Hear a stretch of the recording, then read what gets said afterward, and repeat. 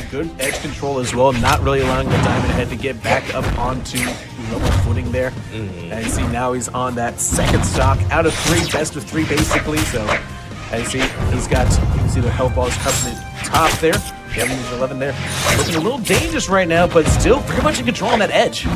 Yeah, I mean, so far on Dragnir, we've been putting on a lot of good extra credit, and unfortunately with the gauntlets, Red Ninja 11 has not found the kill, but there goes the ground pound, sending them to the Shadow Realm with that one. Gonna pick up the Katars, doing a little bit of weapon juggling, but here we go, Katar Ditto once again.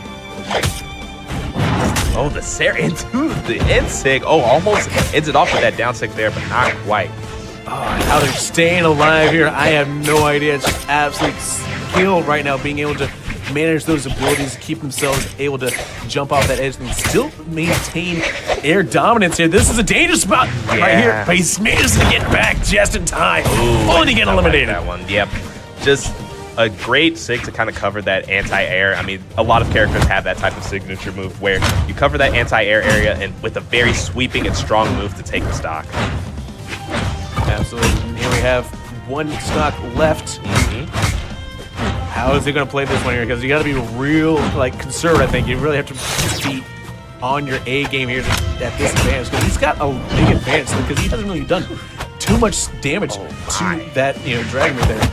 Yeah, Red Ninja, honestly, on the back foot for sure. Dragonir has just been putting on the damage, but the biggest difference is that he's getting those kill moves. Those signatures are landing and they are taking stocks, but the quickness, that recovery, not going to take it yet. Qatar is not known for their kill power, but throw in a couple of sigs and it starts to send them sky high. All right, they're a little bit of an off-stage exchange there, but nobody ended up losing their stock there. Diamond Head, it goes for the forward air with the gauntlets there. And the recovery there, gonna take the stock, and we're 1 stock apiece now. I mean, we're in red danger zone for Red Ninja there, but it's still possible. Absolutely, anything's possible for possible, but this is Tennyson, so different franchise here. We'll see if he's able to. No, he's not, and that's gonna be game 2 wins. Nice way to start it out. I mean, we just saw it. I mean, the Ragnir Sigs were connecting and landing, and Ragnir has enough strength to really take those stocks. You can't be playing willy-nilly and getting hit by those. No, but so Red Ninja 11 obviously going to have to figure out something here to try to build off that. That wasn't necessarily the performance that he was probably looking for to kick off this tournament. Yeah, I mean, but as we have the format here today is going to be round robin, so each player will get to play every other player. Obviously, you want to start off your round robin record with a W. Don't want to be put on the back foot, but somebody has to lose, somebody has to win. And we're going right back into it, back on Small Brawlhaven. Yeah, and it's a good one there. Nice, able to both players been able to accentuate their skills on this platform here, and right now we've got a very even back and forth here. Just kick off game number 2 of this matchup. Yeah, and I mean, kind of talking on the weapons of Ragnir, we kind of saw there. So they both have Katars, but the main difference between these 2 characters is that, the Caspian, or the Diamond Head in this case, has those gauntlets as his secondary weapon, while Ragnir has the axe, and the axe has a lot more kill power and potential in its kit. And that has kind of been the biggest difference. As you see there, the dare into... Oh, they're almost taking the stock. And there goes the Sair, sending them to the side. And bye-bye. I gave him a little gift, too. Here, you can have my ass. I don't need this axe to ask you a question here. And the ask is, can I have that stock? The answer was, yes, you can. By all means. Handed it to him there pretty handily here. And now on that first stock, quickly though, back on even footing here. And didn't even lose too much health in that exchange. Yeah, that side stick was very nice. Able to get that diamond right into the jugular there. And 2 stocks apiece. Very even footing right now. Yeah, but you gotta feel like, how is Red Ninja 11 going to have to change their playstyle here? Obviously, game 1 didn't go the way they wanted, so if you're Red Ninja 11, how are you going to change that playstyle to really counterbalance the issues you struggle with? Yep. Oh, we're just going straight unarmed here. Immediately picks up the Katars here. Oh, that double sidelight. We have a situation here on the edge, trying to stall it out, and Red Ninja 11 squeaks right by. And we're back on stage, strapped together here. And these guitar dittos, it's going to be a lot of buttons as both players can send out moves very quickly. A nice recovery string there from Red Ninja 11, even comboing off of the weapon toss. Very, very beautiful. He's slowly gaining momentum. Ragnar is on the back foot, and there goes the side stick covering the gravity cancel that Ragnar went for there, but just going to be interrupted. It takes a stock. Red Ninja 11 really springing to life in this game too. Yeah, but he's still dangerous on that second stock right now. He's going to have to play it safe as he still has that stock advantage for now, and he gets back. Finally gets eliminated there by Nile. Nile, of course, a sophomore out of Baltimore City College in Baltimore, Maryland, so this is probably the biggest stage for him right now, playing up against Red Ninja 11, who is a senior at Lexington Christian Academy in Lexington, Massachusetts. Yeah, a little less of a travel for him, but, you know, he said this is one of his first in-person LAN events, so a fun time for sure for both of these players. Yeah, both of them East Coast guys, and certainly showing their pedigree on this national stage right now. I see Nile here in that Dragomir, maintaining good control right now. He's been very dominant throughout, and honestly, like, he came in here with, I think, low expectations in this tournament here, talking there, and he's certainly shown his mettle here, maintaining that to get edge control, managing to get back with that axe, throwing hammers towards that diamond head. Yeah, I mean, and you kind of mentioned it there. He most definitely respects his competitors, and you can see in that his play, he's not giving an inch. He's going to give everything he has on the playing field here tonight. Oh, yeah, that Sig was a little bit greedy. Immediately pieces him up with the recovery string and takes game 2, even though, man, it looked all good for Red Ninja 11 there, but all of a sudden, one mistake, and Nile punishes it with ease. Yeah, Nile there absolutely taking 2 games in a row there. Incredibly dominant performance from him there. Yeah, I mean, things were very close. And, I mean, you know, we are doing all best of 5 here for the round robin. So Red Ninja 11 has another game to kind of, you know, get the act together. But it is game point for Nile. So he will for sure want to take it here if he can. And you are going to see that change as well, switching over to the Ember with the bow and the Guitars, yeah. guitars. Yeah, that one always trips me up, man. It's like, I always want to say guitar, but it's like, no. A little bit different there. A little different kind of chin music, if you will. Oh, for sure. And Red Ninja 11, you know, not really, you know, he's not too committed to a certain character, but it is interesting to note that the Ember is one of his, like, primary characters, a character he used to use before he kind of switched over to the Caspian as of late. But bringing it back to the Ember, kind of go to your roots when your back's against the wall. I mean, it's just a natural. You gotta feel familiar. Like I always like to say in the best of 5 there, you know, game number 3 is the crux of the match. If you win game 3, you're more likely to win the entire series, is the way I find it. Especially when you're up to nothing like Nile is right now. He's really thinking, hey, I just need game 3 here to take it. But now we got that Ember. This could be a, you know, leveling up of sorts here for Red Ninja 11. But right out of the gate there, a big stock taken there by Nile. And certainly back against the wall already here for Red Ninja 11. Yeah, I mean, Nile's just been connecting all of those SIGs. I mean, Ragnar just has a very solid set of signature moves to work with there. Those heavy moves, the signatures, are just going to be a lot more force behind them, being able to take stocks with ease. Yeah, you see, just able to counter this air dominance right now from Ember. Ember staying up in the air there, but he's comfortable just letting him stay there. All right, you can't stay up here because you're going to have to come down at some point. And when you come down, I'm going to punish you and smack you with a big old axe right there. Yeah, that side sickness is very powerful. I mean, just the flame breaths together, but there goes a nice string there from Red Ninja 11. Able to take the stock, but could be too little too late. Already in the red damage range. That means the next big hit from Nile will take the stock. Yeah, you notice that both of them still preferring those guitars there as opposed to the bow, which, you know, the bow would give them a little more range, and that might be something they need to help counter. But no, they don't need that time as they're able to take the stock, and now they have a stock advantage, though dangerously low here on the second stock. Red Ninja 11's going to have to play their cards. We got the loops on deck. Yeah, so, but like Red Ninja 11, he saw blood in the water there on that second stock there. And Nile able to take it right back. Now, though, did take some damage before taking that second stock. So now on the final stock here in game number 3, Nile still with 2 games advantage here. Can they clutch it here and pull out the victory? Oh, chase dodges the wrong way. Not going to get the follow-up. Ooh, I love that little string. Unarmed right into the Qatars, but drops the string there.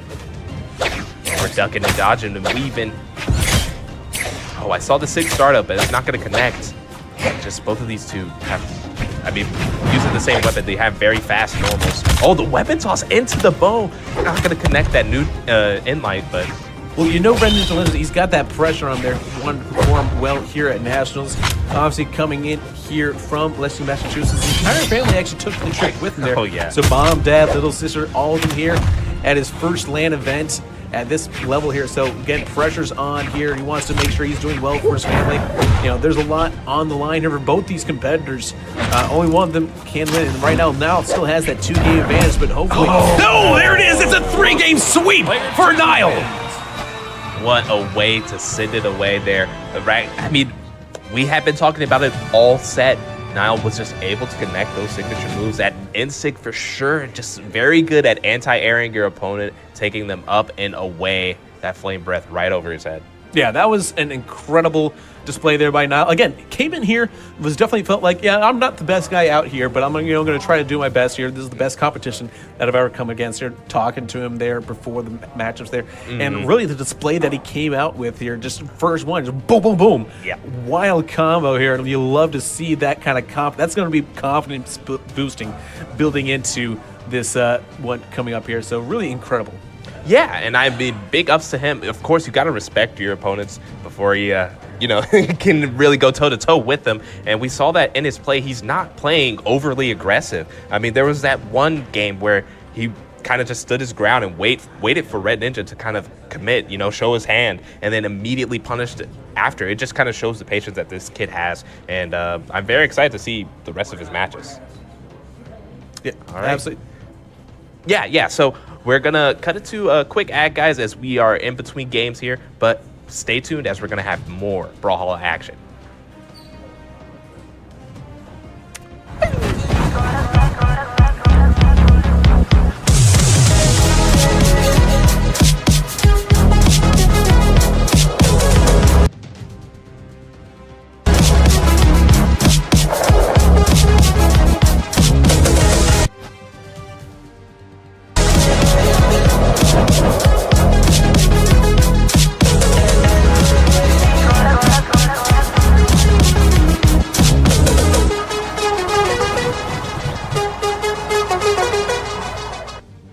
That's to my own horn or anything, but I think I played pretty vital part in the winning portrait that we have here.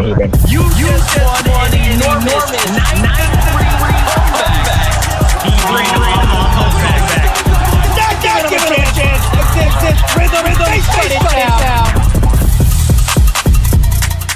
I'm actually Condola Jr. and what got me into gaming is that ever since I was my family, friends, and we used to play a good amount of CSGO and some Overwatch too. And then from there it was just like gaming in my free time until like one day I just learned about the game Valorant, and then from then on it's just history. When I finally learned about Valorant, it was like the first game that I was naturally good at start. I organized the scrim and as president of the club, I tried my hardest to like get our word out there and then try and get as many people involved as possible. I think it's great that like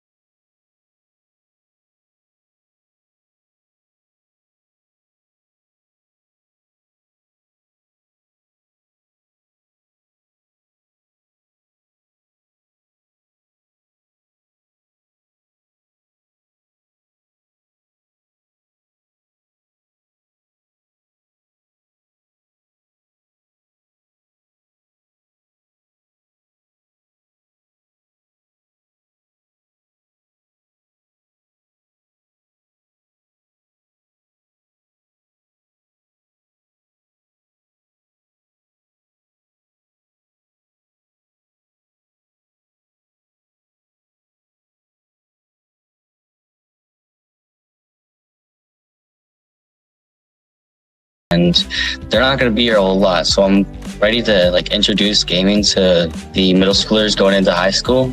Like that's going to be really fun. And what really matters in like a gaming community is your mental.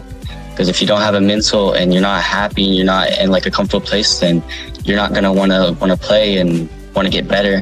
But if you protect the culture and stay comfortable and stay open and happy where you are, then you're going to want to exceed, especially with your teammates. I'm really hoping that like I create more people with the same mindset of me, and like from middle schoolers transitioning, I really hope that they're going to be very welcoming and open to other middle schoolers that are going to become transitioning, because it's going to be an endless loop. I'm just hoping that I leave back a trail of like being remembered as open-minded, good mentality, and just very welcoming and having a great and wholesome experience for everybody.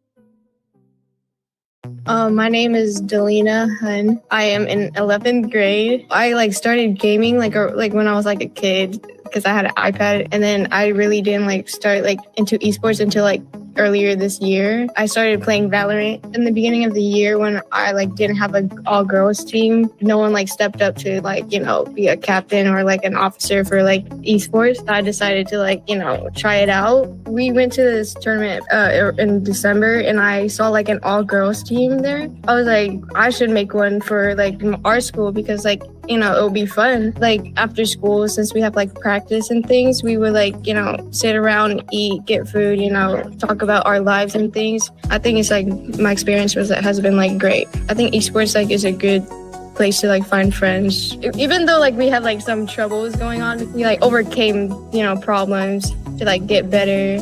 I think it's important because like barely any girls who like, you know, that play games and things, and like if we like keep winning, then it will show like shine light, and then to let like all the girls that are scared to like come out and to like join esports, have less worries about, you know, people like talking bad or something, or like thinking they're weird for like being in esports. I want to create a legacy where like girls are welcome to come in and like play games with other people. I've overcome like a lot of obstacles, you know, being a captain. It would mean a lot to like at least like have an award to like show like how like much like I overcame and things, I think.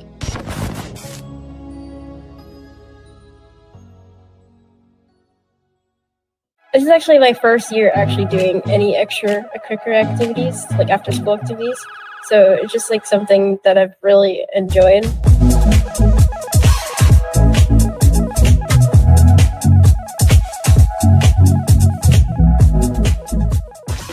My name is Kristen Rebeck, and I'm an 11th grader.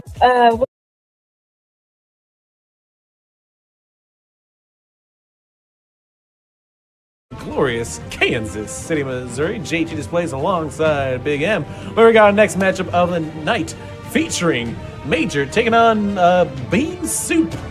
Yeah, I mean, it's going to be a fun one. We got a round-robin bracket format here. Best of 5. These players will be playing to the first 1 to 3 game wins. And then they'll move on to their next round-robin game, where they'll play another player and do the same thing. Yeah, and it should be interesting there. We did get to talk to Major there earlier. He is a senior. Also coming from that Baltimore area as well. That the last school was Baltimore College as well. Yeah, Baltimore College, something college. There's a word in between there. But once we get back in the match, guys, so we can look at our notes here properly. But yeah, it should be interesting. I know he's talking about you know, some of the fighters that he mains as well. Yeah. So Major here, he plays on the well, he more so is like looking for the weapon, and that weapon is Katars, obviously. And so the Linfei obviously makes sense. Actually, he said that he was going to go more like Caspian because, you know, Caspian's a little bit more meta. But Linfei is also a very good Katars. As you see, the 9 decks is the meta set, as that gives you opportunities to use certain combos that other characters don't get, as dexterity is a stat that lowers the end lag on some of your moves. 3, 2, and at 9, 1, it's one of those breakpoints that gives you a certain, sometimes a frame or two, so that you can connect certain moves that you wouldn't be able to otherwise. Yeah, big heavy cannon there, just doing numbers with it early on here. They got guitars on both sides, blasters and a cannon here for the Linfei. And we'll see what Mage can do. He's currently holding a bit of control early on in this one here, as he just can't get close enough to hit him there. But finally, on the Lucian, able to get some damage in. Yeah, I mean, so Lucian, on the other hand, has guitars and blasters. Oh my gosh, the absolute power on the cannon is insane. But yeah, so I want to kind of talk about these two characters' kits here. So there's like two ways of, you know, which way Western man. Whenever you have guitars, it's do you double down and have a weapon like blasters that allows you to keep your opponents out and, you know, has certain kill confirms, but, you know, still keeps up the speed and the pace so you can put on that pressure regardless of what weapon you have? Or do you go for the big chunky, something like a cannon where you can take stocks whenever the guitars are just not doing it? But I mean, we're on small Brawlhaven, so just a quick recovery string will close out that first stock here. We're all evened up at 2s. Yeah, and guitars on both sides now with Major and Bean Soup. Both kind of slicing and dicing at each other. Major, like we said, from Baltimore City College in Baltimore, Maryland, has already committed to Harrisburg University in Pittsburgh and is a computer science major. He's declared to be a computer science major when he gets there in the fall. So hopefully he does well that. Obviously, he's got a passion here with computers. He's playing right now, hoping to play for some of that scholarship money there. You know, still with that round robin, still ways to decide that, but certainly in control right now as he takes that second stock and is sticking on those guitars there, looking for that third and final stock here in game number 1. Yeah, speaking of 3, I guess it was 3 times the charms as he used that sick 3 times in a row, and the third one connected. You know, sometimes persistence is key. Soup there trying to maintain a little bit of space here, but man. right there, oh, how big is that combo? And there it is, takes him out in game 1. And there goes that 9 Dex, putting in the work. That loop only made possible by Linfei. Incredible stuff here to get us started, as we will see what they decide here for game number 2. As we could, it looks like it's going to be small Brawlhaven once again. Yep. The tried and true. I am a little surprised. I mean, because obviously small Brawlhaven, smallest stage on the list, you know, closer blast zone. So, you know, the stocks are going to be flying fast and free. And a lot of players default to here because they love that high-paced action. But, I mean, a character like Linfei, whose their weakness is that strength, you know, honestly benefits from being on a stage like small Brawlhaven because they're going to be getting kills, but they usually win on most other stages. Yeah, but here you have, you know, back in that Dragomir there. Oh yeah, the Dragomir. We've seen another Dragomir player here already today, able to put in work with the various SIGs that, you know, just especially that Insig being a great anti-air. So maybe this change-up is what Bean Soup has needed. Maybe. Yeah, sometimes the cannon, there's just a couple of hits and they carry you all the way to the side of the screen and you find yourself in a dangerous scenario. Oh! Yeah, I went for good the ground dodge.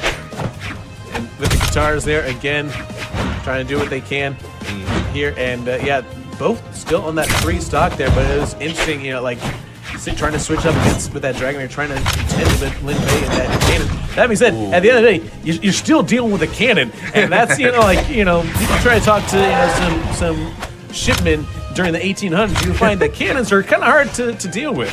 Oh yeah, and we saw there Major cleans up the first stock with a nice Sair on the edge guard. I mean, Major, he's just really putting in work on stage and off. Center there, and here comes Dragomir finally with a good, nice stock taken there, but took a lot of damage getting there, so that's not what you want to see if you are a Bean Soup fan. Yeah, and the extra percent added on with the unarmed combo there, and now it's all but curtains. I mean, hey, Bean Soup is fighting back. He just needs to continue the strings and able to get out of that nasty trap there, but there goes the recovery. Gonna take out Dragomir there, and one more stock for him. Oh, and the cannon strings are started up. Oh man, I haven't seen that many cannons go off simultaneously since last 4th of July. Ooh, but a nice quick stock there. I mean, Bean Soup could make this comeback very easily. Yeah, definitely anybody's game at this point in the stage. And like I said, these stocks go quick and fast here on this stage. No need to worry about the time limit here. We still got 5:40 left on that clock there, so plenty of time for both these players to kind of take it, be patient, wait for the opportunities to strike, because there are going to be opportunities on both sides. Yes, indeed. But the guitars here just so good at racking up damage, and soon here the recovery will take the stock. So Beansoup has to really be careful. Oh, but there goes the Sig sweeping on through. Major takes that game with ease. Yeah, so that's going to be 2-0. Now back on match point in game number 3. We will see what these two competitors choose to go for there.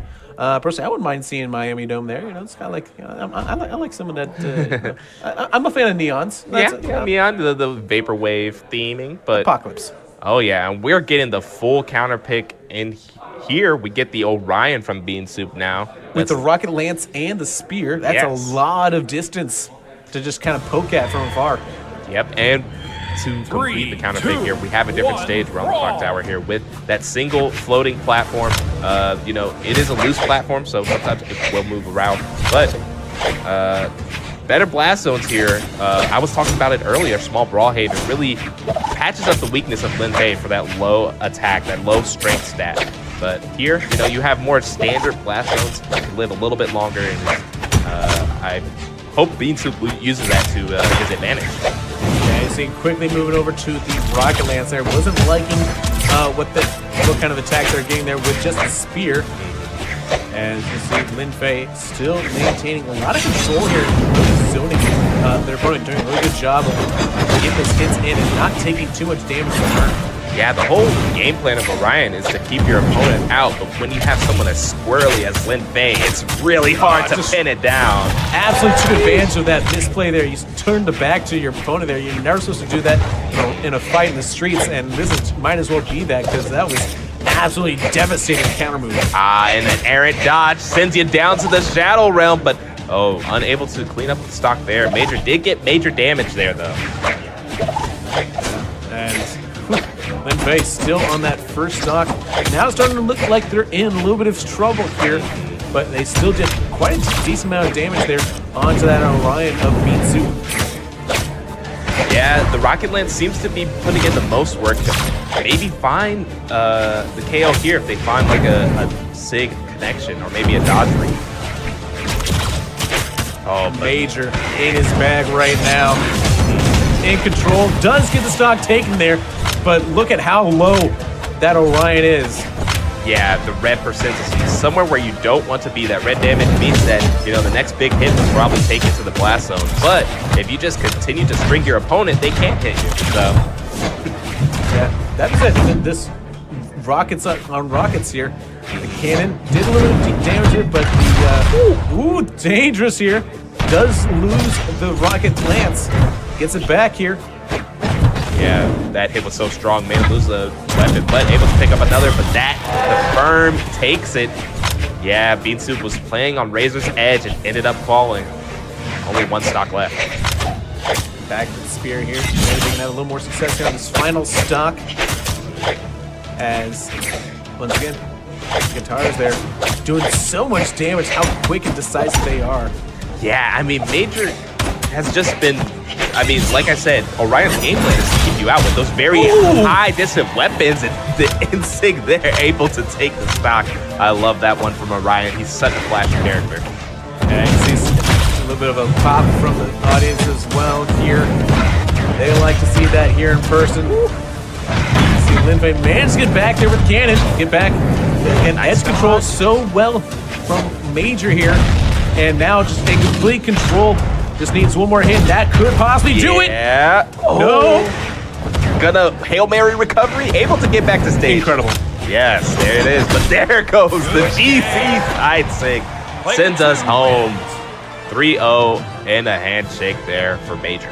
Game, set, match. That is a major victory here in this round robin format here.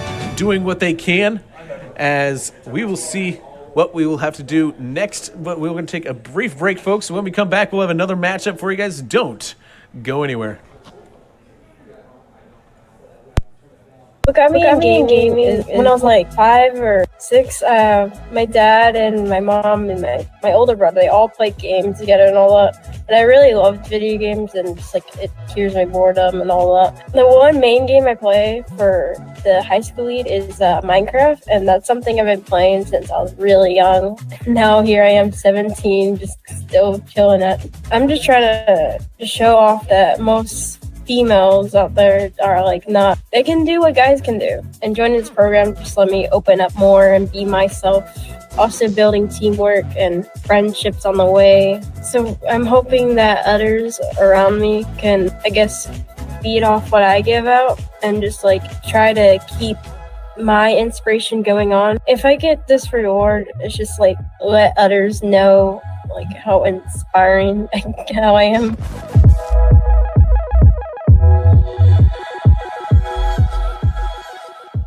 We are seeing an uptick in attendance problems at our school. With 40% of kids saying they hate school, we have to find a way in education to bring those kids to school. We got to figure out a way to make them enjoy it, at least just for a little bit. The Gaming Concepts curriculum for me as an administrator is so powerful. It's such a powerful tool. We teach gaming concepts in all of our high schools. Gaming Concepts encompasses a lot of different avenues of what we'd call soft skills. What we're trying to do is teach kids how to learn. Some kids have never had success in school. You put them in front of a video game, they find success. Now I have a voice. Now people are listening to me. I think people think we're teaching video games. Right. And that is absolutely not what we're doing. We are using video games as the hook, and we're meeting kids where they're at. We often talk about right now in education how we want to do things that prepare kids for a world, for jobs that are haven't even been created yet. Gaming Concepts offers the way to get to these different types of careers through community, collaboration, teamwork. A lot of these kids we're reaching that we've never had. A lot of times these kids come to school and they don't have a why.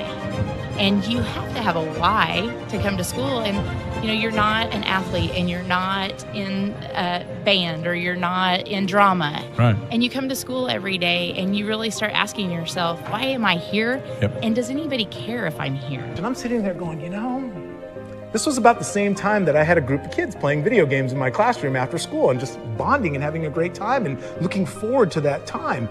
And I said, gosh, I feel like the answer here has something to do with gaming. Anything to capture those kids and keep them engaged in school and get them to school right now, we need that. And gaming will do that. There's an ecosystem here that is capturing these kids that didn't have a why for school. Right. And as an administrator, that's all I want is a why. So now when we talk about Gaming Concepts, this particular curriculum, this product, and we're bringing this to school, we're solving an age-old problem that we've had for decades, that we were talking about when I was a kid, going, how can I get excited about school? And here it is, right here, where they can actually take a product, plug it in, give it to a teacher and saying, here's your solution you've been looking for. You can bring this into a building with your teachers, and it's innovative to where the students are going to be a part of something that is just bigger than them. Through Gaming Concepts, I really feel like I have even a stronger connection with students than I've had in the past 10 years of teaching.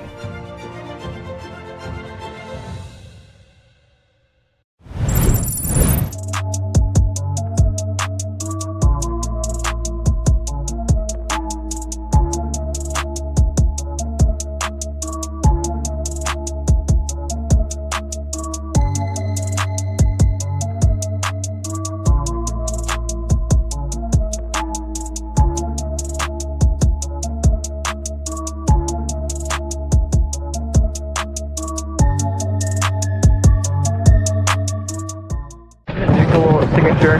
The issue with that though is if it frozen too much, it can be readable by the and Devil doesn't have a weapon anymore. Oh! Really? What? That's what I'm talking about here. But oh, Dilly with the signature knockout. Coming in clutch. Sound cue there. Koi is known to flash.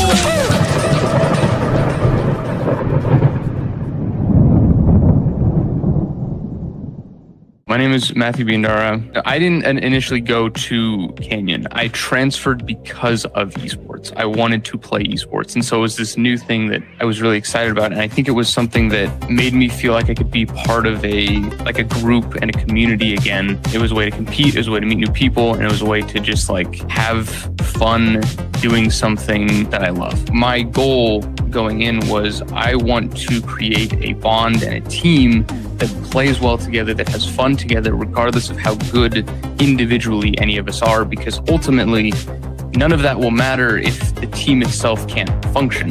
It was a lot of responsibility because the esports program grew so much, which was fantastic. The captain has to be the one, scheduling practices, making sure people show up on time, making sure the team is on the same page. It was a lot of responsibility. It was a lot of time management. It was a lot of commitment. I grew a lot by being in esports and by having the role of captain. My role was just get them to be as good as they can be and get this team to just have as much fun and enjoyment as possible. Let's be honest, I didn't win any trophies. I didn't win any tournaments. I didn't, we just played to have fun. We just played to be a team. So I never really had any of the glory of that, and I will say being on the teams, playing, competing was more than enough for me. But to win this award, I think would for sure solidify it in my mind that, I was able to make an impact. I was able to, build something bigger than myself, which is ultimately what I want to do.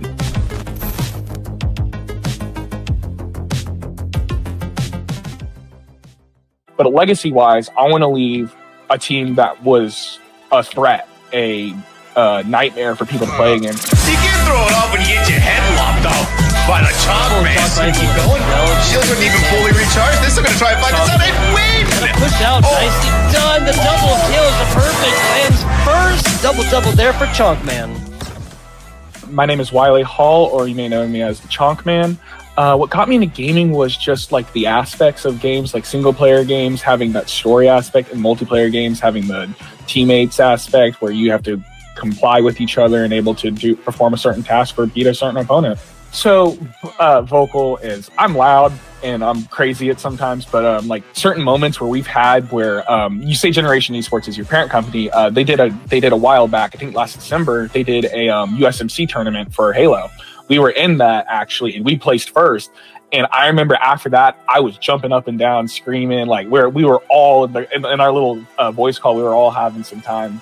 I push my teammates every day. I'm asking if they're able to play. If they're able to play that night, I'm reminding them to bring their controller, their keyboard, their mouse to play the next day at school. Our team has been the same for the 3 seasons. Me, Susage, the Artifact Kid, and Darker User. Us 4 have been there since the beginning. Over time, I feel like our effectiveness as a team and our friendship has grown the most. After I graduate, a trophy of us winning and pictures of us winning, that'd be the greatest thing I'd want to leave. I want to leave that even if you don't have the greatest stuff, you can still win nationally. And I think if I win MVP, it also shows that even a kid out of HCSCL Nationals right here in Kansas City for more Brawlhalla action. JT's plays alongside Big M, and Big M, we got a big match coming up, but before doing that, a little bit of a breakdown in those last 2 games, 2 sweeps in a row there. We're starting to see some interesting trends, aren't we? Yeah, I mean, a couple of 3-0s and the handshakes, but one consistent factor, and that is Qatar's, ladies and gentlemen. Brawlhalla players will a little bit scorned. I mean, unless you play Qatar's yourself, you're having a good time. I mean, it is one of the meta weapons. It's always been very prevalent. It's been up and down where whenever that weapon is powerful, they always try to hit it where it hurts. There have been nerfs to the Qatar's, but they always bounce back. A weapon so fast and so nimble and so agile is always going to be, at the top of the meta as long as they have, a quick legend to utilize them. Yeah, certainly, and I think that that may continue here in this next match as, we got 2 new competitors we haven't seen. Well, sorry, one new competitor, excuse me. This is a round robin situation here. So we do have Zassiv, one of the youngest competitors here in this one, a true freshman. Yeah, coming into this competition here. So that kind of speaks to kind of the level that he's coming into against Niall there, who is a sophomore there. So 2 of our younger competitors here. Yeah, but don't count Zassiv out at all because if you are familiar, he won the spring finals that he was at just last tournament. So he's coming high off of a win, one of his first big wins, and he was very, on the stage, he said he was stressful, but after it was all over, he felt so proud of himself. I mean, and for good reason, and we're going to have a big shakeup here as Zasif mains the Artemis there, which is Scythe Rocket Lance. Yeah, that Scythe there, it's got a really good grappling potential there. Really good way to bring your opponent in, but that Rocket Lance, so it's a really interesting, you either want to bring them in and smack them up right up close, or that Rocket Lance, hey, you're far away, I'll just come to you, don't worry, I'll get you there. So it's very interesting how those two are going to... Yeah, it was a controller thing. Whenever you log in, you gotta reset your controls. A little bit annoying, but we probably will have a reset here. Oh, I guess they're just going right into it. Two players, they have no time to waste. That's a great thing about being on a LAN, right? You have that gentleman's agreement. It's like, are you good? Okay, you're good. All right, we're good. All right, let's go. So, they got plenty of time here. So time's not a factor as long as they get reconnected there. And we are going ham, going hands, throwing hands. Oh yeah. And wow, that side six so far out there. We're on small Brawl Haven, so these stocks will be flying fast, and Nile coming out strong here with the first stock. Yeah, Nile again strong on that Raganeer. He said that was his main, and so far he has not dropped off from it. They're just absolutely committed to the Lizard, which hey, I respect the hustle. I like the Lizard myself. I used to have one. Oh, I love the micro movement there from Zasif, but not gonna able to seal out the stock there. Oh, what a engaging offstage play there, but both players come out unscathed. Yeah, Artemis doing a lot of work there. Zasif with that to stay afloat there. Has not taken that first stock yet. Has taken a lot of damage here against Nile. Zasif, like I said, a true freshman out of Lancaster High in Lancaster, California, as he's able to take that second stock there. So really, this is our first competitor that we know of here on stream from the West Coast there. So we've seen a lot of East Coasters, but shout out to Lancaster, to the LA California. boys. Yeah. It's not LA, but it's close enough. But he does have come in with some chops there. He did win Spring Major here, not too far back. So he does have a pedigree for championships. So we'll see how he's able to adapt to his opponent's playstyle here. Yes, but you know what they say, when you are on top, it's easiest to fall. But, Zasif just needs to stay focused and, have strings like that where he's suddenly on the verge of a comeback. Both of the players are in high percentage here. Acer will take it there, and Zasif finds himself back in the leader's position. Yeah, and I think that kind of speaks to also that mentality too. He's also a track sprinter at his school there, so a multi-sport athlete here. So able to use that quick twitch ability there that you need as a track sprinter. Oh yeah, and able to translate that here on the field of battle of Brawlhalla. Yep.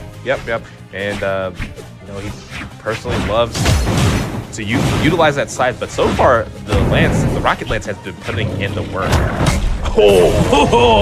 Yeah, that drift in with the Insig, gonna take that stock, and man, I'm loving what Nile's putting out.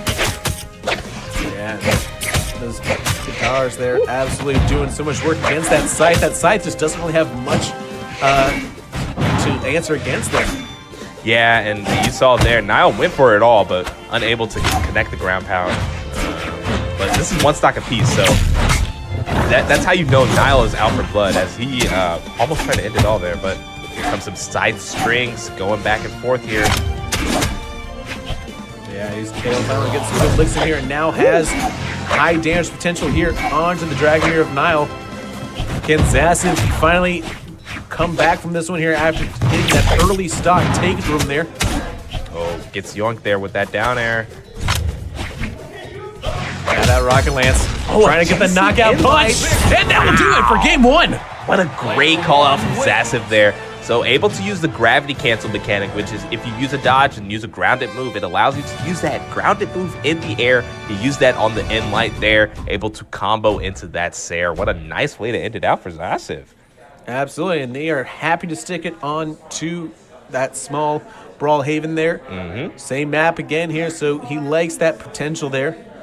Really liking the endurance as well of Artemis. being able to have that a little bit different stats than we've seen so far from most of our competitors have chosen characters that have been very, equal in most of their stats here. But that one stat just stands out so much there for Artemis. Yeah, I mean, speak about it. It's like Major was using that Limpay, who was like highly into speed and dexterity, while Zaciv using the Artemis, who kind of prides himself on that speed, but not much else. Really no there, but. A little bit of that glass cannon effect there, where you top out on one stop there at the detriment of some of those other stats, but he is able to kind of utilize it to affect his speed, kind of kills in certain aspects there. Oh, yeah. And being a track sprinter, it kind of makes sense. Hey, he thinks, hey, I am speed. He's a little bit of Lightning McQueen in the brain. Of course, and that ground pound making this stock maybe go by super quickly here. Speaking of speed, oh my goodness, with the quickness, tries to get that recovery, does connect at that time. The weapon toss almost styled on him with the breakdance there. And the unarmed kills are always going to be some of the most swaggiest moves. As we see it there, that recovery sending them straight up to the sky with the uppercut. Finally deciding on the rocket lance there. Had his choice in weapons there. Also just a way to kind of deny his opponents some weapons for some time, but did not seem to take advantage of that time. And gets heated. Yep, that fireball gonna do it well. We're here, 2 stocks apiece. Welcome to 2 stock, everybody. Yeah, so 2 stock Haven here, as they like to say. The rocket lance doing a lot of pressure. It's good edge control here that you're gonna see from Dragomir. Able to get back this time and smacks him. And now, down to 1 stock. Nile coming back with a fury of the Nile. What a robbery there. That Sig just eviscerated Zaciv stock. Yeah, that was... I've not seen it stock that quick so far in this tournament. Really incredible stuff there from Nile. Able to adapt to his opponent. So both these kids, a lot of brains on them there, a lot of smarts. They got a lot of smarts on them. What can I say? Oh yeah. And you credit to the teachers. Oh, of course. The teachers first. But as you see here, Zaciv finally picks up that rocket lance, so that kill power is back online, able to take stocks with ease. A good Sair here will even it out, but here we go. Edge guarding potential. Did he get it? No, he able to get back in time there. No, off the other side. Yep. And now we're down to 1 apiece. Yeah, I like that there from Zaciv. Just stay calm. Missed out on the edge guard, but just reversal with that side air in the other way. So. Zaciv has to be careful here as Nile is kind of playing a little bit with house money here. He's able to put some damage into that stock, but Nile now taking some damage back, and they're basically back on level pegging here. Yeah. It's got to be anyone's game at this point here. Game number 2. I love the spacing here. These two are swinging the moves, but not without intention. Oh, the recovery gonna be very clutch there for Zaciv, and even hits with the signature there. Oh, the weapon toss does a little nick, but not quite. Oh, a little bit of an errant breakdance there. Gonna put Nile in a bad position. These Sairs are coming out strong. The weapon toss very miss, but there goes the Sig. Finally connects. Zaciv takes game 2. Yeah, so Zaciv now able to come back, and now we have a 1-1 series, guaranteed game 4. Oh, of course. So we'll see if there are any adjustments that these two players make here, or if they stick. Yeah. It's 2-0 Zaciv. I'm being told it's 2-0, not 1-1. So listen, like I say, that they're really smart, intelligent players there. They're still in school, so they know how to count. I'm 31 years old. I have forgot. Like my mom's a mathematician. It just goes away with age, guys. Yeah, you got to trust. You got to constantly be learning. All right, folks. Like when you're at my age, you're just addled, like Swiss cheese up there, man. Okay, so we're running the set here on small Brawl Haven. This is set point for Zaciv. Man, so far the loadouts have been fat. I mean, so far the set has been fast and high octane, high paced, and I've been loving it. Brawl. Yeah, so Zaciv now looking to try to clutch us out here in game number 3.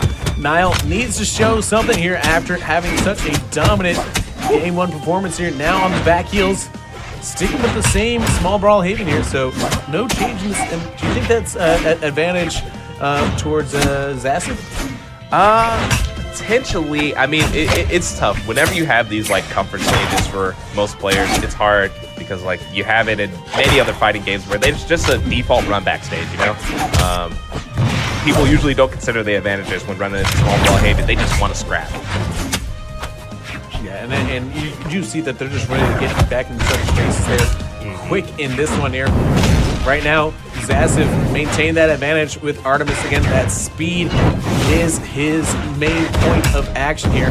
And he's using it to good effect here, able to dodge so much of the moves of Dragon Knight. Yeah, you know what they say, speed is king. And the king comes out on top as you see Zaciv trying to search for the stock here. But, oh man, Niall, very, very sneaky moves there to get back on stage. Ooh. But cut right in there with that side sig. Gonna take the first stock of this game. First stock, courtesy of that blast there. That Artemis already put in some more work here, trying to hold on to that stock as long as they can. Finally does go down, but not without leaving a good wall there. A good solid bruising on the Dragoneer. I like the idea there, holding the signature. If Zaciv there presses a button, he loses invincibility, but not going to fall for it there.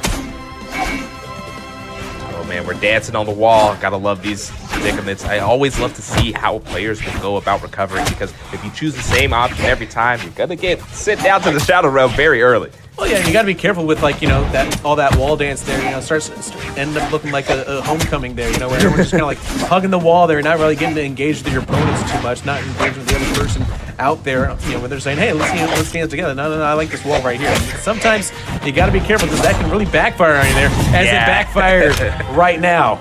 Yeah, they were talking about the perks of being the wallflower. Well, those are the downsides there. You see this bottom blast up very quickly. Right, and oh man, that down light gonna open up the offense here for Zaciv. Goes for it all with that ground pound, but not quite finding it. Oh man, but that weapon toss was very menacing. Niall did not want to try for a reversal there with that pressure that Zaciv is putting on. It is just relentless.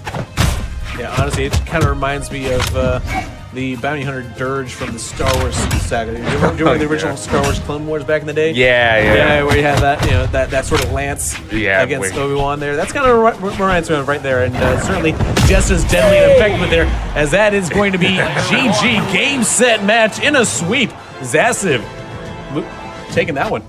Yeah, I love that there. You know, we talked about it, that wall dance that Niall was doing, but he was giving a little bit too much respect there to Zaciv because he just waited for that one option, that GC Insig not catching him, and then immediately ate the back end of a rocket lance. It is what it is sometimes, and the back end of that rocket lance there just as deadly as the front end, which you can't say that about every weapon out there. Yeah. And you gotta love it. A nice way to send us off, but we'll be right back here with more action. Rural Florida can win an award. I feel like that would be that's what it would mean to me.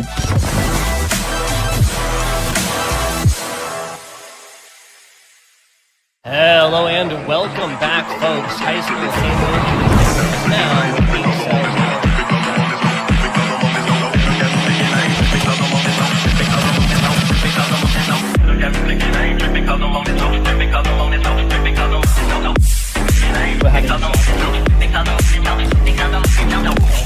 was that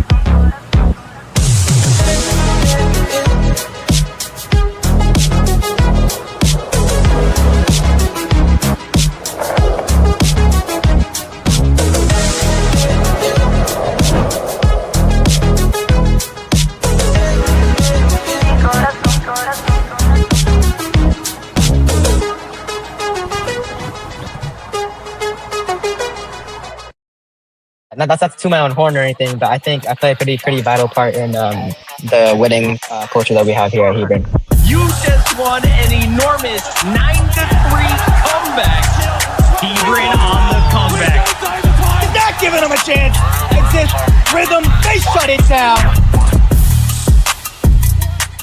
I'm Akshay Kondala. I'm a junior, and what got me into gaming is that ever since I was young, my family, friends, and my cousins, we used to play a good amount of CSGO and some Overwatch too. And then from there, it was just like gaming in my free time until like one day I just learned about the game Valorant, and then from then on, it's just history. When I finally learned about Valorant, it was like the first game that I was naturally good at from the start. I organized the scrims, and as president of the club, I try my hardest to like get our word out there, and then I try and get as many people involved as possible. And I think it's great that like I'm learning all these skills now, because it's definitely going to come in handy in the future. So like our Valorant team going all the way and like winning nationals and all that in our first year of creation, like set up a lot of interest revolving around like the club at our school. It's like an honor to be able to pioneer that for my school and my districts. So obviously it would be nice to be back-to-back national champions. So that's going to be one of our biggest goals going forward. Being the most valuable player just shows how much, like, to our district and to our community, how much esports can actually like impact like a person's life and stuff. Like winning the most valuable player award will like show to my parents and like my family, my friends, that like esports is a real extracurricular that can be dominated by a certain school. And honestly, I just really appreciate it, because it's been a lot of hard work that my team has been putting in. And I think that my MVP also reflects like as my team's MVP.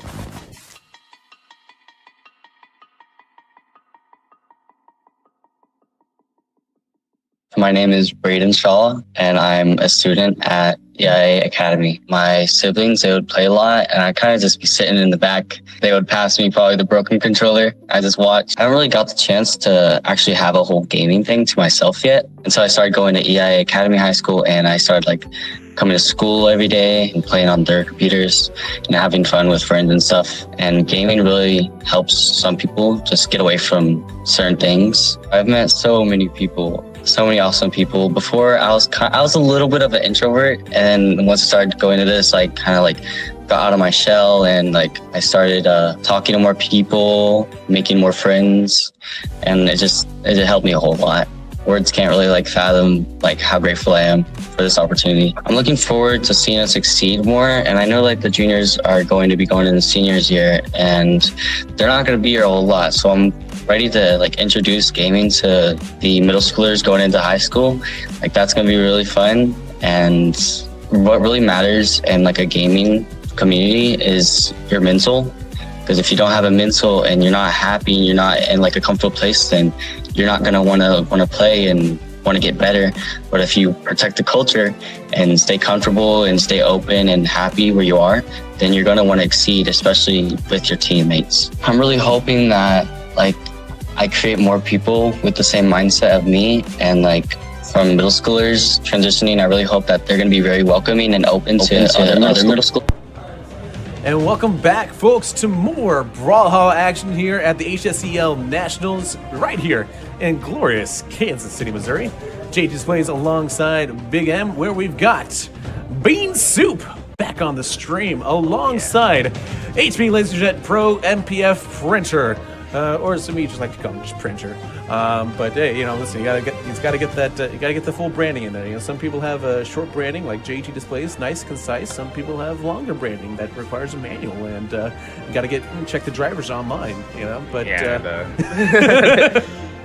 but here we have it. I mean, it's gonna be we're kind of going back to cookie cutter as the Lucian on Bean Soup's side. You know, more Qatars for all of our lovely Qatar lovers. Who doesn't love a guitar? And the blasters to boot. While on the other side, Printer using the Orion, aka Black Knight, in this crossover. So Spear Lance. Spear Lance, a lot of poke from the outset there. Mm-hmm. You know, and both of them pretty well matched up on the power side there. You see, you know, a little bit more attack power there on the Orion Black Knight from Printer, and a little bit more speed there from Lucian on the Bean Soup side. Yeah, I mean, Orion, more of an all-arounder champion, you know, not really too lacking or too you know, begging for any stat in particular. No. But Lucian for sure, speed monster, gonna utilize the speed and dex to try to, you know, cut through the defense that is the Orion range, the lance and the spear. Yeah, really with that rocket lance there, kind of looking like a shovel knight out there, just absolutely shoveling away the HP. Yeah. Digging at it. Boy, I mean, so far, really almost unable to touch Brenner here. But there goes the first hit for Bean Soup there.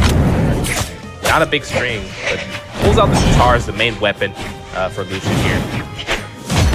Yeah, I think that he wanted to do something there with the blasters, but ultimately I think the guitars are going to be a little more effective here against this Black Knight, as that he was really, like, again, kind of shooting blanks there, just kind of like not even hitting them with those blasters, which is a little unfortunate, but the guitars, he's able to do some quick damage to those.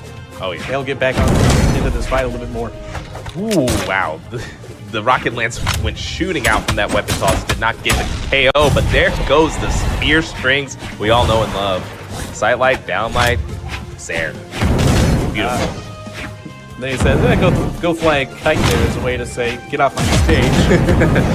So a little bit of antics there, a little bit of chirping inside the match. We love seeing some chirping. Oh, yeah, I mean, and it's tough here because so... Fierce competitiveness. Yeah, of course.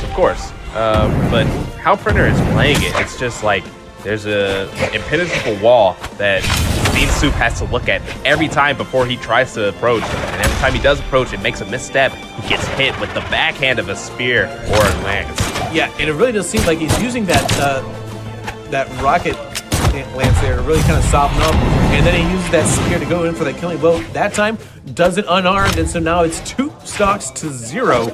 And this is an early walloping here on the Bean Soup there. So Bean Soup, apparently, you do not put Bean Soup in printers. Yeah. Is what I've learned so far today.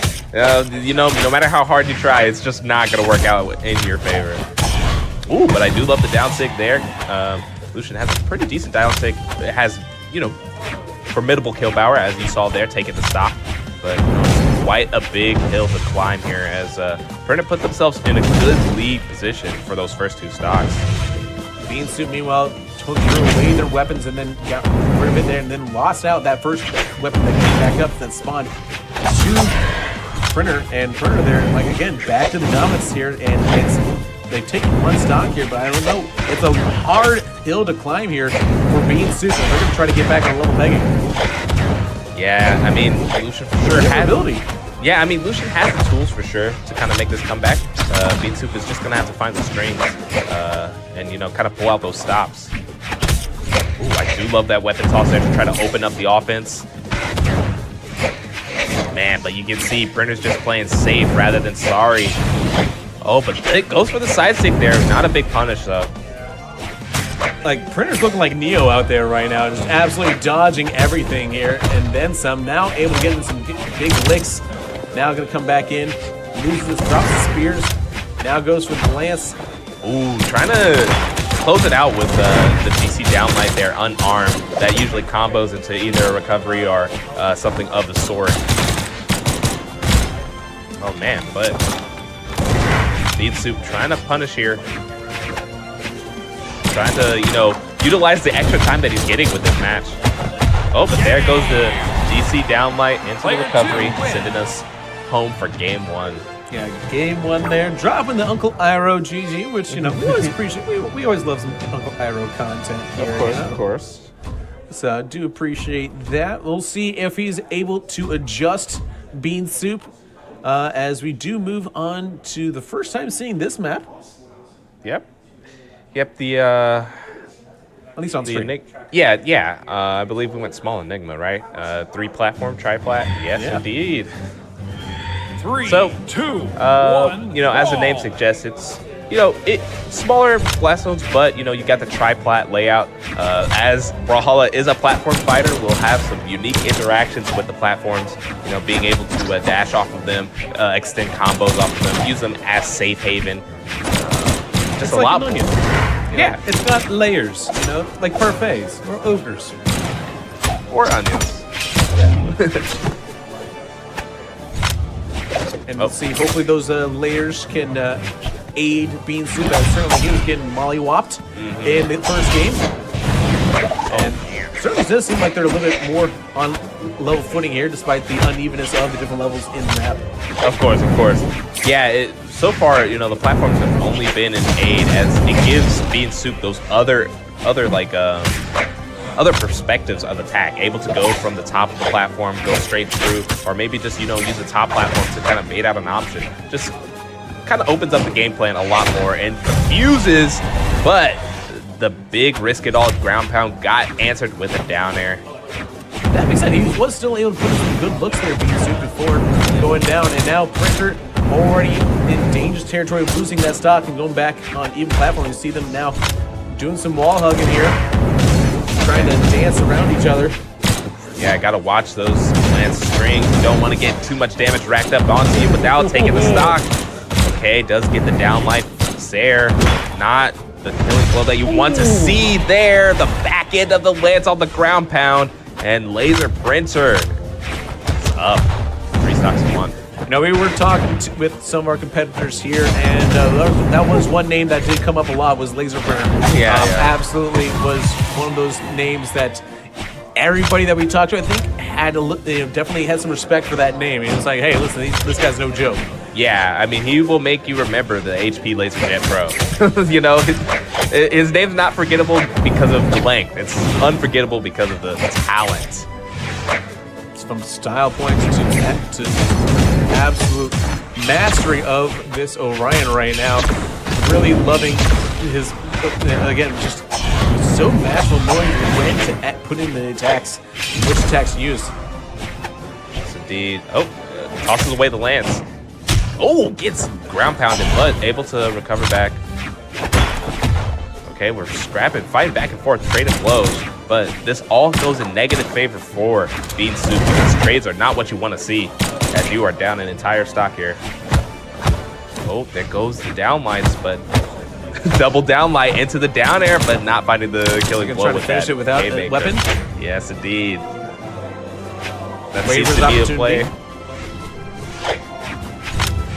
Now he's going to go for that lance, and there it is. Rocket Lance rocketing into space with that third stock. And now, into this 2-0 lead, something we've seen a few times here on stream now. Yeah. And unfortunately, for the player with the 0 wins, it has not ended well. Let's just say that. But history-changing opportunity now for Bean Soup. We're looking on the positive here. Bean Soup has an opportunity to rewrite the history books of the HCSCO 2023 Nationals broadcast and turning a 2-0 deficit into an advantage, right? That's what we're looking at. We're framing it that way. I think that this could be an opportunity here to prove everyone else wrong. Yes, indeed. And I mean, Bean Soup has a lot to prove. I mean, he wants to he's here at the Nationals, ready to prove, ready to rep his school, and, you know, put on a show. Scholarship money, yeah. That's always on the line, man. Yes, indeed. Yes, indeed. All right, there goes the side light. Oh, the DC down light to extend the combo and even tries to finish it off with a double recovery, but not quite working out there. Able to get back in time there, but still taking a lot of damage here. Has able to dish out a little bit here, but ultimately losing more trades than he's winning. Yeah, I mean, Printer's just, you know, a savant and putting on the pressure. Now able to get some good licks in here. But boom! Knocked all the way from one side of the stage to the other one here. And Printer waiting for that spear, possibly. No, gets rid of it there. Gonna want that rocket lance instead, possibly, or just try to finish it off by himself. And a kick to the face! Out of here! Takes the first stock. Yeah, I mean, I don't see too many stocks taken with the strong hit there from the unarmed position, but able to take it there. I mean, Printer really just utilizing every move possible in his kit. Oh, and there goes the ground pound, almost taking the stock. Oh, into the weapon toss, ground pound unarmed. My goodness, Printer is putting on the clinic here off stage. I mean, Bean Soup making his stars and stripes that he still has the stock to his name, but slowly but surely that could be changed. Offstage interaction here, both players zipping by each other with these down airs. Again, just missing with those blasters there. That's gonna lose so much, you know, when you have a potent, fast weapon like those blasts there and you're continuing to missing shots there, it's gonna, leave a lot of opportunities to kind of get countered on. And Printer's movement is just unrivaled. Able to utilize those platforms, just goes through between them, weaves them seamlessly. Oh, he wanted that one. Oh, a nice reversal there from Bean Soup there. Able to shoot up the recovery right into the sky. Now onto the spear. Almost took him out with the spear there. Has to get back in time. Will he? Yeah, a crafty recovery from the Printer. How does he defy physics that way? Incredible. Finally takes that second stock and now on stock point. This is set point. I mean, this could... Does he have match stock? Yeah, match stock, match stock 20. Hey, they had some good songs back in the day. Maybe just stock paper, as we're filling up the Printer here with double ground pounds to send us home. Oh, but Bean Soup got his last licks in. Player 2 win. That is game, set, match in a double elimination there. He had stock to play with there, and that means that HP LaserJet Pro MPF Printer is moving on with a full ream of paper and a few stocks ready to print out another victory for him. Oh yeah, and as tradition, as we get the next set gearing up to go, you guys better stay in your seats. We'll have a quick break, but we'll come back to you with more Brawlhalla action in just a second. Are going to become a chance to me because it's going to be endless loop. I'm just hoping that I leave Beccacello like being remembered as open-minded, good mentality, and just very welcoming and having a great and wholesome experience for everybody.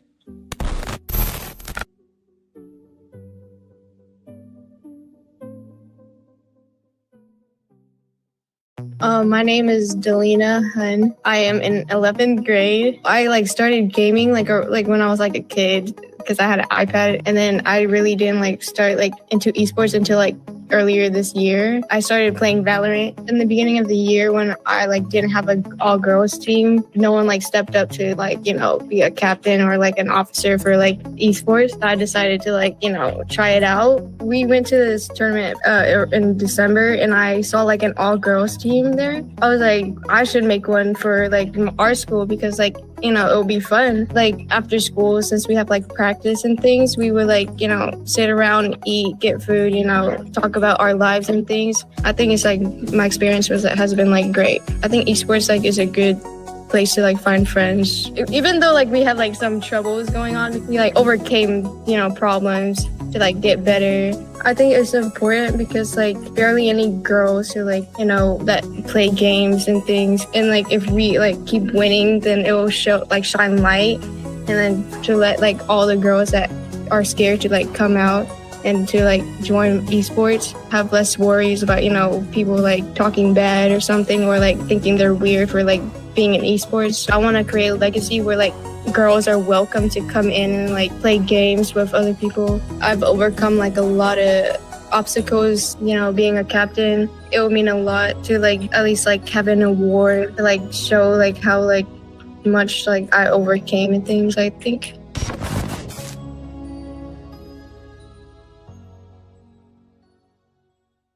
This is actually my first year actually doing any extracurricular activities, after school activities. So it's just something that I've really enjoyed.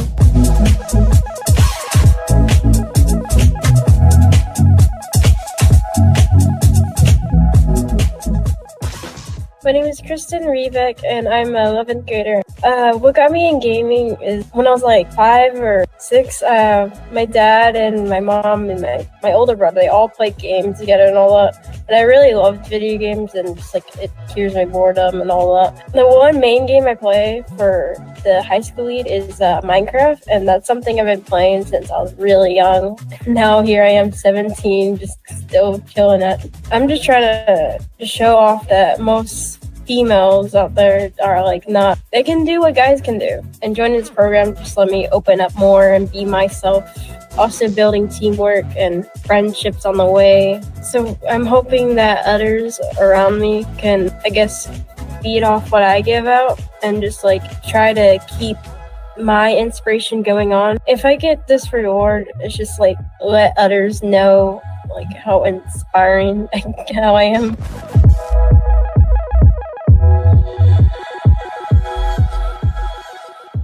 We are seeing an uptick in attendance problems at our school. With 40% of kids saying they hate school, we have to find a way in education to bring those kids to school. We got to figure out a way to make them enjoy it, at least just for a little bit. The gaming concepts curriculum for me as an administrator is so powerful. It's such a powerful tool. We teach gaming concepts in all of our high schools. Gaming concepts encompasses a lot of different avenues of what we call soft skills. What we're trying to do is teach kids how to learn. Some kids have never had success in school. You put them in front of a video game, they find success. Now I have a voice. Now people are listening to me. I think people think we're teaching video games. Right. And that is absolutely not what we're doing. We are using video games as the hook, and we're meeting kids where they're at. We often talk about right now in education how we want to do things that prepare kids for a world, for jobs that are haven't even been created yet. Gaming Concepts offers the way to get to these different types of careers through community, collaboration, teamwork. A lot of these kids we're reaching that we've never had. A lot of times these kids come to school and they don't have a why. And you have to have a why to come to school. And you know, you're not an athlete and you're not in a band or you're not in drama. Right. And you come to school every day and you really start asking yourself, why am I here? Yep. And does anybody care if I'm here? And I'm sitting there going, you know, this was about the same time that I had a group of kids playing video games in my classroom after school and just bonding and having a great time and looking forward to that time. And I said, gosh, I feel like the answer here has something to do with gaming. Anything to capture those kids and keep them engaged in school and get them to school right now, we need that. And gaming will do that. There's an ecosystem here that is capturing these kids that didn't have a why for school. Right. And as an administrator, that's all I want is a why. So now when we talk about gaming concepts, this particular curriculum, this product, and we're bringing this to school, we're solving an age-old problem that we've had for decades. That we were talking about when I was a kid going, how can I get excited about school? And here it is, right here, where they can actually take a product, plug it in, give it to a teacher and saying, here's your solution you've been looking for. You can bring this into a building with your teachers, and it's innovative to where the students Welcome back, folks, to Kansas City, Missouri, where the HSEL Nationals Brawlhalla, where we got a battle of the classmates here. We've got Major taking on Niall, both of them coming from Baltimore, Maryland. And this one should be an interesting one here. Like, obviously, you know, they kind of know each other pretty well. Know each other's styles, so I think that, you know, this is going to be a closer one on paper than it would be on paper. Obviously, Major coming in as the senior, whereas Niall a sophomore there. So you think that maybe experience leans towards Major. Meanwhile, Niall, he's won one, he's lost one. Major, he's only won one. So who do you see coming out on top of this one? I'm for sure Major is like one of the favorites. I mean, honestly, for potentially the whole thing, you know, he's for sure one of the top 3 guys in there. But Niall, for sure, he's one of those guys that likes to stick below the radar, you know. He came in pretty humble with no expectations, and so far, he's put on a good performance. So it could really go either way. Yeah, absolutely. Definitely came in with low expectations of himself, but has already taken a victory there. And so both looking for their second victory. Niall got this is game number 3 for him. Both of them hailing from Baltimore City College in Baltimore, Maryland. You know, Niall in his free time. Actually, this is actually their first time traveling here to Kansas City as an early victory here for Niall, taking that first stock. Yeah, I mean, one man's mistake is another man's victory there, as Major just kind of went a little too deep there for the stock and ended up finding the blast zone instead of the opponent. Yeah, certainly. A little bit more about Niall there, since we got a little, you know, obviously, you know, there's that humanities aspect, both of them coming from the same school classmates, and now back on even stocks there. You know, little known fact is that Niall in his free time also likes to play Wamba Warriors. Hey. Yeah, one of those obscure games, but you know, hey, everybody's got their niche and everybody's got their favorites. It's cool to see, you know, like, you know, what makes these players different is what's going to be that difference maker, right? Yeah. Oh man, it's Major there, just connecting all these D-lights, which is like the bread and butter for the bow. You know, it opens up so many opportunities. You know, D-light recovery, we saw that was the kill confirm that he used to take that first stock. And, you know, D-light's just a really good combo tool at early percents too. This is why people, you know, when they talk about bow, they have it in high regards.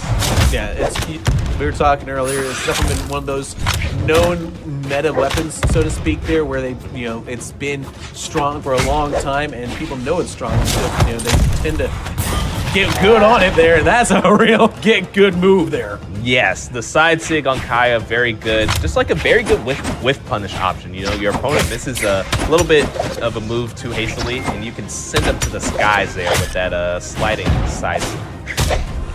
Try to say that 5 times fast. Say what's that 5 times fast? Send them to the side with this sliding side sig. There you go. What was that? I didn't quite catch it. Send them to the skies with the sliding side sig. One more time? Send them to the skies with the sliding side sig. One more for across here. All right. As we're down on both the single stocks for both players now. And certainly, Niall holding his own here. You know. Oh! As I say that, Major takes my words and puts them back in my mouth as he takes game 1. What a 3-piece to send us home there. That first game was very emphatic. I mean, I love the down air to finish it off. Bow down air is so insane. Able to, you know, send you straight down. That 45-degree angle going downwards is a very nice angle to hit at. Certainly easier than the sliding side air, right? Yeah, the sliding side stick that sends them to the skies. Here we are on small Brawlhaven now. Going back to comfort. But we got a color swap from Niall, so maybe the more tinge to the black and purple will give him that edge that he needs to bring this one over Major. Sure, you know, they got with those Baltimore Ravens customers there in honor of Lamar getting the bag. Hopefully he can get this victory here in honor of that, right? You know, it's a little bit of a bag himself, but what a damage there, and that's going to be early stock there for Major. That weapon throw absolutely throwing Niall for a loop there. Yeah, weapon throws are so unique. I love it whenever a player is able to incorporate them into their game plan and even take stock with them. It's very impressive. Yeah, that was very quick action there. And now you see already Niall in a little bit of trouble here on that second stock. Already into a bit of an amber color here and a bit of spot of bother. I think they should be able to get back here and recover all right. But you see, again, Major hardly taking any damage at all. And you see he's already put in a ton of damage here on that second stock advantage by a stock or more. Finally does get taken out here, but now he's only a half stock above Niall. Yeah, I mean, Major literally expended all of his resources there and was still unable to touch the wall there to get all, you know, the jumps back. So we have an even game here, and so far, Niall putting on a show with the string there, but immediately reversaled here. Those down airs making it a little spicy, and the Sair almost sends him to the side there, and there it goes. The signature downward style. It gatekeeps you from even coming back to the ledge. You know, it's like Danny Phantom says, you know, Ember, you will remember. Oh, yeah. Oh, yeah. Oh, and the downlight raw gets you a Sair into the dare. This damage is coming in spades here as Major has seemed to find his step.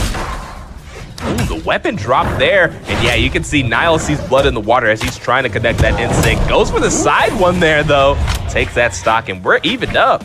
And now he's back up with the Katars there. Very fast weapons on one single stock left here. This could be an opportunity, but that spear has that reach on him there. He's got to get in behind that spear there. Has an opportunity now, able to get some licks in, but I think advantageous right now. He's going to go towards Major on that Ember.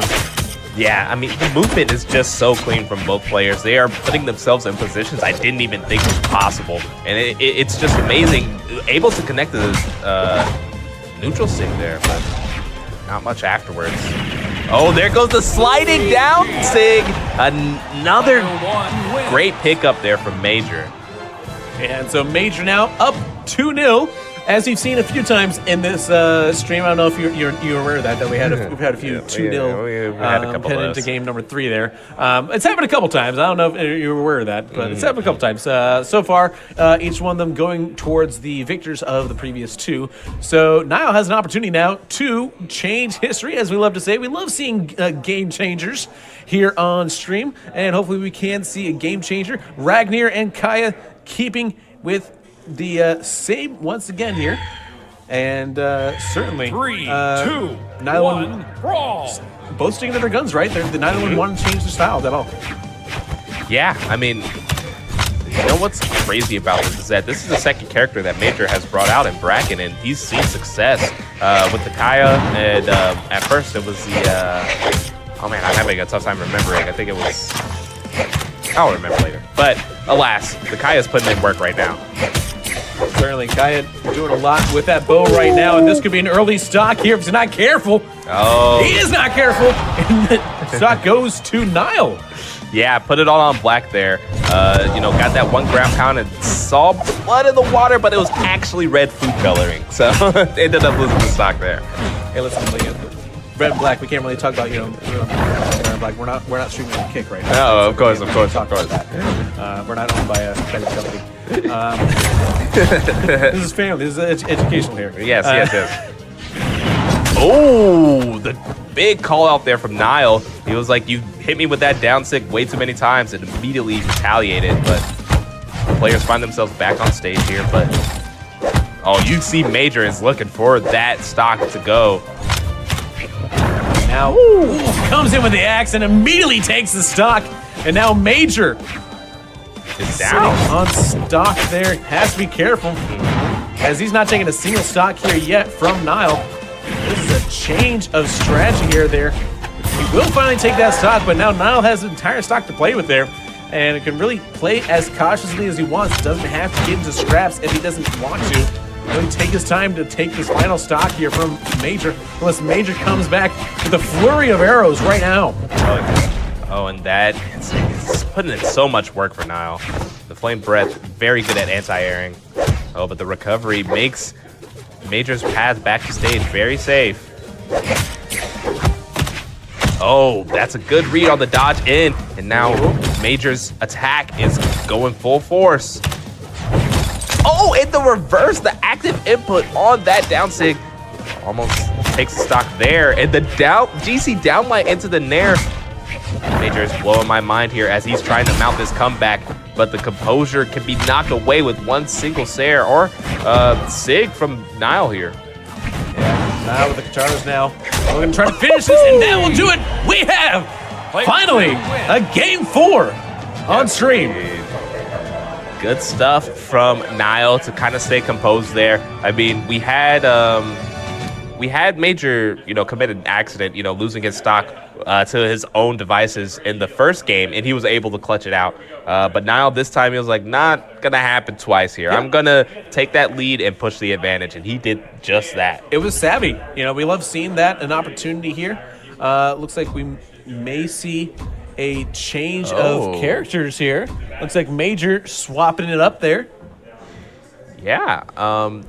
Yeah, the character he's using now has Orb and Gauntlets, so a completely different setup there. Yeah, Petra, one of my favorite characters to watch. Their SIGs all animated very well. They have nice anti-air SIGs, and I don't know, we'll just have to see them in action.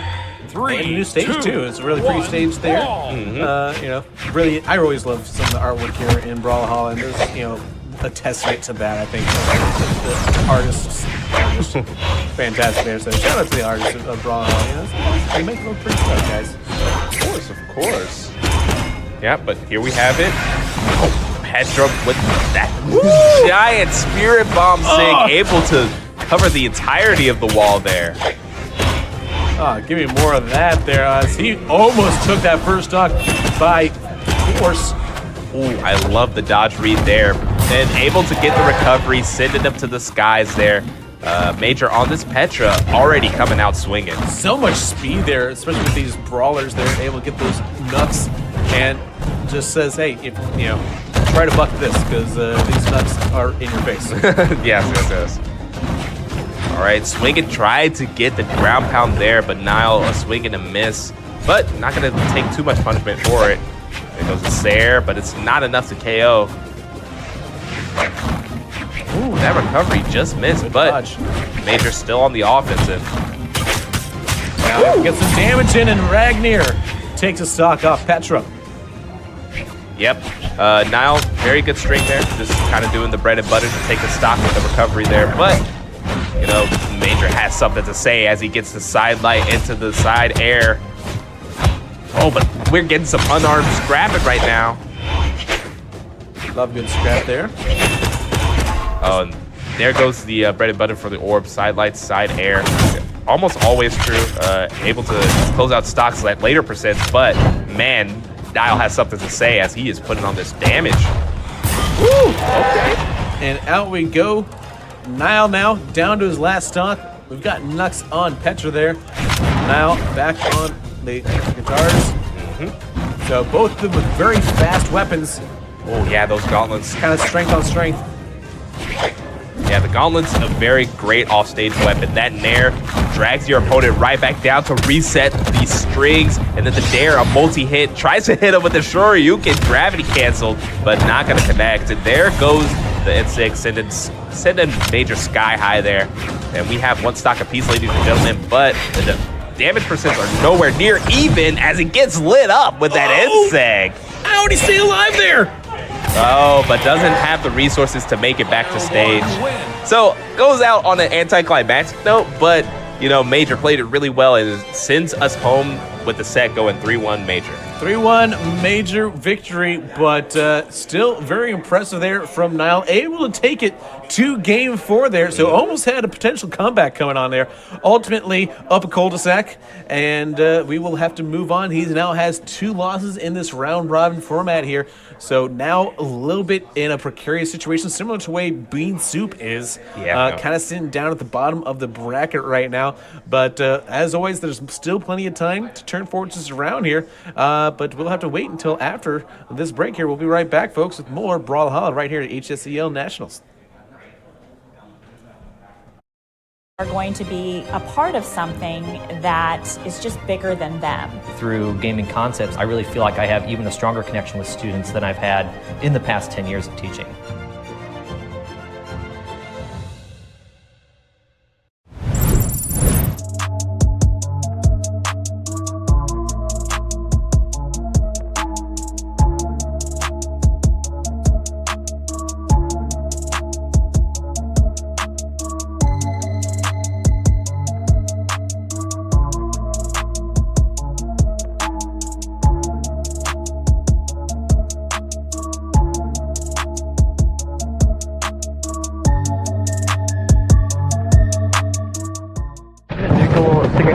The issue with that though is that it frozen too much.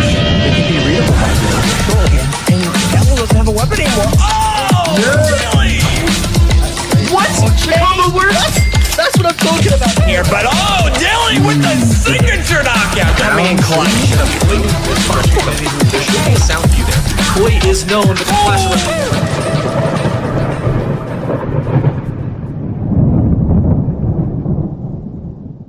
My name is Matthew Biandara. I didn't initially go to Canyon. I transferred because of esports. I wanted to play esports. And so it was this new thing that I was really excited about. And I think it was something that made me feel like I could be part of a group and a community again. It was a way to compete. It was a way to meet new people. And it was a way to just have fun doing something that I love. My goal going in was I want to create a bond and a team that plays well together, that has fun together, regardless of how good individually any of us are, because ultimately, none of that will matter if the team itself can't function.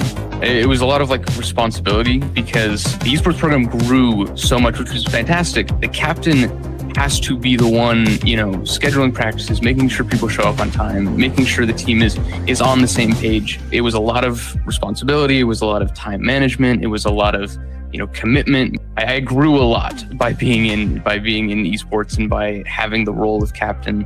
My role was just get them to be as good as they can be and get this team to just have as much fun and enjoyment as possible. Let's be honest, I didn't win any trophies. I didn't win any tournaments. I didn't, we just played to have fun. We just played to be a team. So I never really had any of the glory of that, and I will say being on the teams, playing, competing was more than enough for me. But to win this award, I think would for sure solidify it in my mind that, I was able to make an impact. I was able to, build something bigger than myself, which is ultimately what I want to do.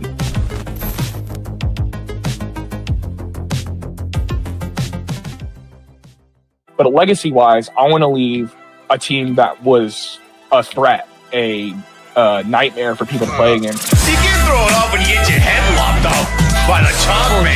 Keep going, shield wouldn't even fully recharge. They're still going to try and find this out and win. Push out, nicely done. The double kill is a perfect. Lands first. Double there for Chunk Man. My name is Wiley Hall, or you may know me as the Chonk Man. What got me into gaming was just like the aspects of games, like single player games having that story aspect, and multiplayer games having the teammates aspect where you have to comply with each other and able to perform a certain task or beat a certain opponent.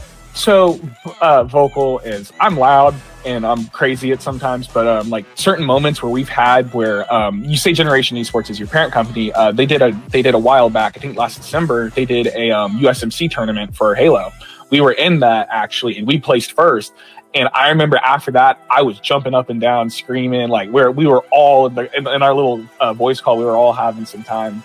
I push my teammates every day. I'm asking if they're able to play. If they're able to play that night, I'm reminding them to bring their controller, their keyboard, their mouse to play the next day at school. Our team has been the same for the 3 seasons. Me, Susage, the Artifact Kid, and Darker User. Us 4 have been there since the beginning. Over time, I feel like our effectiveness as a team and our friendship has grown the most. After I graduate, a trophy of us winning and pictures of us winning, that'd be the greatest thing I'd want to leave. I want to leave that even if you don't have the greatest stuff, you can still win nationally. And I think if I win the MVP, it also shows that even a kid out of rural Florida can win an award. I feel like that's what it would mean to me.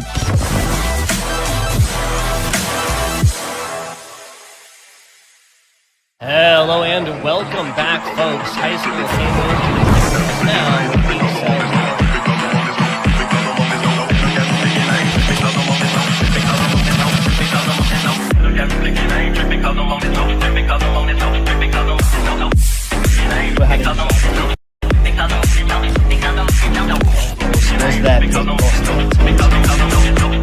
Welcome back, folks, to the HSEL Nationals right here in Kansas City, Missouri. For more Brawlhalla action, Big M, alongside me, JT Displays. We got ourselves another matchup here. We have Zaziv taking on Bean Soup, which could be an elimination match here. Yeah, I mean, we're doing the round robin format here, best of 5, and Bean Soup has not had the best showing so far, but I mean, that's the whole point of round robin. You always have a chance, you always have a fighting chance to show your stuff against any given opponent. Yeah, absolutely. I think Bean Soup, this needs to be a get back type game, right? This needs a get right type game. If he doesn't win this one here, I don't see him moving very much further in this competition, right? I mean, like it is, best, first 3 wins there. Once you get 3 wins, you move on, right? And I think by converse, there, 3 losses there makes it a little bit harder. Oh, for sure. All right, but on the other end, we got Zaziv, recent spring champion. Coming high off of a win off of some of the competitors here today, such as Printer. So he's going to obviously be a tough cookie to crack here for Bean Soup. As Zaziv he's no slouch. He has an insane offense, crazy punish game, and we're getting right into it here on Small Brawlhaven. Yeah, Artemis taking on Lucian there. So you see that scythe coming out early against the charge there. Use that scythe to a good advantage there, able to kind of bring his opponent in to smack it up there. Able to already put in some decent damage there on that Artemis with speed there.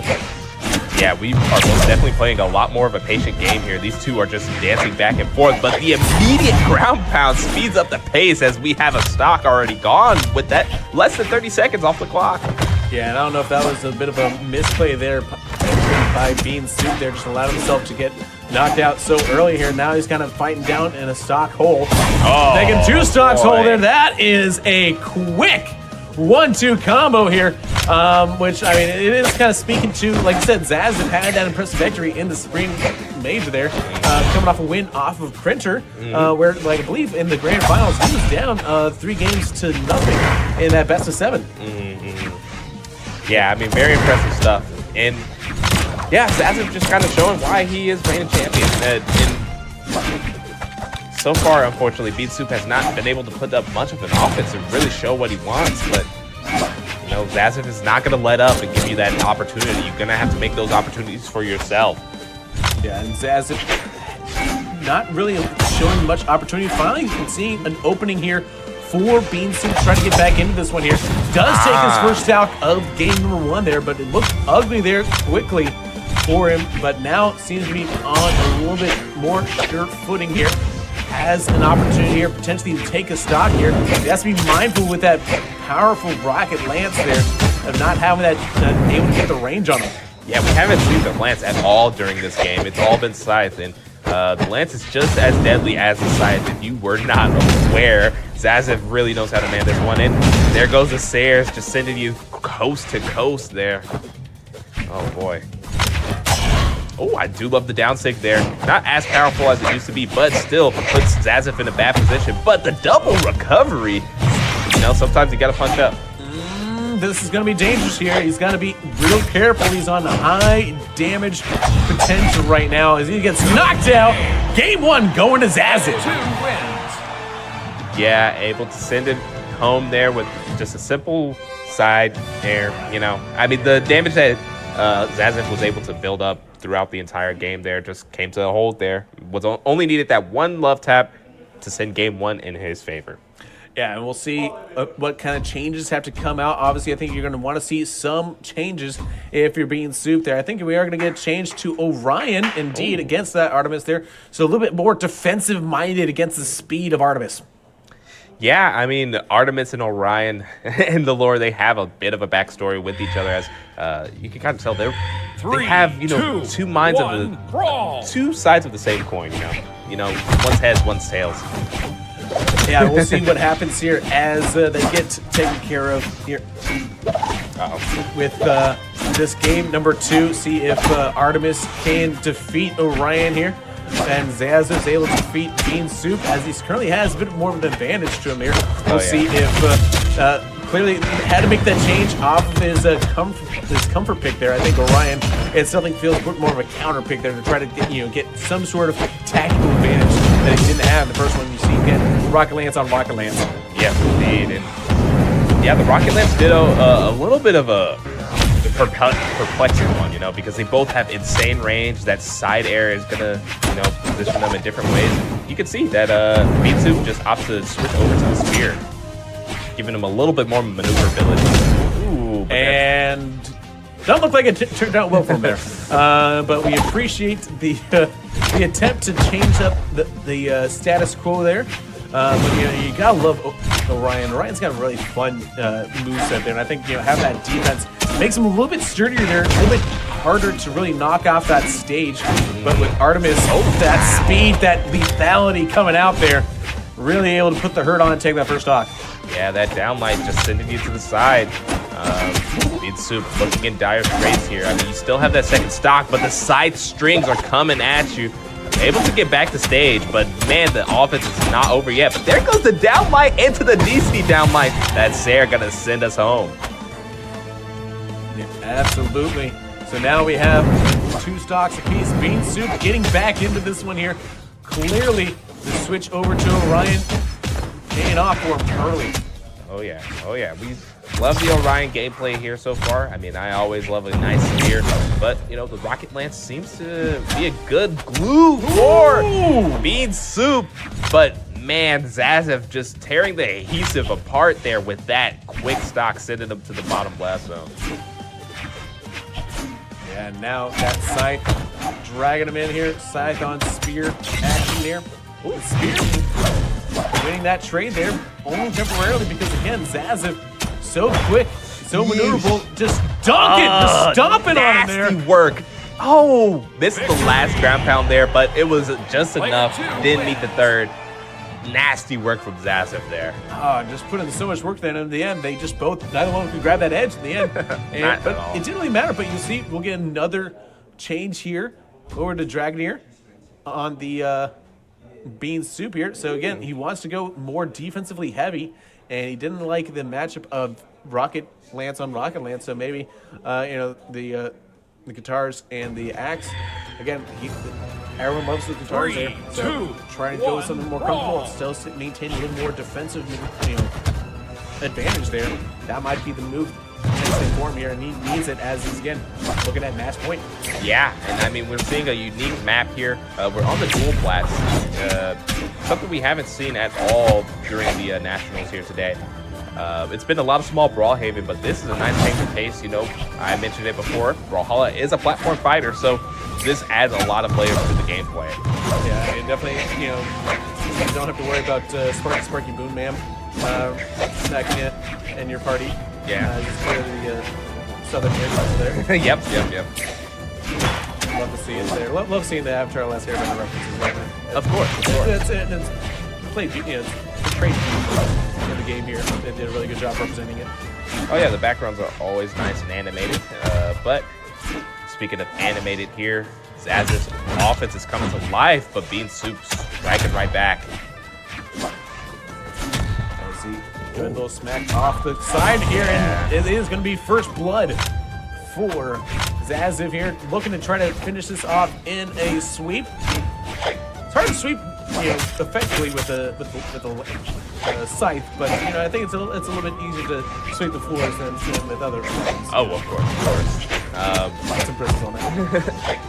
Yeah, it's going to be an afterthought, but patchwork is better than no work. Here we go, the recovery sends him off the wall, but not able to finish off the stock there, but goes in with the breakdancing there. Gotta love the down strong there with the unarmed.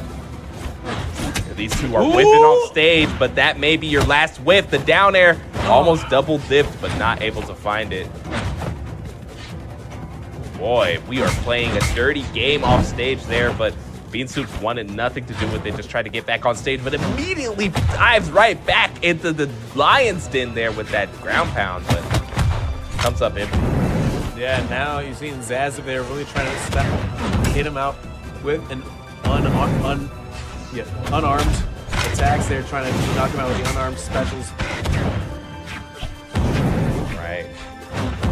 Weaving back and forth, Zaziv knows that he has full control and is playing to his strengths here, just slowing down the pace of the game. Saying, hey, if you want to play, you got to come off stage in my domain. And there goes the recovery, sends him sky high. Once again, 3 stocks to 1, Zaziv in a commanding lead. Just hit him like he was a baseball, and his name is Barry Bonds there. Out of the park and into the ring. Now down on the last stock. How can Bean Soup recover from this one and find a way to get in here? And that is 1 stock finally taken there. So he has an opportunity here. Now we have a single stock advantage. And really, it's carte blanche between the two of them there. See if Bean Soup is able to recover here and take a 2nd stock, but with that Rocket Lance, it's going to be a lot to really try to get in behind those defenses. Yeah, I mean, but Katars, if there's any weapon that can do it, it's the Katars. I mean, Bean Soup. Oh no, that's an error. And Zaziv will take those, sending him with a 3-0 sweep. And Zaziv now 2 victories in this tournament here. Well, on the way trying to secure advancement past round robin rounds here, but meanwhile for Bean Soup, that is 3 losses right now, which means very tough sledding, if any sledding is to happen anymore. And we will now sled our way into a break, but when we come back, we will have more Brawlhalla action right here for you folks. Don't go anywhere.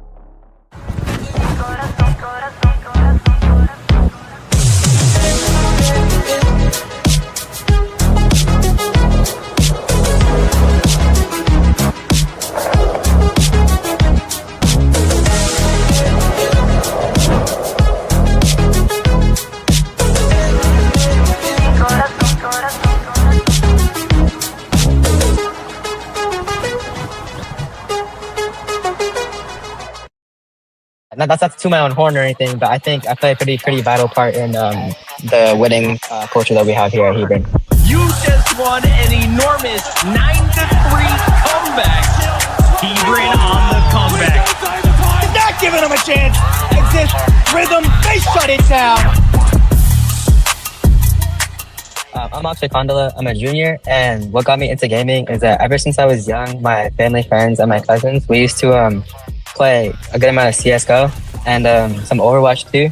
And then from there, it was just like gaming in my free time until like one day I just learned about the game Valorant, and then from then on, it's just history. When I finally learned about Valorant, it was like the first game that I was naturally good at from the start. I organized the scrims, and as president of the club, I try my hardest to like get our word out there, and then I try and get as many people involved as possible. And I think it's great that like I'm learning all these skills now, because it's definitely going to come in handy in the future. So like our Valorant team going all the way and like winning nationals and all that in our first year of creation, like set up a lot of interest revolving around like the club at our school.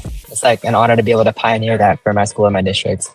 So obviously it would be nice to be back-to-back national champions. So that's going to be one of our biggest goals going forward. Being the most valuable player just shows how much like to our district and to our community, how much esports can actually like impact like a person's life and stuff. Like winning the most valuable player award will like show to my parents and like my family, my friends, that like esports is a real extracurricular that can be dominated by a certain school. And honestly, I just really appreciate it, because it's been a lot of hard work that my team has been putting in. And I think that my MVP also reflects like as my team's MVP.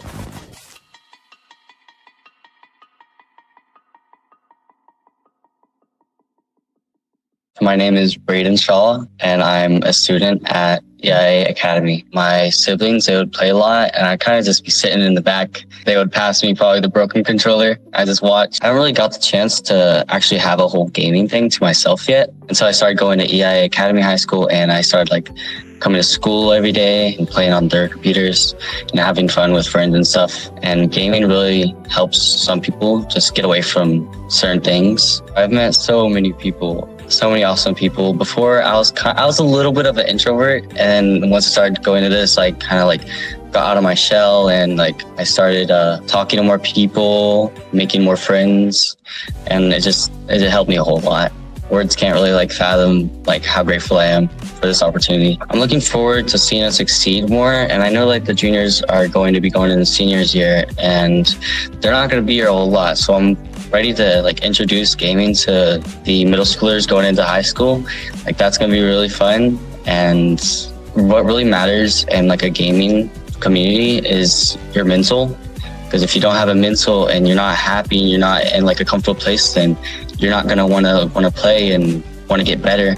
But if you protect the culture and stay comfortable and stay open and happy where you are, then you're going to want to exceed, especially with your teammates. I'm really hoping that like I create more people with the same mindset of me, and like from middle schoolers transitioning, I really hope that they're going to be very welcoming and open to other middle schoolers that are going to become transitioning, because it's going to be an endless loop. I'm just hoping that I leave back a trail of like being remembered as open-minded, good mentality, and just very welcoming and having a great and wholesome experience for everybody.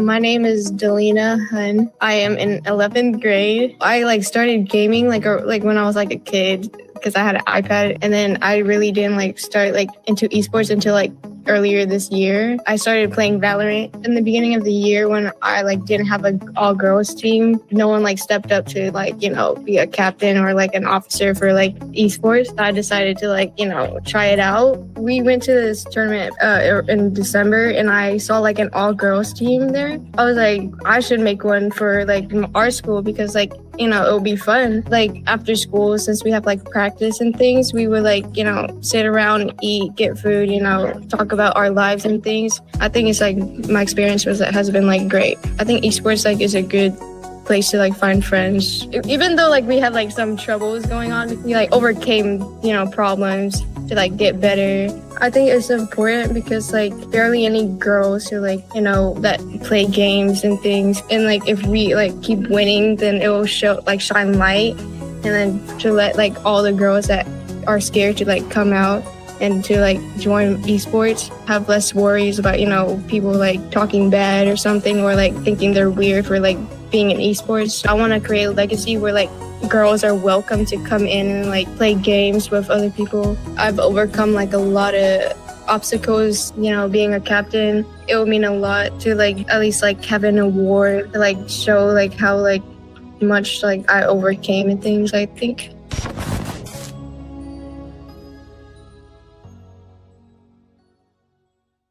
This is actually my first year actually doing any extracurricular activities, like after school activities. So it's just like something that I've really enjoyed.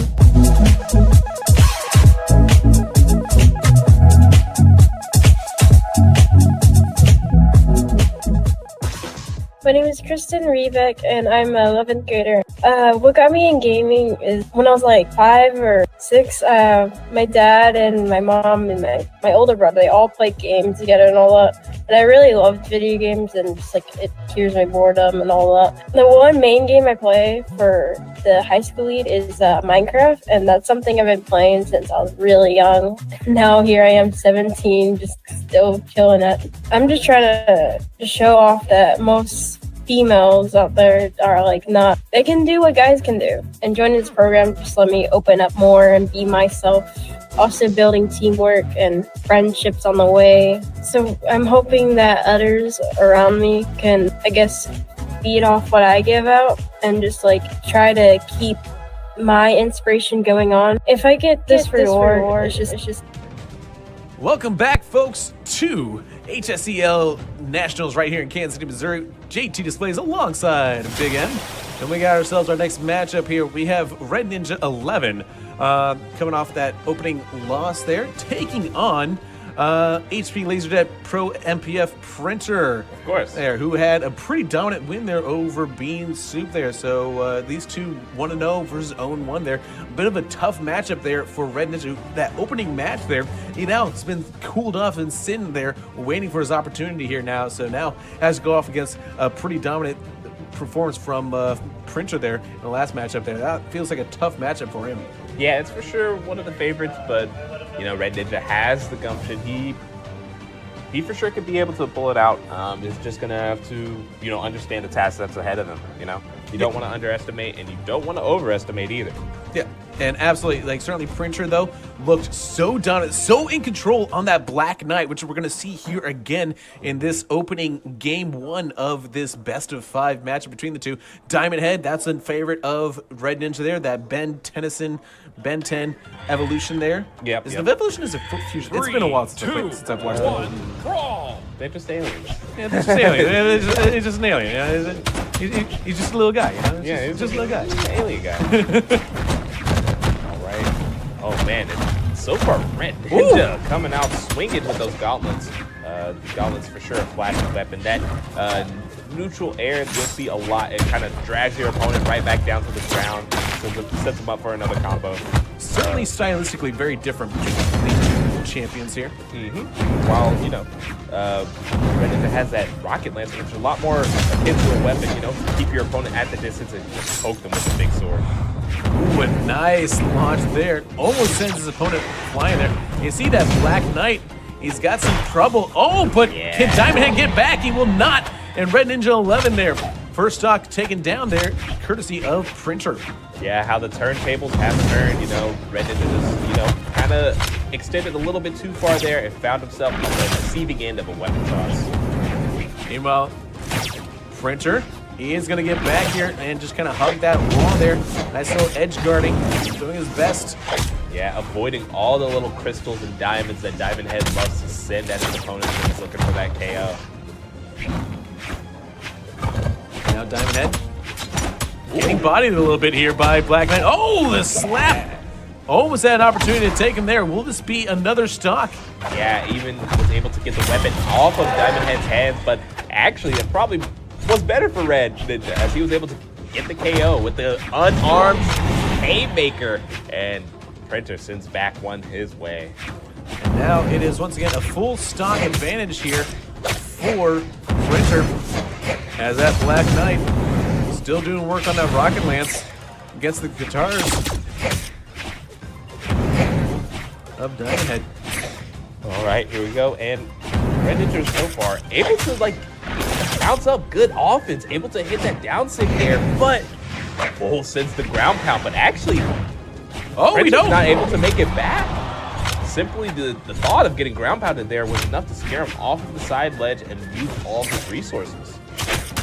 Yeah, so now both of them on their final stock. Those two stocks coming early from Red Ninja 11 there, but he's able to be battled back here. And now has an opportunity. It's got to be careful though, because look at how dangerous that Black Knight is. Quickly put him in the red there. This is danger, Will Robinson, and that will take game 1. Yeah, it all kind of started with that powerful sig on the spear that Printer was able to hit. It disarmed our boy Red Ninja, and then he was able to clean it up with the lance there. Yeah, it was certainly pretty dominant there. He had a lot of control. I mean, there were times where it looked like Red Ninja 11 had his number there, and he was able to put in some really good combos with Diamond Head here. I'm wondering if we are going to see some sort of change from Red Ninja 11 here, or if he's going to feel confident staying on Diamond Head after the results of game number 1. Yeah, I mean, and it's so interesting to see. I mean, just the entirety of the risk-reward from these two players. Like, a lot of times, you know, they're going tit for tat in terms of damage. It's just that, you know, there's times where Red Ninja will go all in on a play, and sometimes it benefits him, sometimes it doesn't. And that's just kind of how the cards fold, especially if you're going to play that high-octane gameplay style. Yeah, I mean, obviously he's got a little bit slightly higher attack stats with that Diamond Head there than he does on the defensive side of the Black Knight there. But at the same time, you know, you look at the damage done and damage taken, they were pretty on par there with each other there. So it wasn't like it was a absolutely, you know, slobber knocker, you know, knock down, drag out, beat him down thing. They were very close.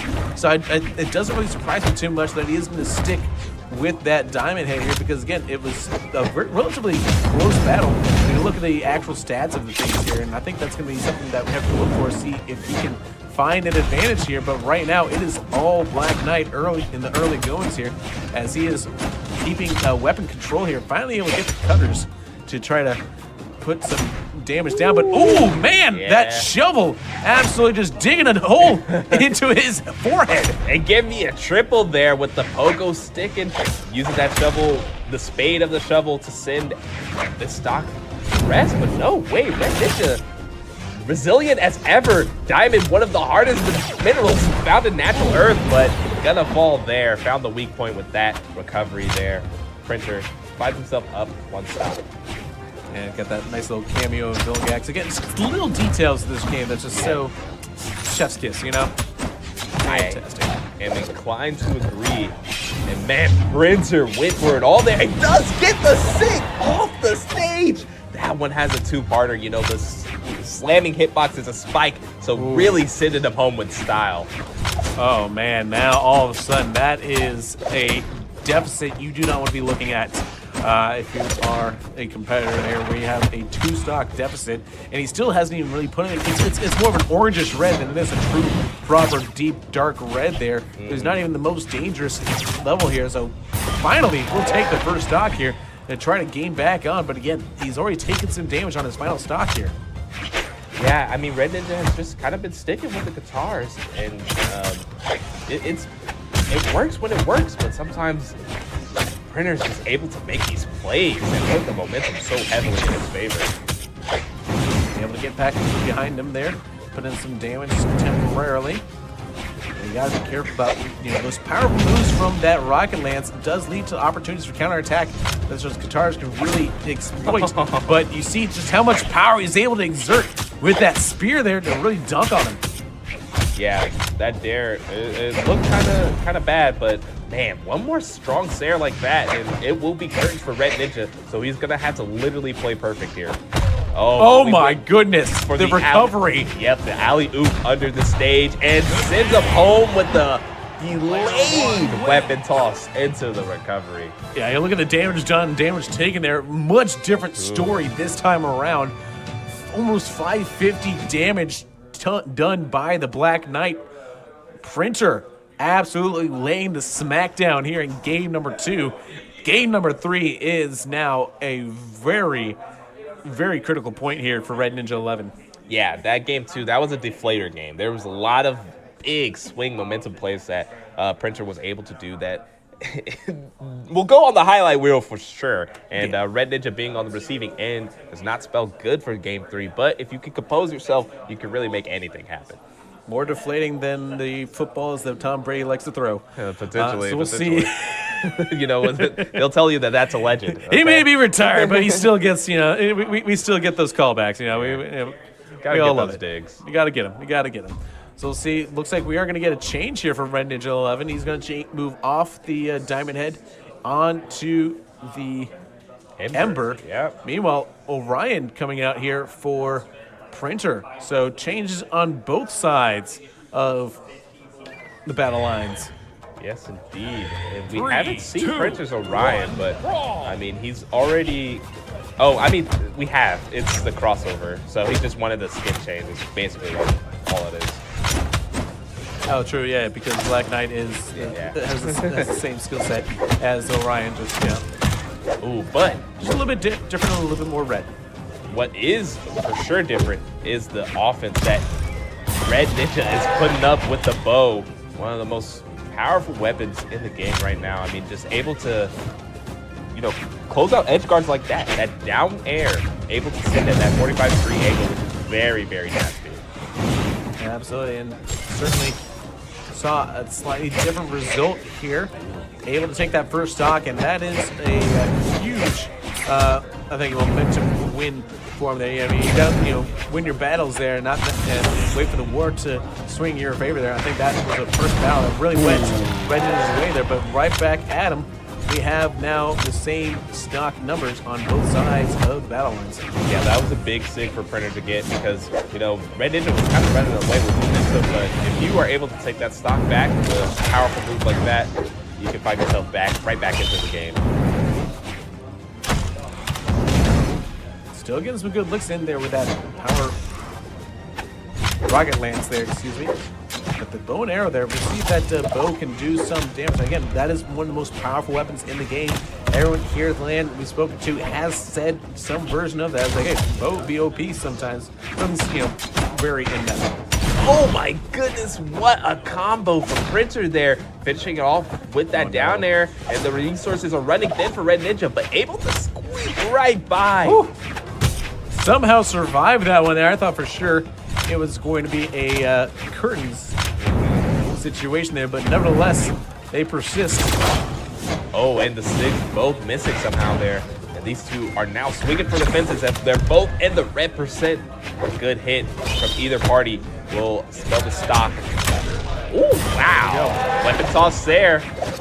Now, if Red Ninja is able to reclaim this stock here quickly, we could be looking at a very exciting finale here in game number 3. Yes, indeed. Oh, we're hopping, buddy hopping once, twice, and thrice. Trying to find that opening. Gets the opening hit, and that kill confirmed. A breath of relief for Red Ninja as he's able to even up the playing field without too much of a disadvantage. Sticking with the hunters there, trying to do what he can.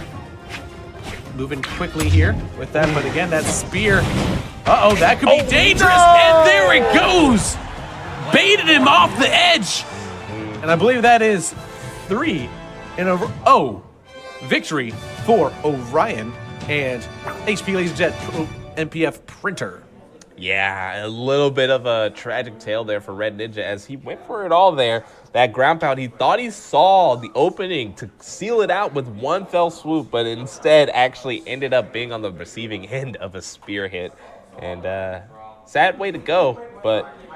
And now he is in this tournament 0-2, still seeking that first victory. We'll see if he can do that later on. But for right now, folks, we'll be right back right after these messages.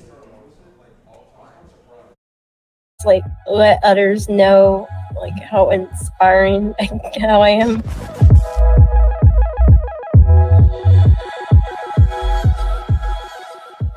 We are seeing an uptick in attendance problems at our school. With 40% of kids saying they hate school, we have to find a way in education to bring those kids to school. We got to figure out a way to make them enjoy it, at least just for a little bit. The Gaming Concepts curriculum for me as an administrator is so powerful. It's such a powerful tool. We teach gaming concepts in all of our high schools. Gaming Concepts encompasses a lot of different avenues of what we call soft skills. What we're trying to do is teach kids how to learn. Some kids have never had success in school.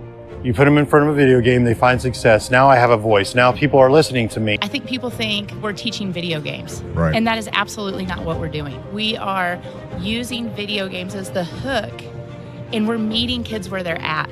We often talk about right now in education how we want to do things that prepare kids for a world, for jobs that are haven't even been created yet. Gaming Concepts offers the way to get to these different types of careers through community, collaboration, teamwork. A lot of these kids we're reaching that we've never had.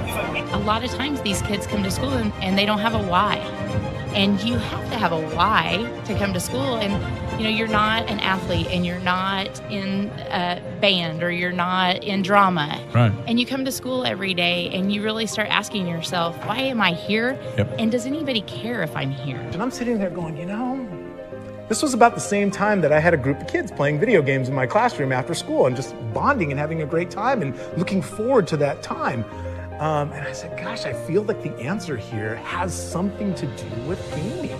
Anything to capture those kids and keep them engaged in school and get them to school right now, we need that. And gaming will do that. There's an ecosystem here that is capturing these kids that didn't have a why for school. Right. And as an administrator, that's all I want is a why. So now when we talk about gaming concepts, this particular curriculum, this product that we're bringing this to school, we're solving an age-old problem that we've had for decades. That we were talking about when I was a kid going, how can I get excited about school? And here it is, right here, where they can actually take a product, plug it in, give it to a teacher and saying, here's your solution you've been looking for. You can bring this into a building with your teachers, and it's innovative to where the students are going to be a part of something that is just bigger than them. Through Gaming Concepts, I really feel like I have even a stronger connection with students than I've had in the past 10 years of teaching.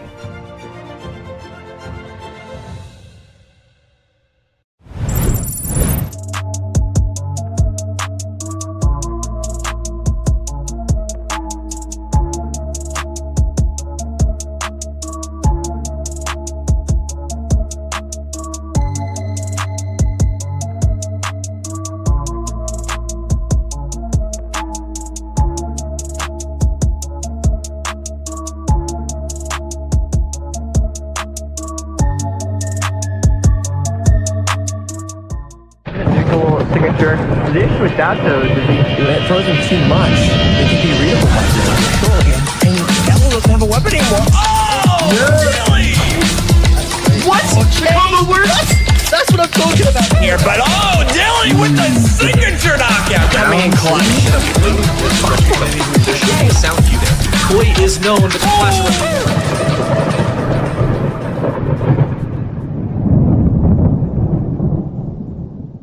My name is Matthew Biandara. I didn't initially go to Canyon. I transferred because of esports. I wanted to play esports. And so it was this new thing that I was really excited about. And I think it was something that made me feel like I could be part of a group and a community again. It was a way to compete. It was a way to meet new people. And it was a way to just have fun doing something that I love. My goal going in was I want to create a bond and a team that plays well together, that has fun together, regardless of how good individually any of us are, because ultimately, none of that will matter if the team itself can't function.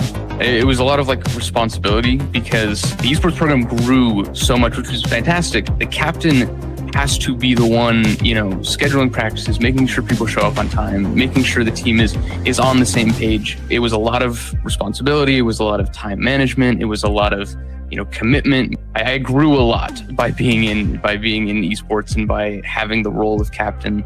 My role was just get them to be as good as they can be and get this team to just have as much fun and enjoyment as possible. Let's be honest, I didn't win any trophies. I didn't win any tournaments. I didn't, We just played to have fun. We just played to be a team. So I never really had any of the glory of that, you know, and I will say being on the teams, playing, competing was more than enough for me. But to win this award, I think would for sure solidify it in my mind that, you know, I was able to make an impact. I was able to, you know, build something bigger than myself, which is ultimately what I want to do.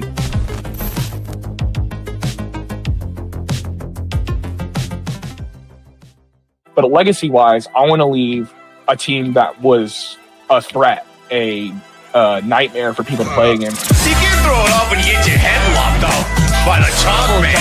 Keep going, Shields wouldn't even fully recharge. They're still going to try and fight this out and win. Push out, nicely done. The double kill is a perfect and first double there for Chunk Man. My name is Wiley Hall, or you may know me as the Chonk Man. What got me into gaming was just like the aspects of games, like single player games having that story aspect, and multiplayer games having the teammates aspect where you have to comply with each other and able to perform a certain task or beat a certain opponent. So vocal is, I'm loud and I'm crazy at sometimes, but like certain moments where we've had where you say Generation Esports is your parent company, they did a while back, I think last December, they did a USMC tournament for Halo. We were in that actually, and we placed first. And I remember after that, I was jumping up and down, screaming, like we were all in our little voice call. We were all having some time. I push my teammates every day. I'm asking if they're able to play. If they're able to play that night, I'm reminding them to bring their controller, their keyboard, their mouse to play the next day at school. Our team has been the same for the 3 seasons. Me, Susage, the Artifact Kid, and Darker User. Us 4 have been there since the beginning. Over time, I feel like our effectiveness as a team and our friendship has grown the most. After I graduate, a trophy of us winning and pictures of us winning, that'd be the greatest thing I'd want to leave. I want to leave that even if you don't have the greatest stuff, you can still win nationally. And I think if I win MVP, it also shows that even a kid out of rural Florida can win an award. I feel like that's what it would mean to me.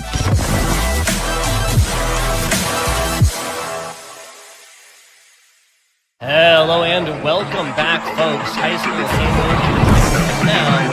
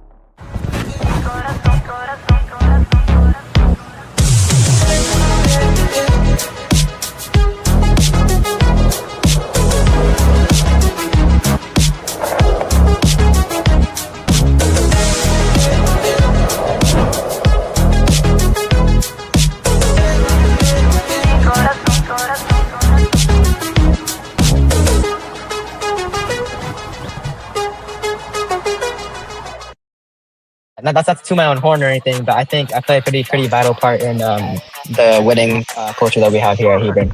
You just won an enormous 9-3 comeback. Hebron on the comeback. Not giving him a chance. Exist rhythm. They shut it down. I'm Akshay Kondala. I'm a junior, and what got me into gaming is that ever since I was young, my family, friends, and my cousins, we used to play a good amount of CSGO and some Overwatch too. And then from there, it was just like gaming in my free time until like one day I just learned about the game Valorant. And then from then on, it's just history. When I finally learned about Valorant, it was like the first game that I was naturally good at from the start. I organized the scrims, and as president of the club, I tried my hardest. And folks, we are back here at HSEL Nationals for Brawlhalla right here in good old Kansas City, Missouri. I got JT displays, we got Big M, we got more Brawlhalla action for you guys. We got Major taking on Zaziv, 2 of, we would say, some of the top competitors of the game right now. Like, I think both of them are coming in here 2-0, if I believe. So one of them has to lose, statistically, which means that one of these ones is going to secure the spot into top 4 right now. Yeah, this is going to be a slobber knocker. If you're tuning in, you want to stay tuned, as these two will go at it at both very top-notch competitors here at the Nationals, looking to punch their ticket into the Saturday finals.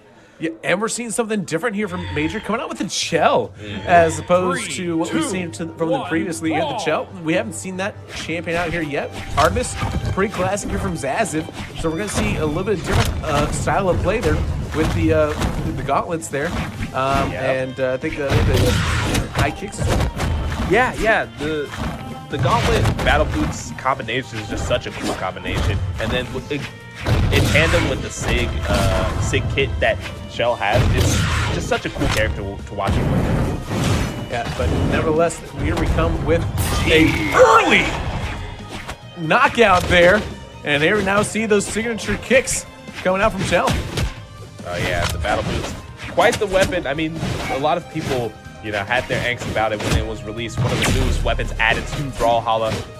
But, they're a little bit, toned back now that people kind of know the counterplay. But these weapons are still a threat, as those strings are very prevalent and they just have, high combo potential. Meanwhile, Artemis and Zaziv looking for their first stock as well.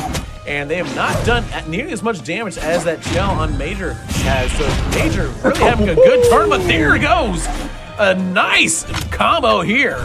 Yeah, a little bit of trigonometry there on Zaziv's part. He saw the down stick come out from Major, and he was like, let me just line this up perfectly, and met him at the infraction point there. Fun fact, trigonometry is probably the only mathematics I actually really enjoy. There you go. Because it's all done on the calculator. As long as you know the formula, you're good. You're gravy. It never changes. Oh, wow. That side air for success. Yeah, that side air taking it out. That's probably the offensive stance that Major is taking up. It gives, Shell one more point of strength. It makes those moves hit with a lot more force. Yeah, Chell certainly feels like a wild card pick here from Major, but it's pulling, it's doing the numbers for him clearly, as seems like Zaziv doesn't quite have the grips, so to speak, on that Chell there. Doesn't have the grippers on him there. Haven't quite figured him out. Not quite. But I don't know. We've seen it before with Zaziv, where he had a shaky start to game 1, but he slowly found his footing and immediately started turning up.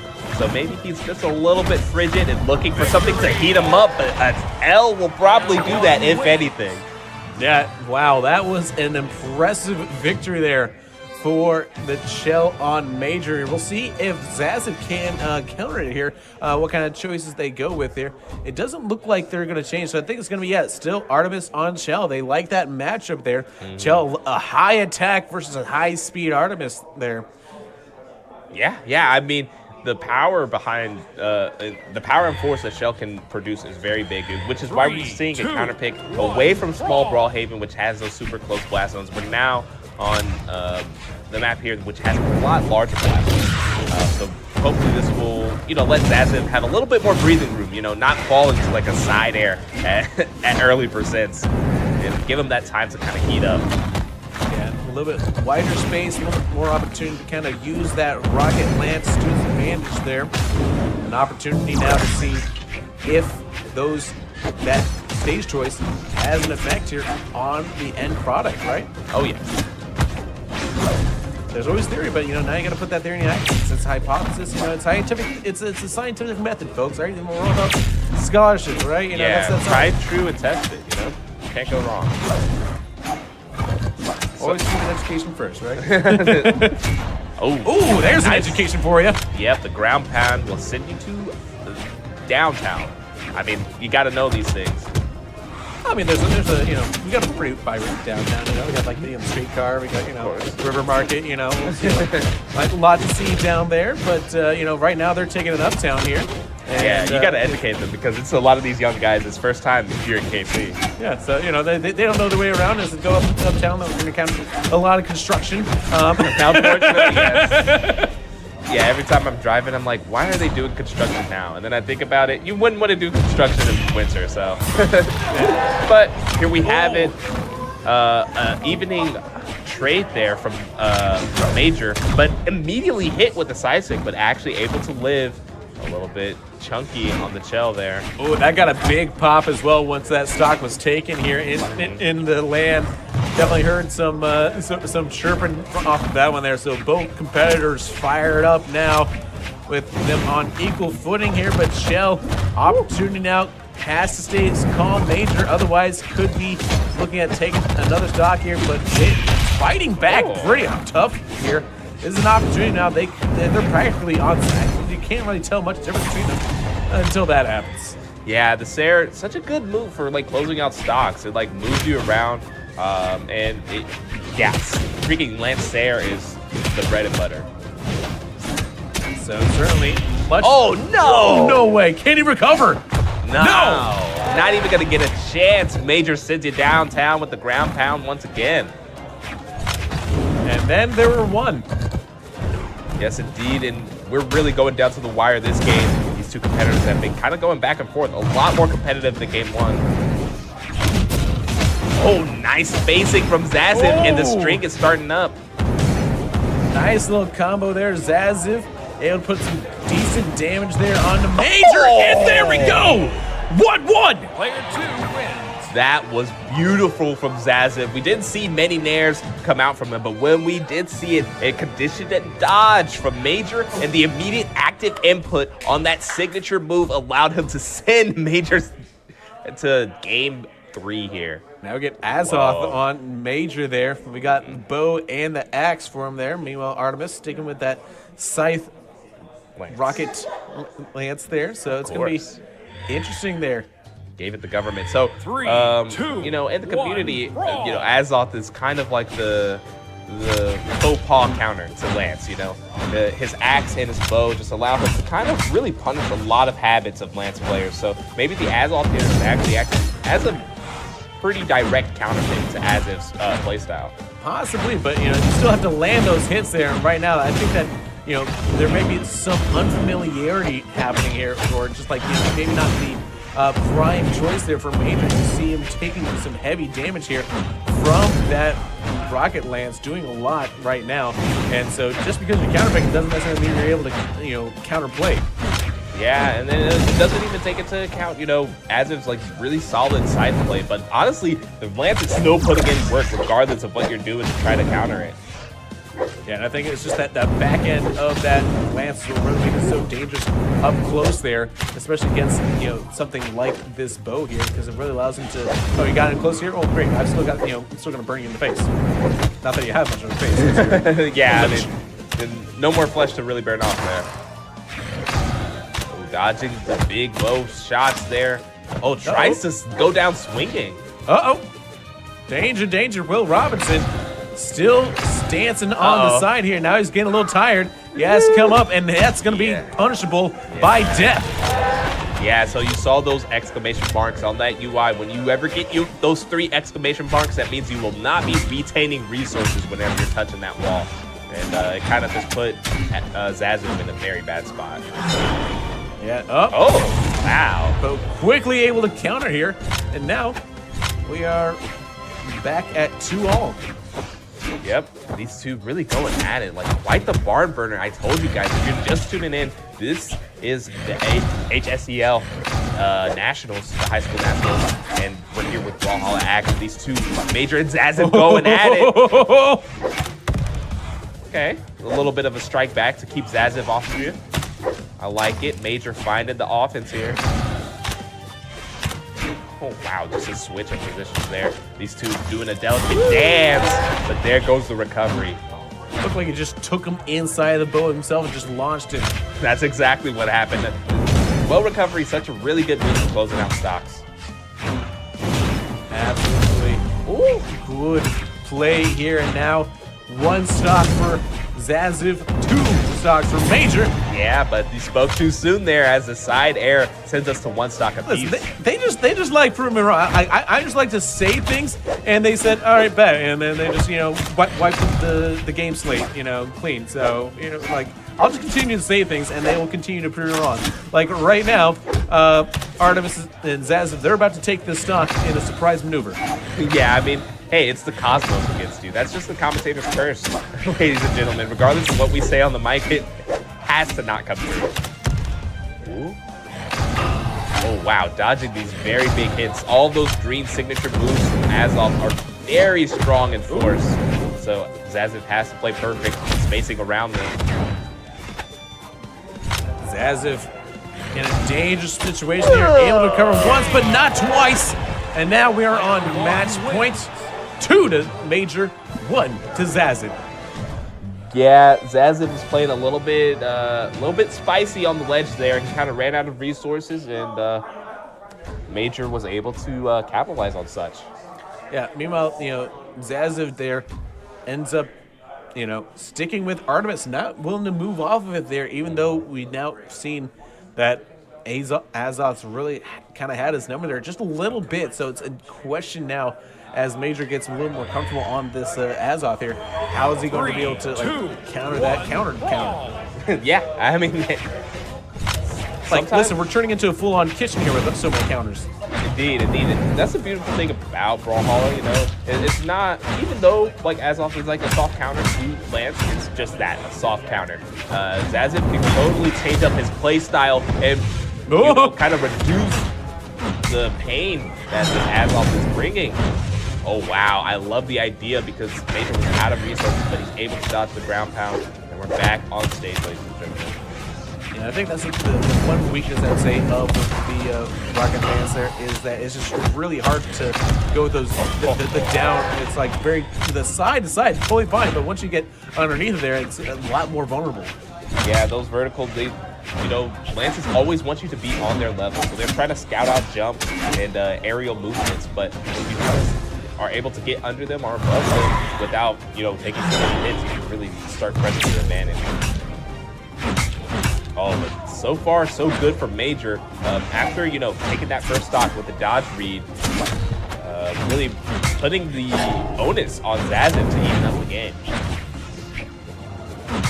Yeah, Azov just holding a very clear dominance right now on the level. As I say, that gets knocked right off the side of the map here.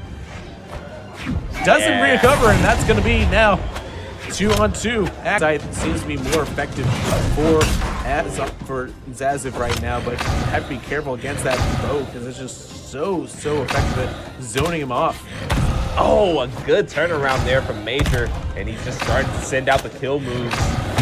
Oh, but catches on to the rhythm. Zazev take the stock here. Yep, there it goes. He's got to be careful because he's in that deep red right now, and this could be a quick game, set, match here if he's not careful. One wrong move here, and he could be sent and gone, and that is going to be victory for Major. Game, set, match in 4. Yep, Major pulls ahead with that win. So far, so good. Looking 4-0 in pool phase, or 3-0 in 3-0, but that's enough to punch his ticket past the round-robin stage into the Saturday stage there. So we will see him tomorrow, guaranteed. Yeah, I mean, and we'll see him a little bit later today, as he still has matches to play, but guaranteed tomorrow. Yeah. I'm just telling it for the fans of Major there, as he's really a savant of a lot of characters. Fans? Yeah, some Major fans, but we'll cut it back to you guys here with some Major messages. We'll see you soon. Just to get our word out there and then try and get as many people involved as possible. And I think it's great that I'm learning all these skills now because it's definitely going to come in handy in the future. So our Valorant team going all the way and winning nationals and all that in our first year of creation, set up a lot of interest revolving around the club at our school. It's an honor to be able to pioneer that for my school and my districts. So obviously it would be nice to be back-to-back national champions. So that's going to be one of our biggest goals going forward. Being the most valuable player just shows how much to our district and to our community, how much esports can actually impact a person's life and stuff. Winning the most valuable player award will show to my parents and my family, my friends that esports is a real extracurricular that can be dominated by a certain school. And honestly, I just really appreciate it because it's been a lot of hard break that my team has been putting in. And I think that my MVP also reflects like as my team's MVP.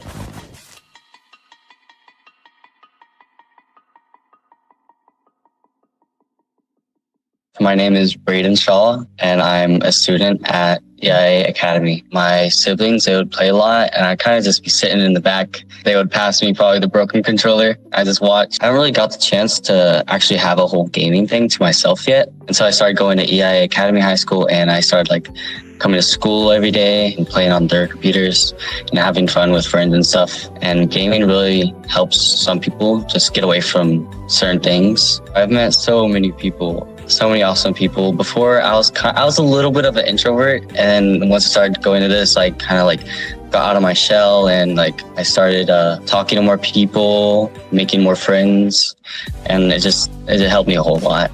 Words can't really like fathom like how grateful I am for this opportunity. I'm looking forward to seeing us succeed more, and I know like the juniors are going to be going into seniors year, and they're not going to be here a whole lot, so I'm ready to like introduce gaming to the middle schoolers going into high school.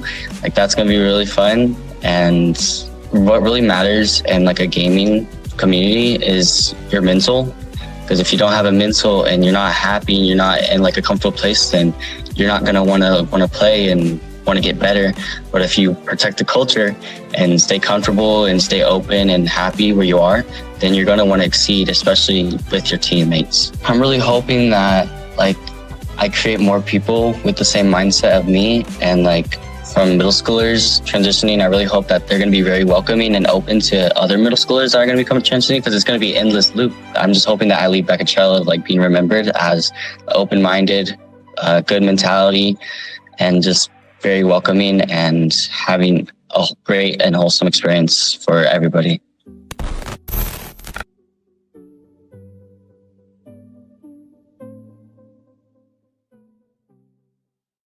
My name is Delina Hun. I am in 11th grade. I like started gaming like when I was like a kid, because I had an iPad, and then I really didn't like start like into esports until like earlier this year. I started playing Valorant in the beginning of the year when I like didn't have an all-girls team. No one like stepped up to like, you know, be a captain or like an officer for like esports. I decided to like, you know, try it out. We went to this tournament in December, and I saw like an all-girls team there. I was like, I should make one for like our school, because like, you know, it'll be fun. Like after school, since we have like practice and things, we would like, you know, sit around, eat, get food, you know, talk about our lives and things. I think. Welcome back, folks, to Kansas City, where we have the HSEL Nationals Brawlhalla here in 2023. Yeah, 2023. I've got JT Displays here. We got Big M right here. We got another matchup for you guys here, where we got Niles taking on Bean Soup. Bean Soup mathematically eliminated here from Saturday competition here. Doesn't mean he can't play Spoiler, though, and Spoiler might be just in the cards for him here, as that is, I think, probably you know, one of the more interesting aspects of that round robin, right? Mm-hmm. Yeah, for sure. And I am excited to kind of see how this matchup will turn out, as we've seen some great gameplay from Nile and Bean Soup both, but they've just kind of had, you know, tough matchups going into some of the, you know, higher record players right now. Absolutely, yeah. I think that Niles is one win, 2 losses here. Bean Soup 3 losses already. So this is an opportunity for Bean Soup to again play Spoiler, possibly knock Niles out if he's not careful. All right, here we go. And oh wow, the double down air there. Just gotta double dip sometimes. Yeah, and you'll see right now, get both of them on their favorites, the Lucian and the Drag Mare there for Bean Soup and Niles respectively. Or respectively, I guess. There you go, yeah. I mean, respectfully, you know, respectfully too. I mean, yeah, no you gotta disrespect. respect them. You gotta respect them and respect the hustle. Yep. And something we haven't seen in a minute, the Qatar's Ditto right now. I mean, a lot of Qatar's player in our bracket today, and this is just another case of it, as these two are going at it with these 2 very quick, low lag weapons. Yeah, very much like for like, hat on hat type of gameplay right now, but here comes Lucian, really put in some good damage early on here, trying to get that first stock, and will get the first stock there. Bean Soup taking the lead early. Yeah, very solid down stick there. Just kind of waiting for the Ragnar to kind of use all of his options there. Well, the Ragnar, that axe, doing some damage of its own. Of course. Which is French for damage. Damage. Oh, this is good. Spicy right here. Yeah, kind of went down there with that sig. Played the hand early, but just do it again, and it will connect.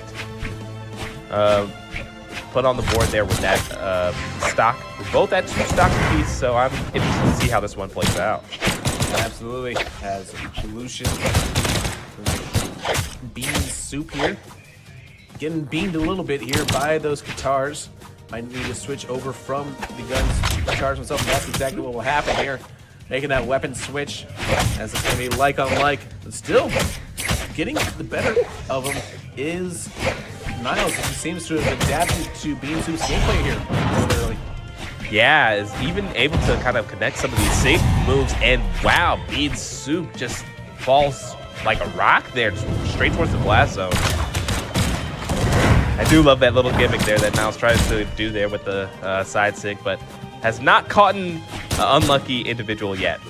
But keep going for it, man. Well, sure, and this is the Nationals, so you're going to have a higher level of competition. Sometimes you can't get away with cheese, but right here, you got to have a few more crackers, or something go like maybe some dried meats, or some cured meats. A charcuterie effect is what I'm getting at, not just the cheese. Nothing wrong with pastrami.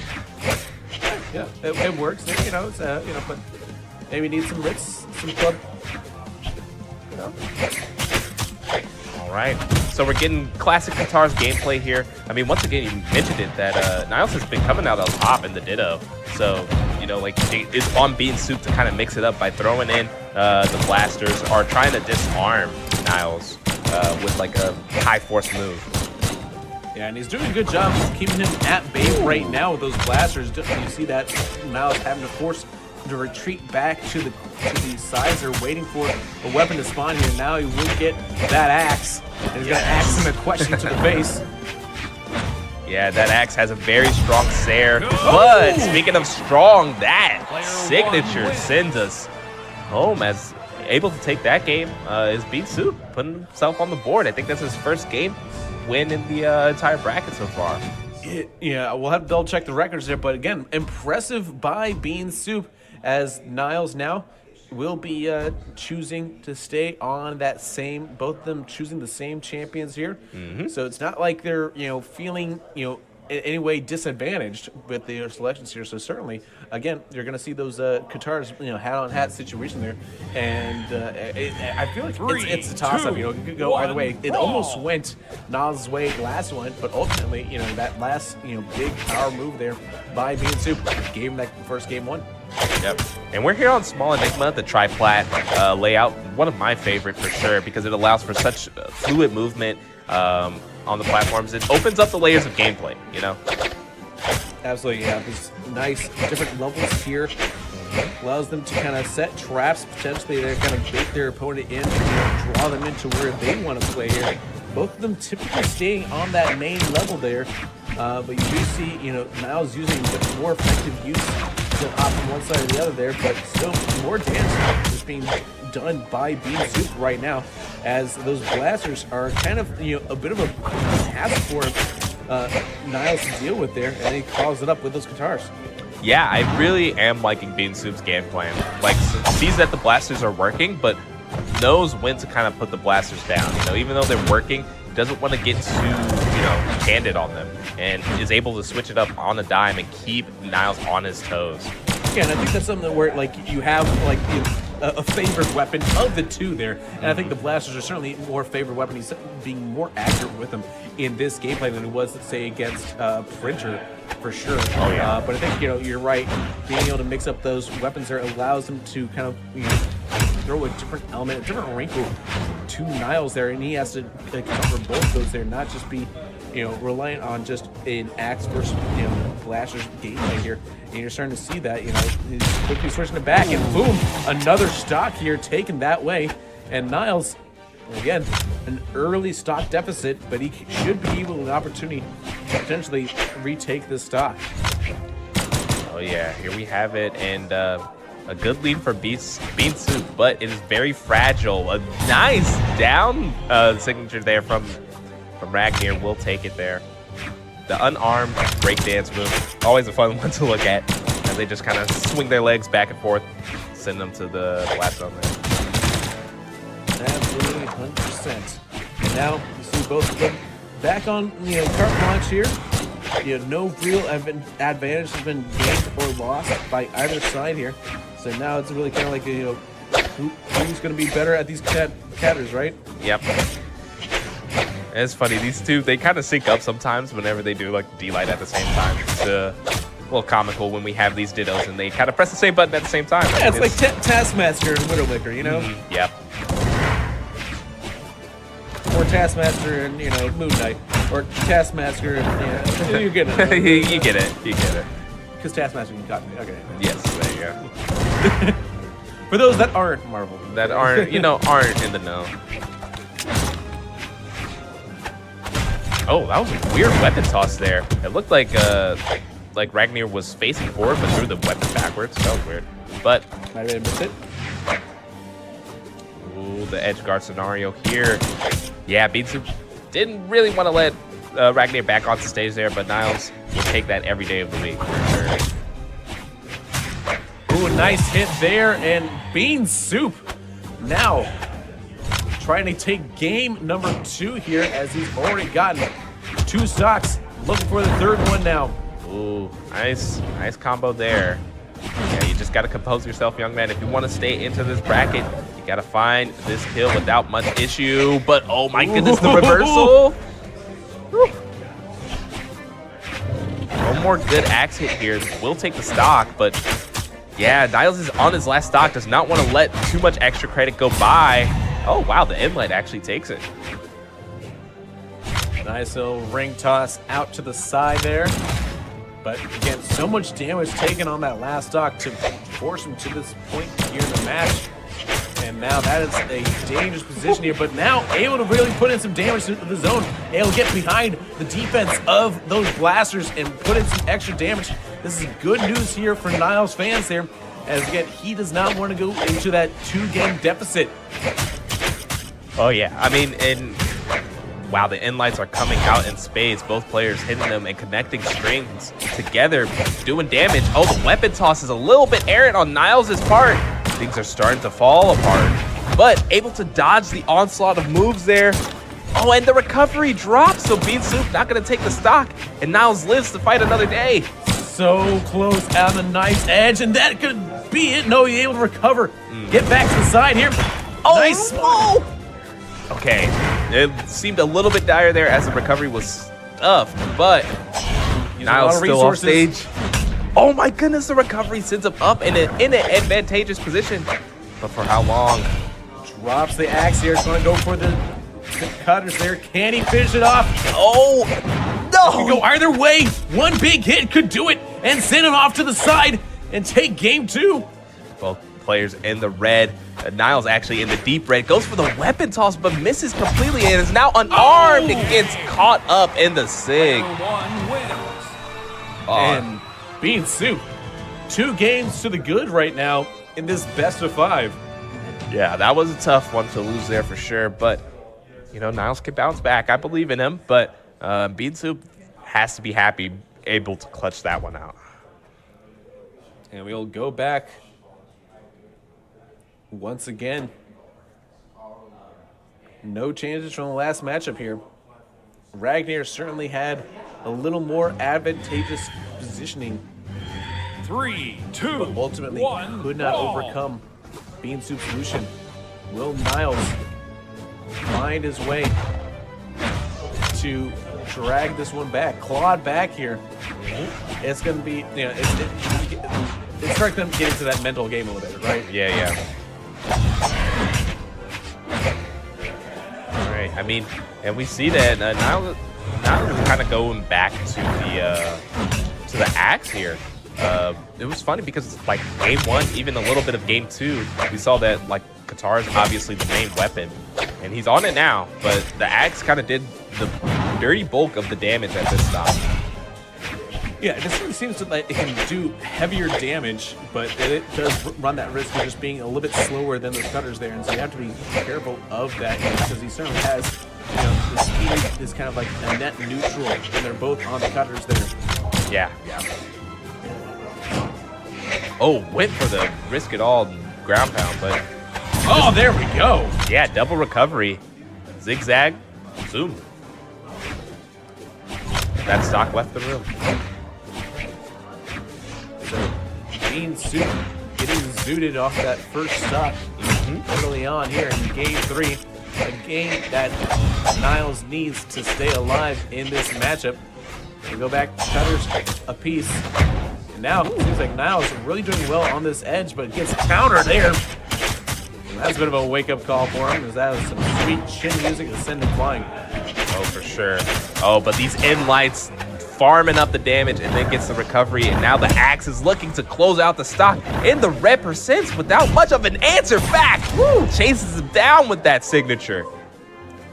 Wow, what a change of pace here. It's absolutely different story than the last 2 games here. It feels like Niles learning a little bit more every single time here. Now he's able to apply some of those learned lessons from games 1 and games 2 here in game 3. All right, the Sair is able to close it out there for Bean Soup, and now finds himself with a hill facing down. But is he going to be able to, approach this incline and be able to mount this comeback? We'll just have to see. I mean, a hill facing down is just from a certain point of view. Yeah, true. So another way of looking at a hill is like, oh, it's a pretty darn big hill there.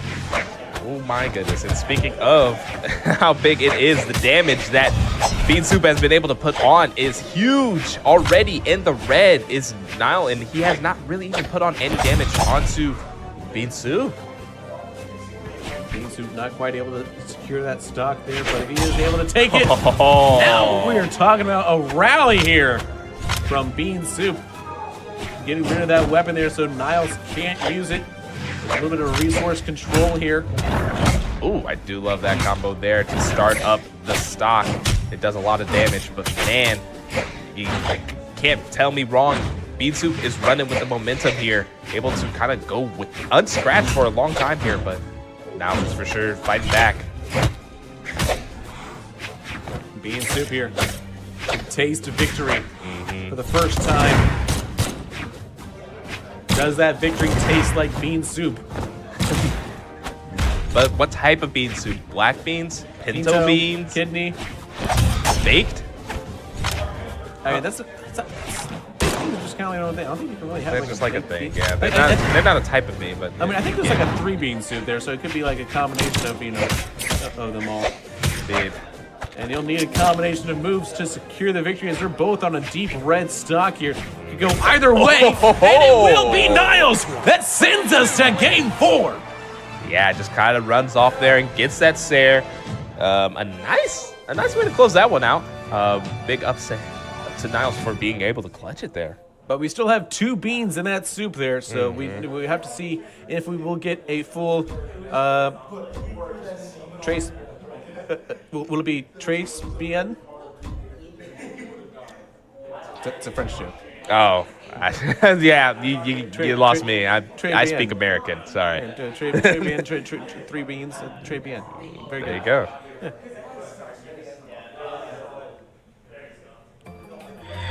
Latin roots aside. 3, 2, 1. We go. Game 4. What a starter there with the down strong. Niles has come to play. He's ready to take this all the way. Boy, but these blasters have been putting in big work for Bean Soup. All right, ducking and dodging, weaving. Oh, I do love that down air. Oh wait, we're actually on the Miami Dome for the first time. This unique neon. Yeah, this unique new flat layout. The platform's pretty high, had to put some effort to get up there. So it's gonna be, it changes up the gameplay just a little bit. Yeah, but they got big, strong legs. They can make it. They can make the jump. Like cats. I like the idea there, but after hitting the end lights, Beansoup didn't get any follow-up. But there goes the Sig, not quite taking it out. I mean, Lucian, not really known for his KO power. It's more off of like edge guards and reads. A nice little counter move there. See both of them dangerously high on damage. Just kind of ate the item toss there, but no matter. Strike back. Recover from Niles, but Niles gets knocked out there, and Lucian. Beansoup has the first stock. Yeah, I do like that downlight there. Just kind of kept the pellets up and kept that ledge guard. True. And you know what the kind of stock that is? What type of stock? It's vegetable stock. Ah, there you go. For Beansoup. Ah, I love it. I love it. Oh, wow. The double nair there. These two are really pulling out all the stops. Man, finishes off with the Sig there. They're already in the, like, hueish orange percents here. And that puts them into red. And Niles has not much of a answer back for the offense that Beansoup is putting together here. Niles, though, able to recover here. He's got to get back and try to find a way back into this matchup here, because right now he's being knocked all over the place. And it seems like Lucian is really working quite well on this map here. I think that, this is a good map for Beansoup to try to secure their first victory of this Friday evening. Niles gets knocked out here, and he's down to one stock. Yeah, I'd be inclined to agree with you. Beansoup feels right at home here, just flowing between both platforms and taking stocks with efficiency. Oh, tries for the gimmick cheese there, but actually, in an attempt to fire back, Beansoup cheeses himself. Yeah, and that is a bit of a miscalculation there by him, as he was certainly hoping to add a little bit of Ragnar, some cooked Ragnar to that Beansoup. Which, I mean, I imagine like Ragnar, he's a lizard guy, right? So I imagine, like, do you think he's kind of like, like, would you cook like gator tail? You think? Maybe, yeah.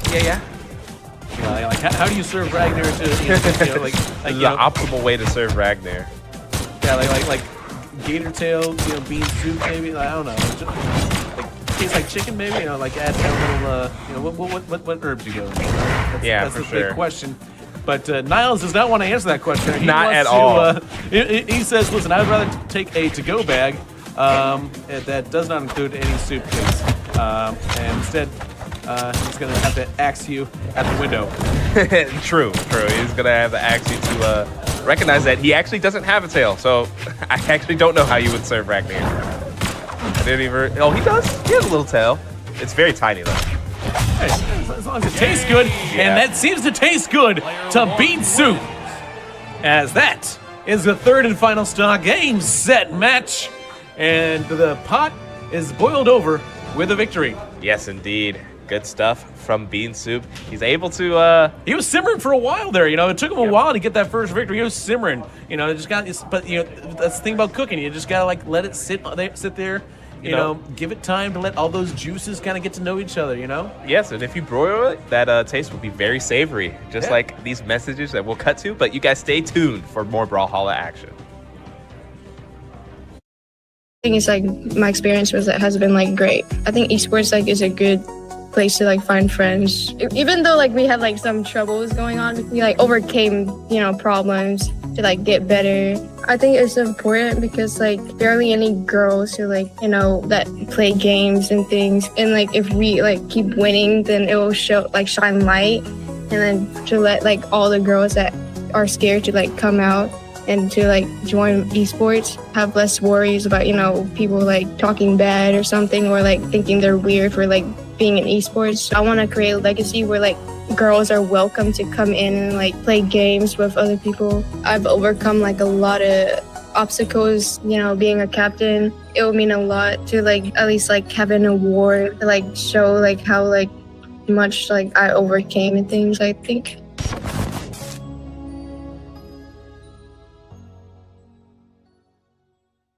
This is actually my first year actually doing any extracurricular activities, after school activities.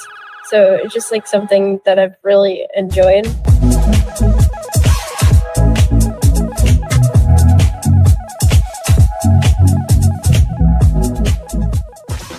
My name is Kristen Riebeck, and I'm an 11th grader. What got me in gaming is when I was like 5 or 6, my dad and my mom and my older brother, they all played games together and all that. And I really loved video games, and just like it cures my boredom and all that. The one main game I play for the high school lead is Minecraft, and that's something I've been playing since I was really young. Now here I am, 17, just still killing it. I'm just trying to show off that most females out there are like not, they can do what guys can do. And joining this program just let me open up more and be myself. Also building teamwork and friendships on the way. So I'm hoping that others around me can, I guess, feed off what I give out and just like try to keep my inspiration going on. If I get this reward, it's just like let others know like how inspiring how I am.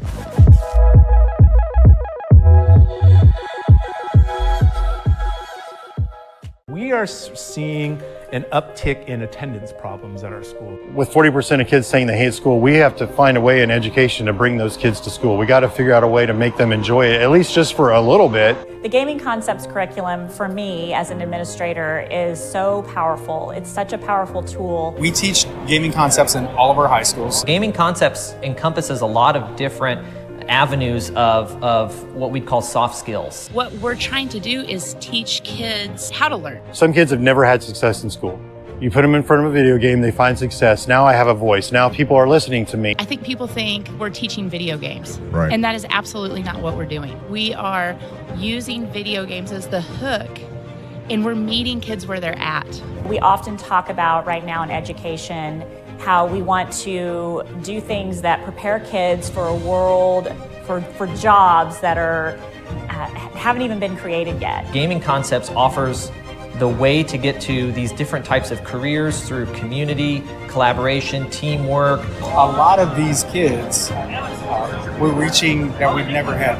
A lot of times these kids come to school and they don't have a why.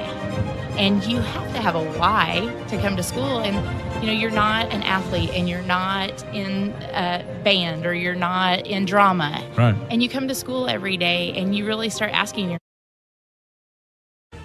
And welcome back, folks, to the HSAL Nationals Brawlhalla in 2023. JT Displays alongside Big M here in Kansas City, Missouri, where we got ourselves Zassive taking on Red Ninja 11 here. And what is tournament life here for Red Ninja 11?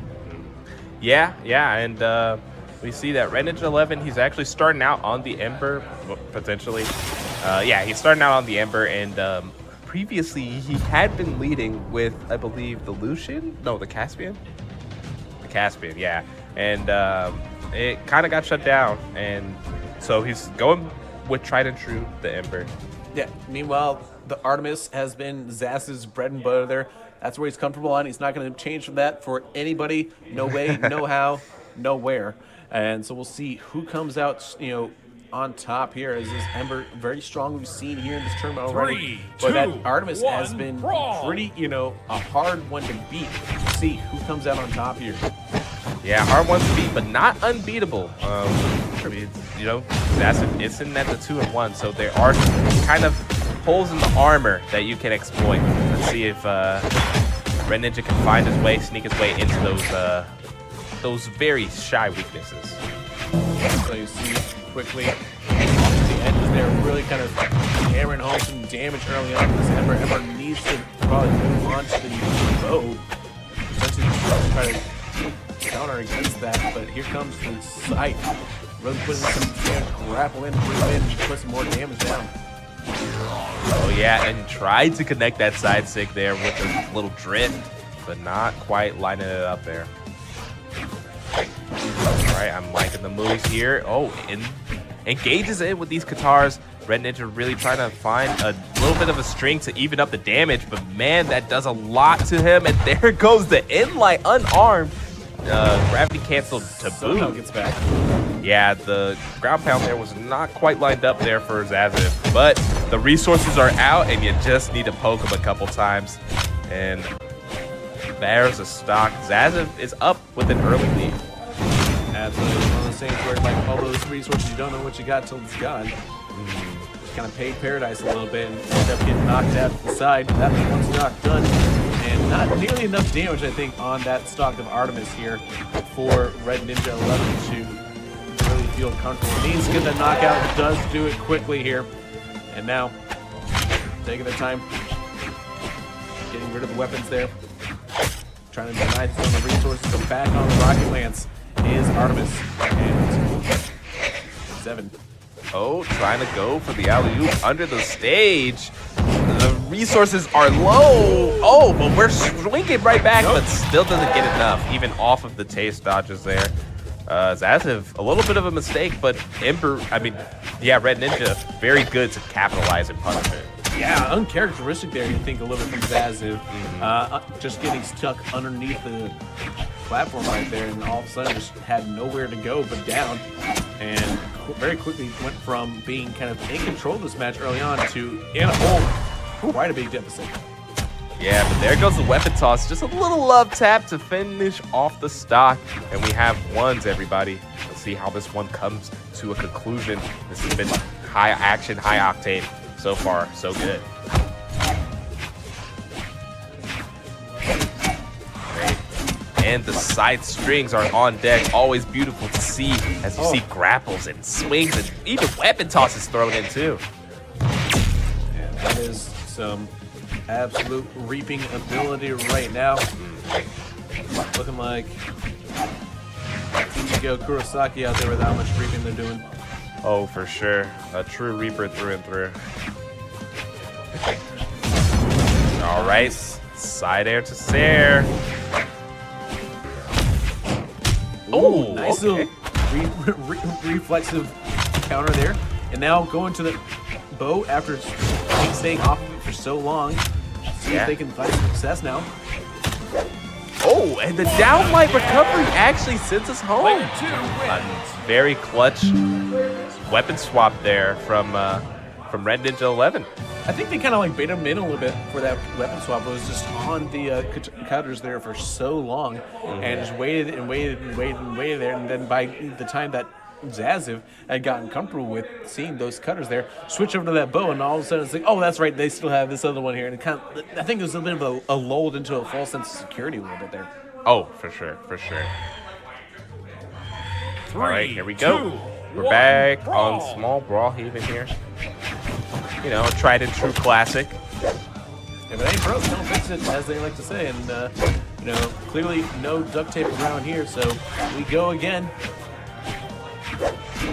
Oh, yeah. And the action is going to be fast and flowing as there's no platforms to kind of interact with, just a stage that you want to try to stay on.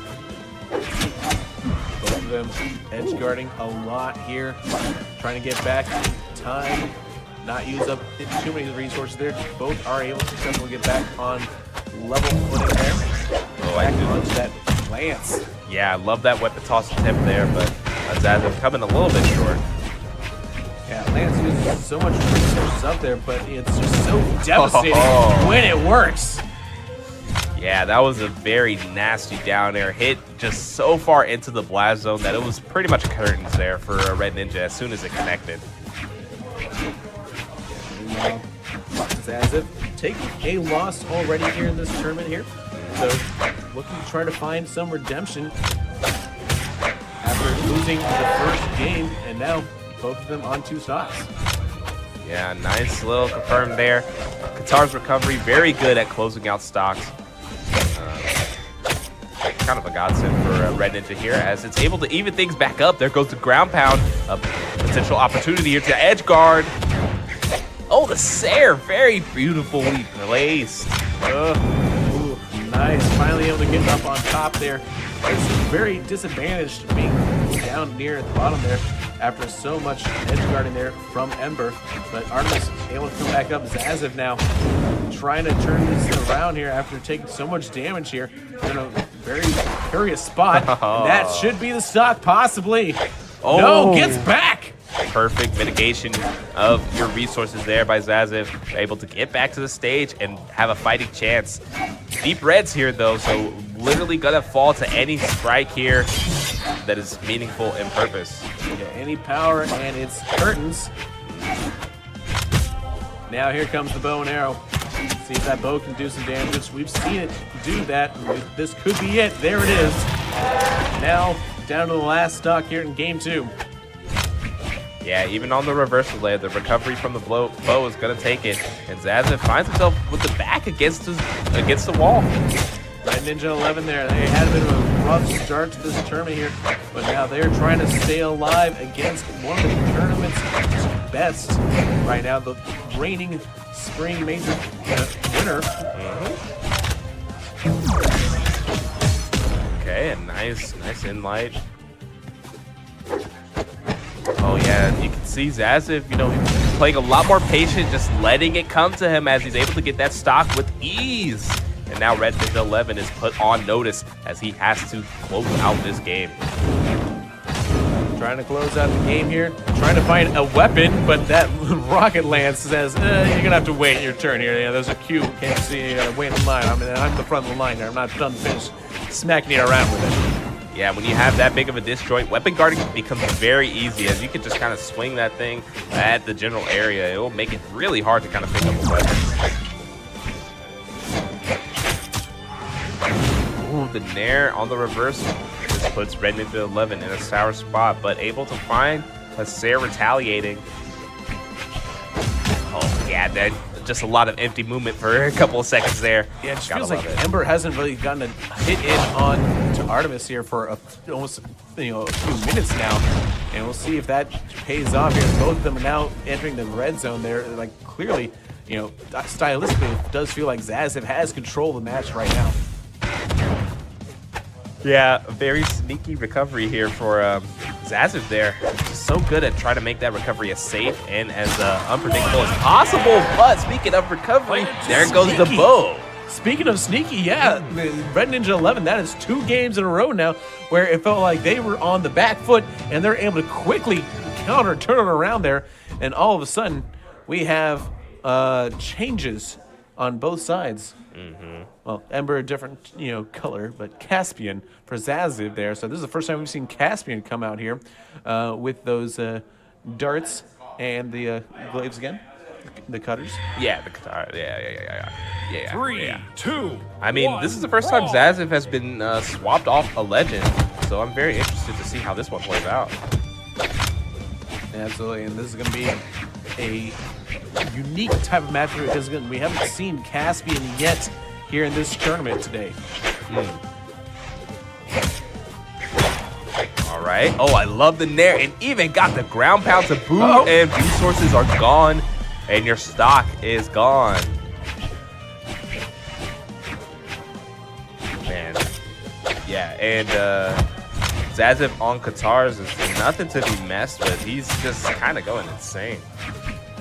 And now both of them on the Katars, and you see them trading the damages back and forth here. A little bit of that mirror matchup we were talking about earlier. Yeah. Back in full force display here.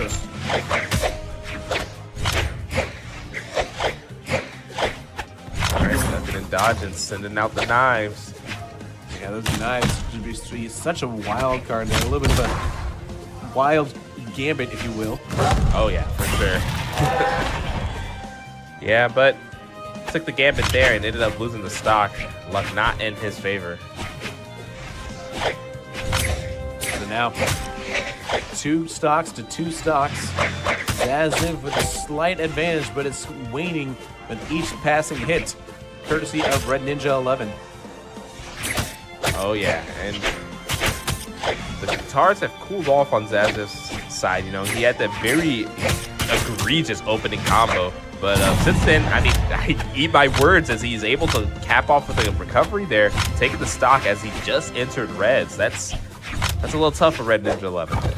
Yeah, so now we're going to see those big fists of fury here. See what they can do now. Now, this is something we haven't seen much of from these two. It adds a different dynamic. Oh, yeah. Gauntlets, for sure, a different type of weapon in its entirety. Honestly, holistically unique. But we're not going to see much of them as we're right back onto the cars. What? There goes the stock, and we're at ones, everybody. Yeah, and with not much damage done to Red Ninja 11 here, it really is kind of anybody's guess who can take this one. The gloves do a really good job of just grappling and throwing them down there, so it could be a nice late game maneuver there to try to switch over to them. Yes, indeed. I mean, when you put on the gauntlets, that means the bombs are going to start coming out. Ooh, I love this. There, it's a recovery, and this one, enough force to put this arm. Red Ninja 11, but able to grab the bow, and the bow was clutch for Red Ninja in the couple of games that he won. Could this be it? For Red Ninja 11, can they finish it off? Oh, not quite. I mean, oh, the GC downline, but not able to follow up. Oh, and there goes their the sidelight recovery. A very nice way to cap it off there for Zaziv as we go to our first game 5 of the night, I believe. No, this is game 4. Game 4. This is game 4. I'm ahead of myself. Again, we're not script. in high school anymore, so we're not. Counting's hard for us. It's like, I get it. Happened to me earlier, so we're 1-1 there. There we go. 1-1. Are we even keeping up with that? 3. There you go. Yeah. No. Game 3. I don't think that's right. You're right. That was game 3. Now we're going to game 4. I'm just causing confusion at this point. It's a numbers game, is what I'm getting at. And we're both really bad at it. Yeah. All right. They don't teach us taxes in school. Ooh, we got a difference. We got Lin Fei and a Nyx there. We're just going through the character select screen here. First time we've seen Nyx. Oh yeah, but this is Zavziv's kind of a soul main, one of the characters that he really started to learn the game with. So nice to see him back on the Nyx. And the Lin Fei coming out for Red Ninja 11, as a self-proclaimed Qatar's main, of course he kind of has a Lin Fei in his pocket. Yeah, I would say that Lin Fei was doing some numbers earlier in the game there. It was absolutely bodying Bean Soup, if I recall correctly. Oh my god. Oh, and the double triples there. Set up to the blast zone. I will not see you there. Yeah, so Lin Fei collecting that early stock, trying to get it home here. Again, to stay alive in this tournament. Yeah, the Nyx here not quite fast enough to outrun their Lin Fei there. Just their stats coming to a head there in that interaction.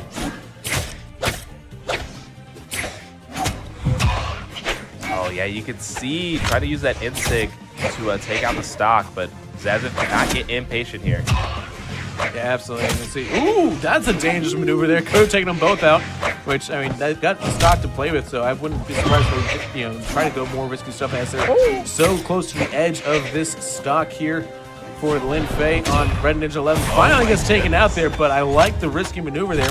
No risk, no reward, and certainly did some numbers and try to put a hurt on the Nyx. Yeah, I mean, I liked what Zaziv did there. When they were in that disadvantage, they used a GC side stick to get out of danger and then completely reversaled that situation on its head. And I see the cannon versus the blast from here. It's a nice little strength on strength here. Ooh, the crisp stare there. You do those stairs really low to the ground, it has a nice hitbox. Oh, there goes a 6, sending him straight down with that quick fireball. Oh man, and Red Ninja 11 up in this set point game. They dropped the last one to... Oh, there goes a down sig. Heard round the world as he uses the backboard on that one. All right, on site, this is Zaz's comfort pick, and Red Ninja 11 on the Qatars. So really, this game could not end any other way with these two players on these two weapons. Yeah, Zaziv has to play it smart here as he wants to stay alive in this matchup. Again, he does have a little more leash to play with there. He's not quite on tournament, life right as Red Ninja 11 is here. So he can play a little bit, riskier if he wants to try to secure this, knock this opponent out there, because he still has some more time clock there, but for Red Ninja 11, it's kind of like you gotta throw everything at this right now. Yeah, literally throwing everything at it, as I've seen multiple weapon tosses from Zaziv here. But so far, it's not really even netting him advantage, and in the reds against Cannon, this is not where you want to be. Man, it's got so much knock-up potential there, but a great little grapple there to drain in, do some damage there. Oh, man, Link Bay, very good. All the SIGs can really just threaten Zaziv here, but sneaks onto stage all quick like without a sound. Misses the SIG there, but not gonna get punished. Another weapon toss, but there goes the combo. Red Ninja 11 closes that one out.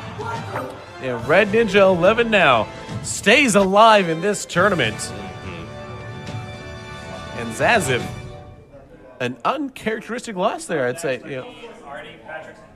Yeah, I mean, Red Ninja 11 really turned up there. Those last couple of games, we saw some fight in him that we did not see previously. Yeah, no, that was certainly a unique opportunity there for Zaziv to potentially knock another competitor out here. But as it stands here, Red Ninja 11, to his credit, the grit of him there. Again, this is a reigning Spring Majors champion that we're talking about here in Zaziv, and he's able to go toe-to-toe and take a round robin a round away from him there. That's huge. That's got to be huge for his, got to be a good confidence boost there. So we will now shift over from that confidence booster to probably two of the competitors with the most confidence here, with Printer taking on Major. Oh, yeah.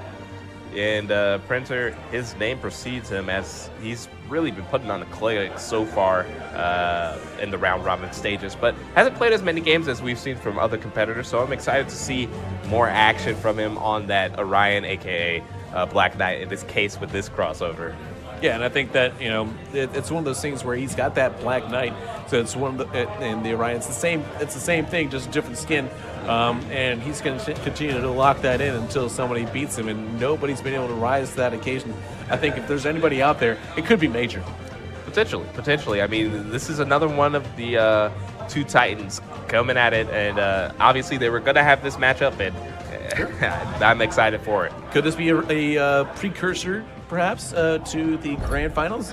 We don't know. But it's got that potential there. I think that we definitely have. We're starting to see some of the strongest competitors out here. We're starting to definitely see. I think you can say Printer, count that among them. Major, I think, can count, and I think Zaziv. Those are kind of like in my mind right now, look like the top three strongest competitors. Zaziv just lost to Red Ninja 11 there, but you look at the quality of the wins that he had earlier in the day. I think that that's where you're seeing your top three kind of show, and maybe I think Red Ninja sneaks into that top 11 potentially, or the top 4. Yeah, I can see it for sure. But we're actually getting another unique character from Major. Ivor. Yeah, I haven't really even seen this character all day at all. But on the Axe and Spear, really kind of an all-around stat output. So just looking for that weapon combination to try to counter and, go toe-to-toe with Printer here. Yeah, it's definitely going to be a unique matchup. There's not one that we've seen yet here today. So I think this is a good opportunity here. If you find a mismatch there, to potentially exploit it. On papers, the stats just kind of they're pretty even there. Ivor, of course, being the Bryn crossover there. So similar stuff, but still it is something I think that we have not seen. So there's always a possibility that because it's different, it's going to be a different outcome. Yeah, and so far so good, as we're starting to scrap, and Major has gone almost 30 seconds here without touching a weapon, and Printer trying to make sure that stays a reality. Oh yeah, just fighting for his life, Major without a weapon, continuing to swing unarmed. Choosing not to grab the weapon at this point. Now it's just like, I'm going to choose not to grab a weapon. Look at this. I mean, like, he's gone so long without going with a weapon here, and now it's like, it just feels like a flex. It's like, all right, I'm going to beat you with my bare hands. I'm not going to take a weapon. It's a bold move, Cotton. Let's see if it pays off. Yeah, that charged up recovery is going to send you sky high. A very awkward stock for Major there. Yeah, that was... I'm not sure what was going on there. I don't know if they were just... Oh, he's changing his controls.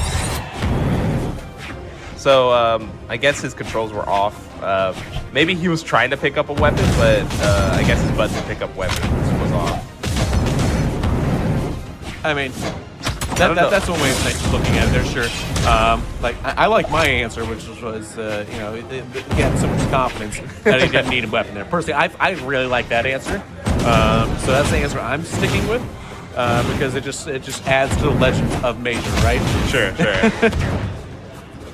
And I guess he's just gonna go with it. Okay, there, the down light's there, true combo. And the down air actually closes it out, took all the resources away. So, here we have it, Major. Oh! I was about to say, he's finally fighting with weapons here, but as soon as we talk about it, it's over. Big punch. Big old punch there. You look at the damage done versus the damage taken. It says a lot there. Whereas if it was a key binding issue there, that would explain the deficit and damage. Hey, but I mean, props to Major. I guess he's taking on the cheekbone. It's like, that's on me. I didn't set my key binding, so I deserve to lose that game. Fair enough, yeah. And we're kind of going rapid fire here at this stage of the game. It's really all about, you know, trying to test these competitors to the limits. They're really just trying to, you know, add that extra pressure. It's like, oh, hey, you guys thought they were going to usually allow you to walk into this tournament? No. This is a tournament setting here, you know, where you are going to be set to your limit. Oh, yeah. And we're starting out, you know, very different than what Game 1 looked like, as we have both players with weapons. Wow. Whoa, what a weapon toss. I don't think it matters because Major is still getting smacked around by that Black Knight, which really does kind of set up in a tournament there. Like the Black Knight is kind of like, you know, feels very much like a Knight's Tale. You know, that Black Knight is kind of like that antagonist there. That, you know, that main Major villain there that everybody has to face. You know, the strongest battle there comes from the Black Knight. Yeah, Major kind of like you know, Major most definitely has a positive connotation, feels like an antagonist here, but hey, I mean, Printer, he's the hero of his own story, regardless of how you see him.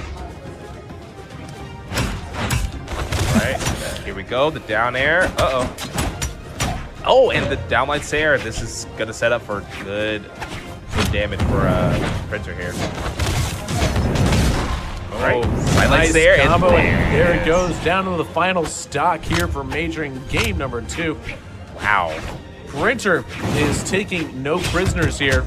Will get smacked a little bit there, but again, it just feels like, you know, that has been the albatross around the neck of every other player here has been that HP, Inkjet, MFP, Printer. Yeah, and I mean, he's just playing on another one. I mean, both of these players are playing at a high pace, but I mean, clearly one is coming out on top. All right, a whiff on the Zig for Major, and Printer able to get a nice string of his own. The weapon toss not going to set up into the recovery, just a little bit off. And there goes the side Sig out of nowhere, sends him home, and HP Laser Jet Pro MPF Printer. It's up 2-0. I forgot the Pro. That's what I forgot. But nevertheless, there, you know, damage done 465 to damage taken 322 for Printer there. Again, just shows just how much in control, how raw that damage was being dealt, and how quickly too. It just feels like Printer is just so much faster than everyone else is right now, at least tonight. Tomorrow might be a different conversation there, assuming that he is able to win enough games to make it to tomorrow, which I don't think we have to worry about that. I think that he will be able to take 3 victories here today and punch his ticket in to tomorrow. But it is certainly something to kind of think about there. You get no changes there from Ivar. We're sticking with the Ivar on Black Knight action there. And I think that this is going to be, you know, if Major wants to make a statement here, the statement has to be made here because this is match point between the two. Yeah, and this is interesting for sure because in all of Major's other matches, he's literally changed heroes like almost every single fight. Showed versatility. Yeah, but in this one, he's choosing to stay simply with the Ivar, like you said. Meanwhile, taking the early damage lead, but that is quickly erased as that Rocket Lance is just so powerful on this Black Knight. I love that sig there, able to catch the dodge, and not quite the stock yet, but we get the double side slide into the downlight, GC downlight Sair. A nice string from Major there. And now switching over to the axe here. See the spear coming into play here for the Black Knight. Yeah, Printer trying to show off his own spear skills after the fancy swinging that Major did. Yeah, so spears certainly have been favored, as have cutters throughout this match. But what a slam by the Black Knight to take that stock. Yeah, the side stick from Orion, it just covers so much distance. It is a very fast burst option. Absolutely, and that really leveled the playing field so quickly there. That is devastating. You know, some would say almost morale breaking if you're not careful. It is insane how Major is getting these sidelight into downlights. I mean, Printer just kind of respects, you know, whenever Major is able to hit a sidelight, and sometimes it's like without a dodge and it just spells curtains. That jet is so powerful though. You gotta respect it there. You have to figure out a way to counter it here. And I think some of that counter is just being able to dodge that first attack, get behind, and that's exactly what Major's been able to find here a couple times, and is able to really deal some big damage with that axe. Yeah, I really like the strings there, just putting on solid damage, just playing the bait and punish game, dodging what he needs to, and connecting the hits that he has guaranteed.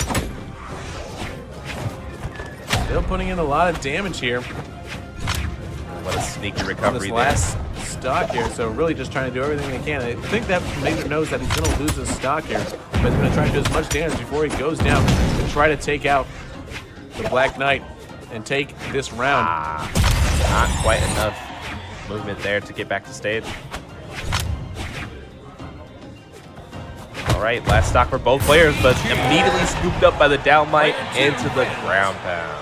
So Major stays alive here. We go to game number 4. Yep. And again, that was a different take on things. So I really like seeing the adaptation there for Major. Major just really kind of giving that chameleon vibes here. Really able to see what his opponent's giving him there. And we're going to see Scarlet, the first time of a change away from the Black Knight there from Printer. Yeah, and I'm down for it. I always love to see some Scarlet on my screen as not really a popular champ. But they do have a niche weapon combination of Lance and Hammer. So a very big hitting, kind of to match like the strength that that Major's bringing to the table with Axe and Spear. Yeah, and certainly that Lance has been a favorite of the Black Knight and of Printer, so I think that's probably why he switches over to Scarlet there, because he wants to keep that devastating power of that Lance, but he has a little bit more versatility with that Hammer compared to Spear. Similar champions as far as, you know, the weapon selection. Yes, indeed. Oh, Major able to sneak by, but gets hit by another Sair, resets the situation. Oh yeah, eats a recovery to the face, and that's the first stock of this game 4. Absolutely, and again, it's just that little bit of, just a little bit different, a little bit more rare of seeing that Hammer and Lance combo there. I think that's what kind of is something that needs to be adapted to and quickly, because again, already down a stock here, and soon to be, exactly a full stock below that island. Yeah, and that Dust Cloud signature is just so egregious. What a great hitbox on it there to take the stock. Major power and major reach. Now, Major is okay. I do believe they've already punched their ticket to Saturday here, but this would be a statement win if they are able to get one over on Printer. But I think that being said, if Printer is able to secure a victory to Saturday on this win here, that is impressive in its own right there, because hey, not only have you punched a ticket to Saturday, but you did it over probably one of the better competitors here in this competition. All right, try to dodge and avoid the big kill moves, but it's very hard to do so when literally everything Scarlet swings is a stock taker. And there goes HP LaserJet Pro MPF Printer taking it 3-1. Wow, and absolutely didn't lose a single stock in that last map there. Absolute destruction. You saw it on the screen there. Impressive victory by Printer over Major. So we will see both of them tomorrow, and we will see who will come up next here on the screen. It looks like we are going to get Bean Soup back in the lobby here, as they're going to take on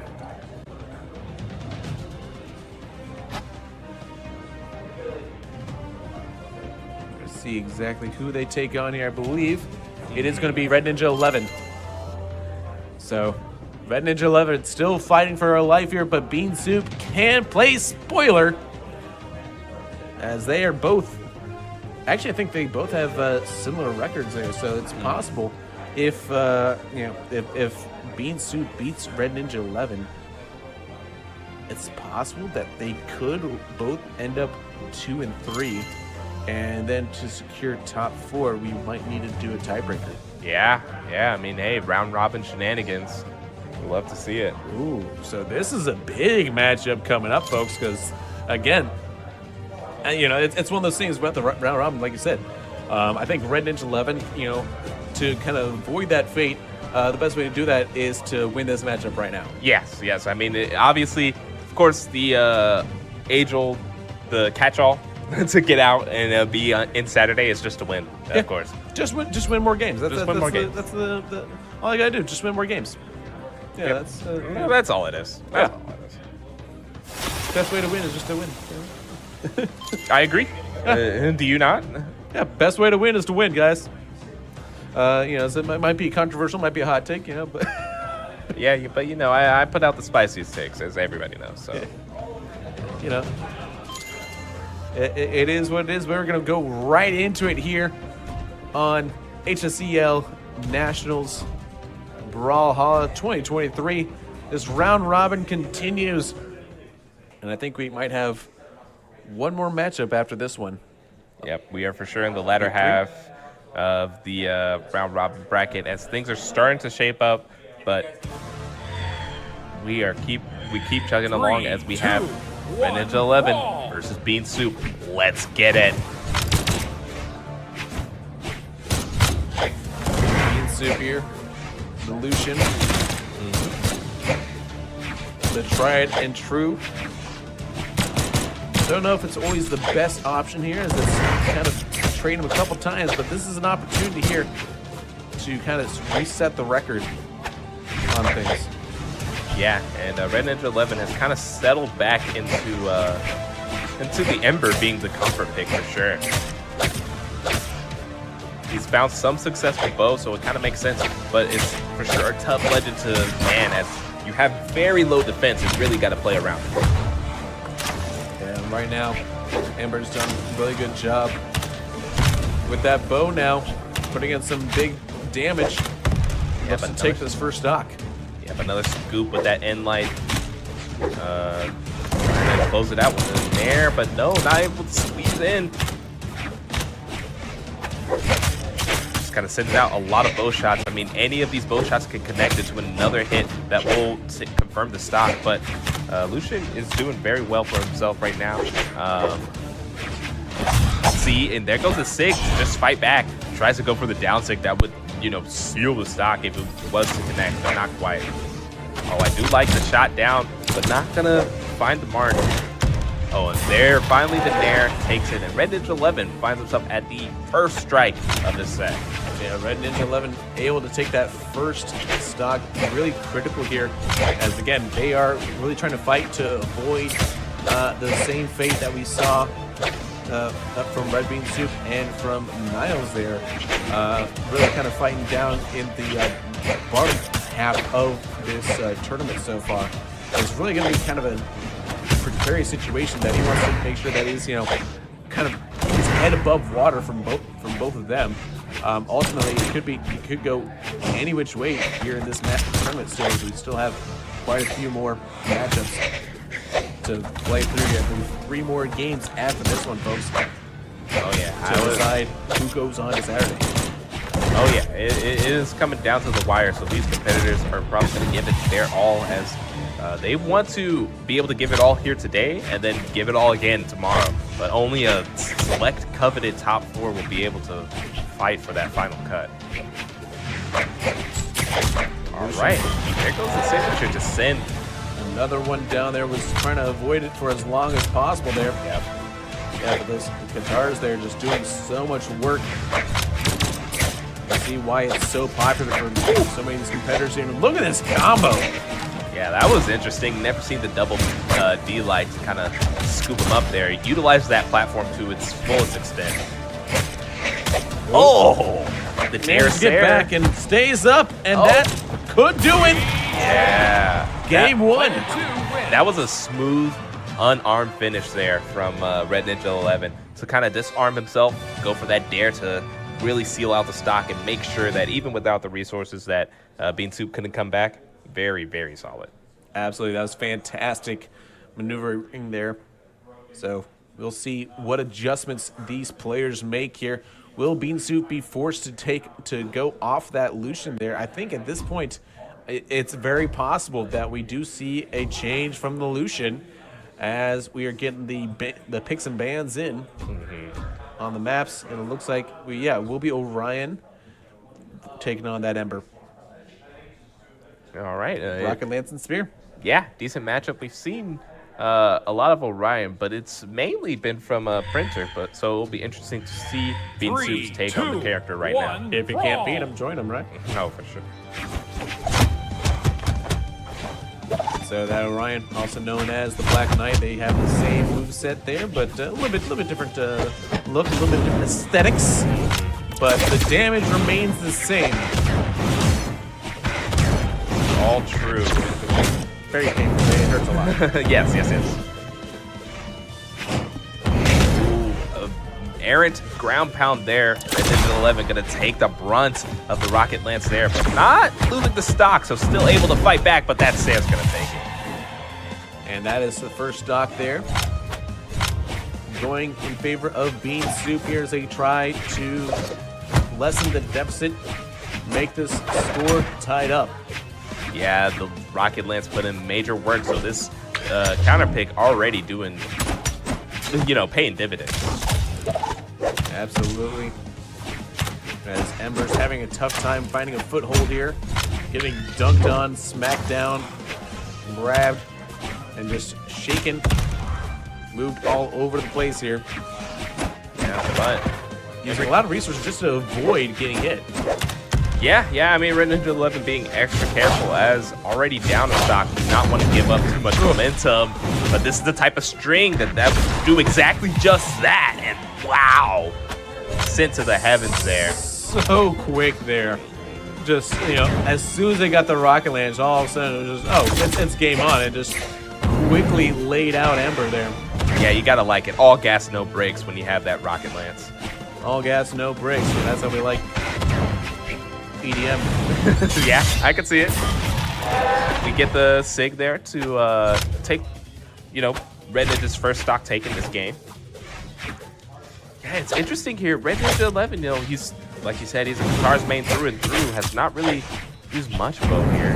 When he does, it gives a little bit, but it really does feel like Bean Soup has kind of come alive in this back half of the tournament today here, where, he was kind of getting taken down, in sweeps, and now all of a sudden he's become so much more dangerous, and it's strange. It's like almost strange to see here. Like, obviously these are all top competitors, so it does kind of make sense when you look at it that way. It's like, oh yeah, I guess it makes sense. Top competitors adapt, and that's exactly what he's done to really bring new life into his own tournament run. Yeah, always got to be adapting and evolving your own gameplay, or you will be left in the dust in a very unfortunate circumstance. So good on Bean Soup to kind of keep playing and really just improving throughout the day. Oh, that was a dangerous maneuver there. The helicopter down, and that's not going to work out for you there, bud. And instead, we're now a stock apiece. Yeah, I mean, the ground pound is always that big risk reward, but you gotta love. It just shows that Bean Soup has that fire. He's ready to compete and just put his opponent away. Yoda gets some reciprocal damage now after getting smacked around a little bit here. Trying to get that Ember into a spot for a knockout here. Now going for that lance after, the spear after the lance was not being as effective as he had anticipated there. Again, those counters there are just so quick. Able to quickly dodge out of the way there, and that's exactly seems to be the plan for Ember, is just to try to avoid as much damage as possible for as long as possible before trying to sneak in for a kill. Yeah, you can see, and there goes the burst side sig.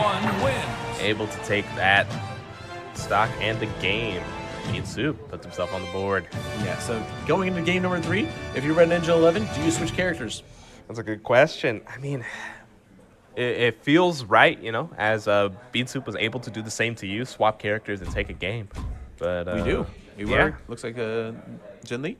Yeah, Lin Fei on Lin on the Switch. We've seen Red Ninja 11's Lin Fei earlier, and it was kind of cooking. So yeah. I'm excited to see it here again. Yeah, so I think we'll see plenty of all gas, no brakes. I think that, that Lin Fei kind of lends itself to that sort of play style. 3, 2, especially on 1, such a small stage like this here. I think you're going to see, just get in your face, down and dirty type stuff. Oh, yeah, and I mean, Lin Fei just infamously known for having one of the highest death stats in the game, able to reach an absurd 9 dex out of 10, which means that you're going to be having very low in lag on your moves. Certainly. As they're wall crawling like a Spider-Man. Right, dodged the sig, but I actually got hit by the beaty there. See if that cannon can do some work here for Lin Fei and Red Ninja 7-11. Yeah, that Sarah's gonna do it. Well, Tried Red it Ninja true. Slushy, I guess. Yeah. Red Ninja build guild right there, because that is a stock taken. Yep, win it out, Sarah it out. Alright, Sarah. Oh, the fireball a little bit off kilter. Yeah, we're not seeing quite the loops that you would want to see from Lin Fei. You just need to get that one dodge and you can make a string into an insanely long combo, but it takes a lot of patience and a lot of studying of your opponent to kind of pull that off. Absolutely. Still looking for the first stock. Ooh. Will they get it? No. They has to make a recovery there and get back on top of the ledge. Okay, avoids that spiking sig. Oh, wait. Oh. Oof.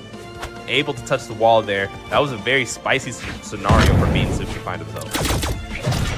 Yeah, Bean Soup, though, still staying alive here with 3 full stocks. Yep. And still putting a lot of damage here onto Red Ninja 11. Oh, got clipped by the sig there, and now things are starting to look bad.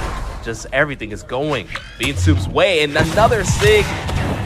The swirly sends him down the drain with that one. Certainly not the flavor of combat that we're looking for. Yeah, not quite. Just a zap. These sigs are just pulling in so much value for Bean Soup. Those fireballs not connecting. Good edge control finally nets them a stock here, but now they're basically half a stock left to live, whereas there's 2 fresh stocks for Bean Soup, and Bean Soup is just having a rally. Player 1 wins. That was an emphatic way to send them home. There, another game win for Bean Soup. And so now we are down to match point for Bean Soup here, who, again, had a very poor performance to start off the tournament. I'm not going to mince words. It was a poor performance compared to the rest of this the rest of the competition here in this tournament.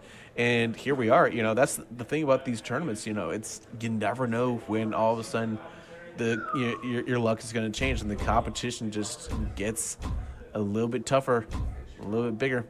And now we're going to see the Ember on Orion, a matchup once again there, one that Red Ninja 11 did not do well with in Game 2. And we're going to see that rematch here in game number 4 to see if they can stay alive and force a Game 5. Brawl. Yeah, which would be interesting to see, but we'll have to actually see it come to fruition before we really make any comment on it. All right. So, bow starter. Always love bow gameplay. One of the freest flowing weapons in the game. You know, people feel the can feel the oppression after those strings are starting to connect. Yeah, absolutely. And I think that this is one of those places where the bow, because everyone's saying that it was a weapon that everyone finds to be, very much in the meta, so to speak, very much a weapon that everyone finds to be not necessarily overpowered, but generally always strong. And this is a close match, but Ryan not going to get enough. Is Bean Soup going to get knocked out? That will be the first stop for Red Ninja 11. Yeah. It's actually insane. The edge guards there with that bow. Down air on the bow is just so nuts. Being able to send that downwards 45-degree angle really catches people off guard. Because usually to do those type of spikes, you have to commit a little bit more. At the bow, the risk reward is so skewed. This is a dangerous situation here for Bean Soup. Again, they are trying to secure another victory here and prove that they belong on Saturday. Yep, just trying to keep the ledge. But the Qatar is such a quick weapon. Allows Red Ninja 11 to immediately establish a stage presence. Now Orion on the back foot. Gonna have to dodge through. Wow, and that is equalizing there. And again, this is something that we didn't think was necessarily possible a few matches ago. There, we thought that Bean Soup was kind of down and out of it there. That they were just going to kind of lie down. But that's shows kind of the grit and determination of these players here. Is despite taking early, three early losses there, there is a mathematical chance here that they can still stay in it here, even though they are down to their final stock here on this map, which would force a Game 5 here to be the first Game 5 of this tournament. Yeah, I mean, and Red Ninja 11 is playing on his P's and Q's. I love the chase dodge there to kind of get up there and get that recovery. And you see the strings are starting to flow a lot easier. He's getting everything he wants, and Bean Soup is having to work a lot harder.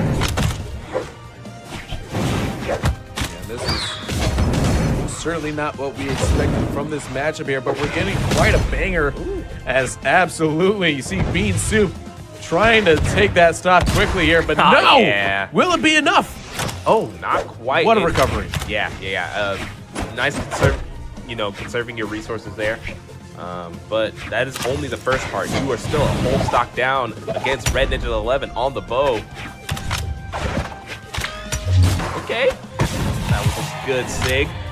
Even gravity canceled it to kind of avoid the ground pressure.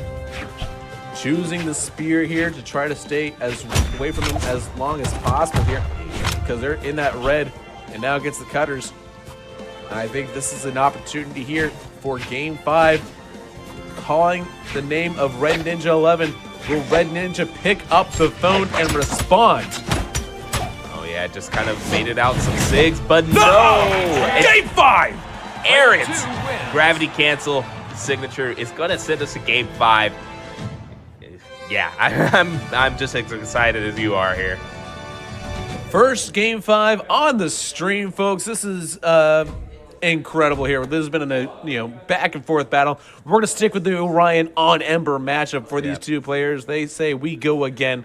Both of them have taken a victory with their respective champions against the other one. So now it's really just like, hey, who's built diffy? That's what it all comes down to. Who is built diffy in a Game 5 situation where it matters? This could potentially knock one of them out of the tournament mathematically. Again, Red Ninja 11 still in it, and I guess technically right now, Bean Soup mathematically still in it. Like either one of these could move on to Saturday. So this is kind of like that fight right here. I think whoever wins this one, we are going to see them on Saturday. Yeah, I mean, this one is for sure an important one. Like, whoever loses this for sure will have a much tougher time even trying to qualify. Probably could be completely out of the running entirely. So this is a must-win game for both players. Log on for scholarship opportunities tomorrow. Yes, indeed. And the music swells and crescendos with, it's quite apt, I think. It's a great stage to kind of finish it on this series, as both competitors battling back and forth here. Bean Soup here at the disadvantage right now, but takes a big hit there to Red Ninja 11. No, but takes the stock. Yeah, you gotta love it whenever one player hits them with a disarming force move, and then they come right back and hit them with the haymaker. Like, I'll make you pay for making me drop my weapon. All right, avoiding the moves, and here comes the Katars. I mean, Red Ninja 11 has been finding these strings that he's been longing for the entire bracket. It feels like these two are both playing at their peak potential right now. Somehow stayed alive off of that one there, still maintaining that 3 stock advantage there. Getting some good licks in now. Now switching over to the spear. But again, the more damage they're doing on that second stock, the more advantageous it grows. Finally taking it down. But Bean Soup here in a bit of a hole still. Yes, indeed. It's a little bit tough, but that lance, if you have a rocket lance, you have a way. Red Ninja 11 juggling their opponent a little bit here. Nice dodge there, and there goes the Sarah, but not able to find a follow-up. And wow, the spiking. Sig there, going to close out that stock in emphatic fashion. This puts Red Ninja 11 in prime position to take this home. Red Ninja 11, are they able to fulfill destiny here and secure this? Again, it's all in their own hands right now. Destiny could go either way. The scales currently even, tipping in the favor of Red Ninja 11. Will Bean Soup be able to shift the scales back in their favor? You gotta love that Sig being able to cover that jump in angle. Bean Soup has been utilizing it to its fullest extent, but Red Ninja 11 starting to catch on to habit, switches over to the bow, says, I'm gonna send you home with the quiver full. Oh, nice big hit there. Put a lot of damage on it there. Misses with that one, but quickly able to hit him back after a mistake there. This is dangerous for yes! Bean Soup! Game, set, match! Your winner, Red Ninja 11! An insane Sarah and to Dare combo. A nice connection for Red Ninja 11 to find in that Game 5 scenario. I'm really glad that he trusted his instincts with that bow. You know, he's been relying on the Katars as his main weapon, and it still is, and he was putting in work, but that bow sent it home. Yeah, and I think after a Game 5 like that, folks, we are going to have to take a quick break just to get our breaths back. When we come back, we'll have the finale of Friday Night Tournament right here. Do not be going anywhere.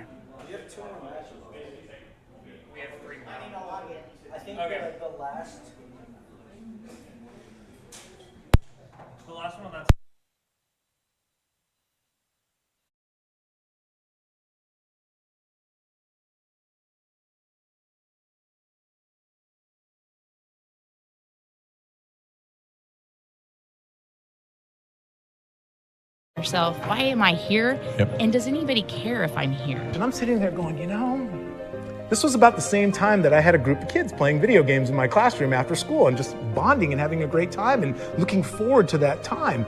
And I said, gosh, I feel like the answer here has something to do with gaming. Anything to capture those kids and keep them engaged in school and get them to school right now, we need that. And gaming will do that. There's an ecosystem here that is capturing these kids that didn't have a why for school. Right. And as an administrator, that's all I want is a why. So now when we talk about gaming concepts, this particular curriculum, this product, and we're bringing this to school, we're solving an age-old problem that we've had for decades, that we were talking about when I was a kid going, how can I get excited about school? And here it is. right here, where they can actually take a product, plug it in, give it to a teacher and saying, here's your solution you've been looking for. You can bring this into a building with your teachers, and it's innovative to where the students are going to be a part of something that is just bigger than them. Through gaming concepts, I really feel like I have even a stronger connection with students than I've had in the past 10 years of teaching.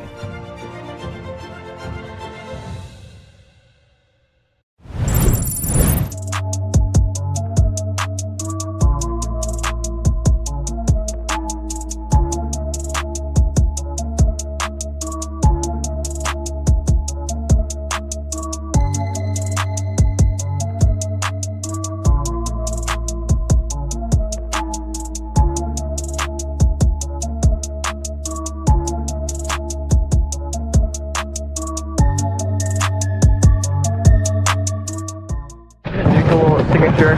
The issue with that though is it throws them too much. They can be readable by the and Devil doesn't have a weapon anymore. Oh! Really? What? The combo works? That's what I'm talking about here. But Dilly with the signature knockout coming in clutch. There should be a sound cue there. Koi is known to flash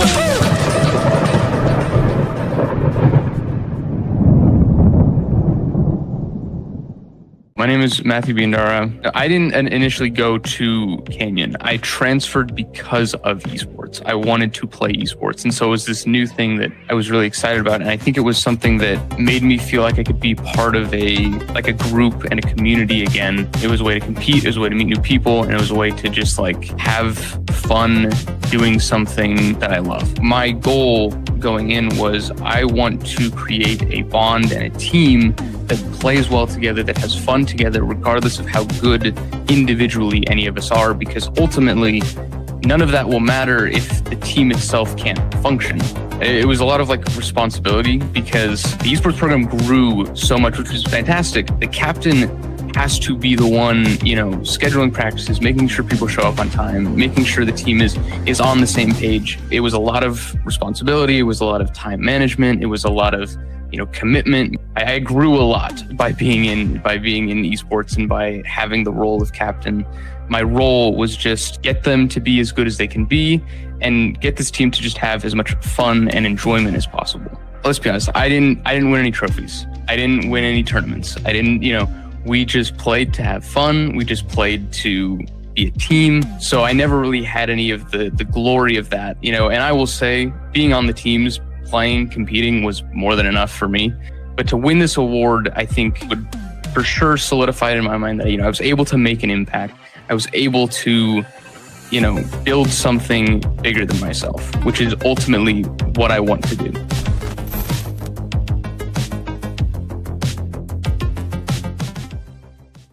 But legacy-wise, I want to leave a team that was a threat, a nightmare for people to play against. You can throw it up and you get your head lopped off by the chop man. Keep going, Shield wouldn't even fully recharge. They're still going to try and fight this out and win. Push out, nicely done. The double kill is a perfect. Lands first. Double there for Chunk Man. My name is Wiley Hall, or you may know me as the Chunk Man. What got me into gaming was just the aspects of games, single player games, having that story aspect, and multiplayer games having the teammates aspect where you have to comply with each other and able to perform a certain task or beat a certain opponent. So vocal is I'm loud and I'm crazy at sometimes, but certain moments where we've had where you say Generation Esports is your parent company. They did a while back, I think last December, they did a USMC tournament for Halo. We were in that actually, and we placed first. And I remember after that, I was jumping up and down, screaming we were all in our little voice call. We were all having some time. I push my teammates every day. I'm asking if they're able to play. If they're able to play that night, I'm reminding them to bring their controller, their keyboard, their mouse to play the next day at school. Our team has been the same for the 3 seasons. Me, Susage, the Artifact Kid, and Darker User. Us 4 have been there since the beginning. Over time, I feel like our effectiveness as a team and our friendship has grown the most. After I graduate, a trophy of us winning and pictures of us winning, that'd be the greatest thing I'd want to leave. I want to leave that even if you don't have the greatest stuff, you can still win nationally.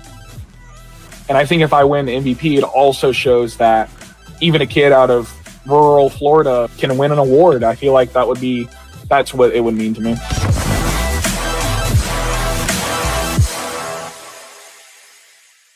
Hello and welcome back, folks. High school game now with Cchs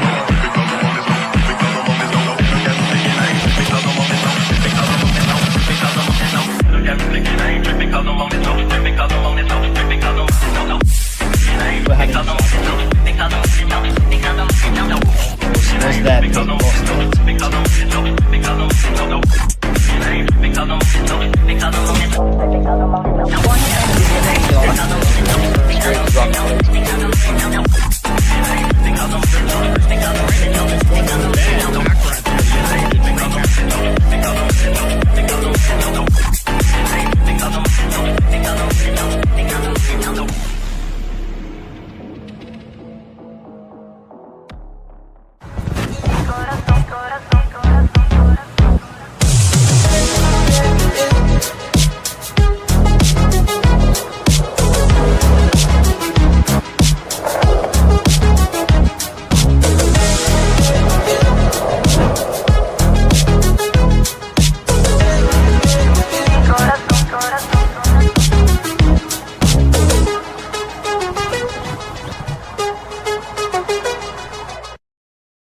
That's to my own horn or anything, but I think I play a pretty vital part in the winning culture that we have here at Hebron. You just won an enormous 9-3 comeback. Welcome back, folks, to high school Ely championships. Of course. We got the tournament. We got the Brawlhalla. We got Zaziv. We got Printer. We got Red Ninja 11. No, you. Oh, me, Big M. Yeah, Big M. Yeah, I was like, oh, wait. You. Oh, JT Displays. It's down there. Yeah. I'm glad that we have those, you know. Yeah. Subtitles are so helpful. It honestly, really, hard of hearing sometimes. When you get to my age, which is 31, you're going to start losing your hearing, folks. So what I'm saying is start wearing your protection now as we get into this one, because it's going to get loud. It's going to get crazy because we got ourselves a tournament still to play here. Red Ninja, not in this one, but Zazovid as his Printer. Two of the best competitors record-wise so far. Yeah, Zosif versus Printer, and this is an interesting one because this is a run back from the spring championship. Yeah, but this is a run back from the spring championship. I know Printer wants his run back after he kind of went down against Zosif previously, and they had an insanely close set. He's doing a good job of it so far. He's out there trying to prove a point right now, and the point he's proven is that he can, slobber knocker just about anybody. Mm-hmm. He can just go toe to toe and knock him out of the park with that devastating lance. It's kind of been his signature weapon so far, coupled with a spear or a hammer here or there. But it's really been that lance. That rocket lance has been doing so much work for him, right? Yeah, I mean, the rocket lance, very oppressive weapon, very powerful. If you play Brawl yourself, you know that it is something different to verse against a lance. And, with Sair, not only repositioning the lance, its insane disjointedness and just the combo potential that lance has, it all kind of stacks up into a very powerful weapon. And it's kind of funny too, because when we're talking to everybody here at the LAN, nobody really mentions it as an OP weapon or a top 3 weapon for them, right? It's just something that they kind of accept, but none of them really say, oh yeah, it's not really been top of mind for them. Yeah, it's always nobody wants to talk about Lance, but whenever you bring up Lance ARs, it's always a sigh, a groan. It's oh, 3, yeah, Lance. 2, because it is one of those weapons where it's really tough to play against. It's very strong sideways there, and you see, he's so quick on the weapon recovery there that, you see go, Lance on Lance right now. Yeah. But it's one of those things where, and I think this is a mirror matchup here, isn't it? Not quite. So, Zosif is on the Artemis, so instead of a spear, it's going to have the I thought it was Orion for a second there, so yeah that's what I was like. They got similar color schemes, that's where I'm like, wait a minute, is this a mirror? No, it ain't. Are the eyes tricking me here? Yeah, the eyes have mirrors. Okay, so we're going for the alley-oop here underneath the stage.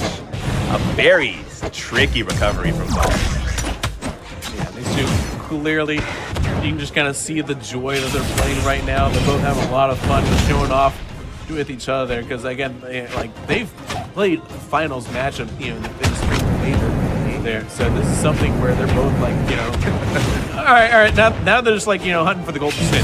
They're just kind of like both, get on their broomstick and just run around. Yeah, a little bit more like pod racing. They're just chasing each other that way. But there goes that helicopter ground pound. Spear ground pound, one of the most unique ground pounds in the game, as it doesn't do a direct spike. It just kind of sends at a nasty angle. Before that, it gets a very massive, generous hitbox. Yeah, and I think that's something that he's kind of exploiting there to his benefit there.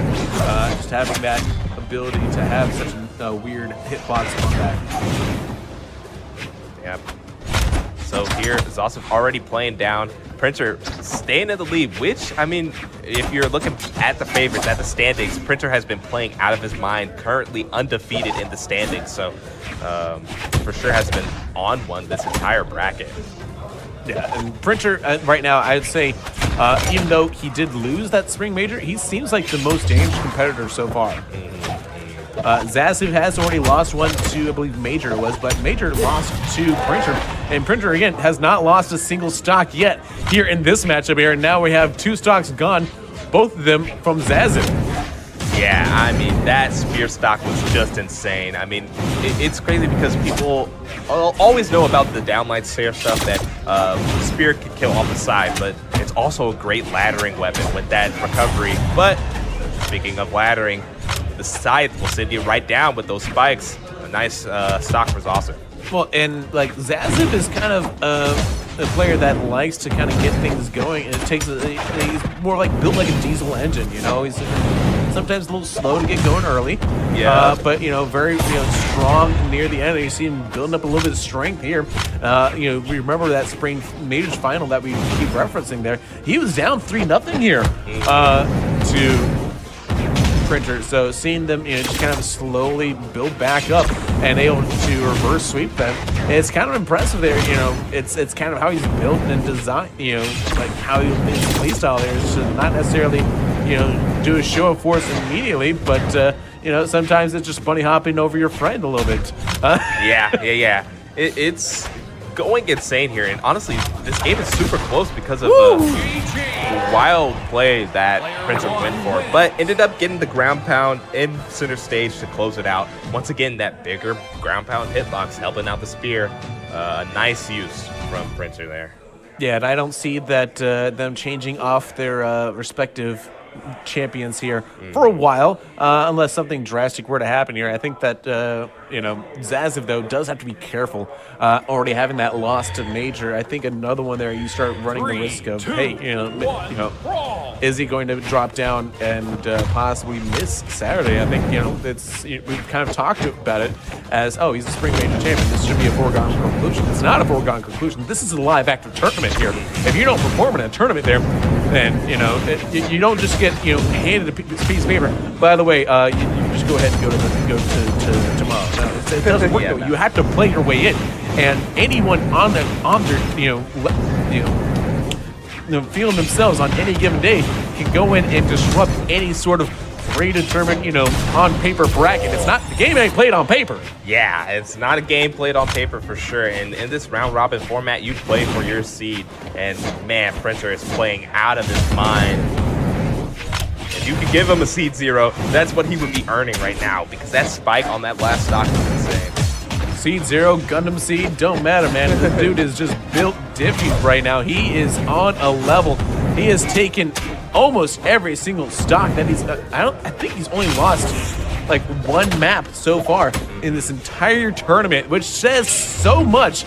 And I think it was Major that took, that made him lose a single map. Major, who already beat Zasif this tournament here. So it's so strong right now. But again, it could be something different tomorrow if he's not careful, because sometimes momentum, you take a sleep and all of a sudden the match disappears. So it just because that he's so dominant right now doesn't mean that he's gonna show up tomorrow and still be as cracked and as juiced as he is. That's why I say it's always important. Eat breakfast, have your Wheaties, that's what's important here, because now he's taking another stock here in game 2. Down to the final stock for Zaziv. What can Zaziv do to try to get back into this one?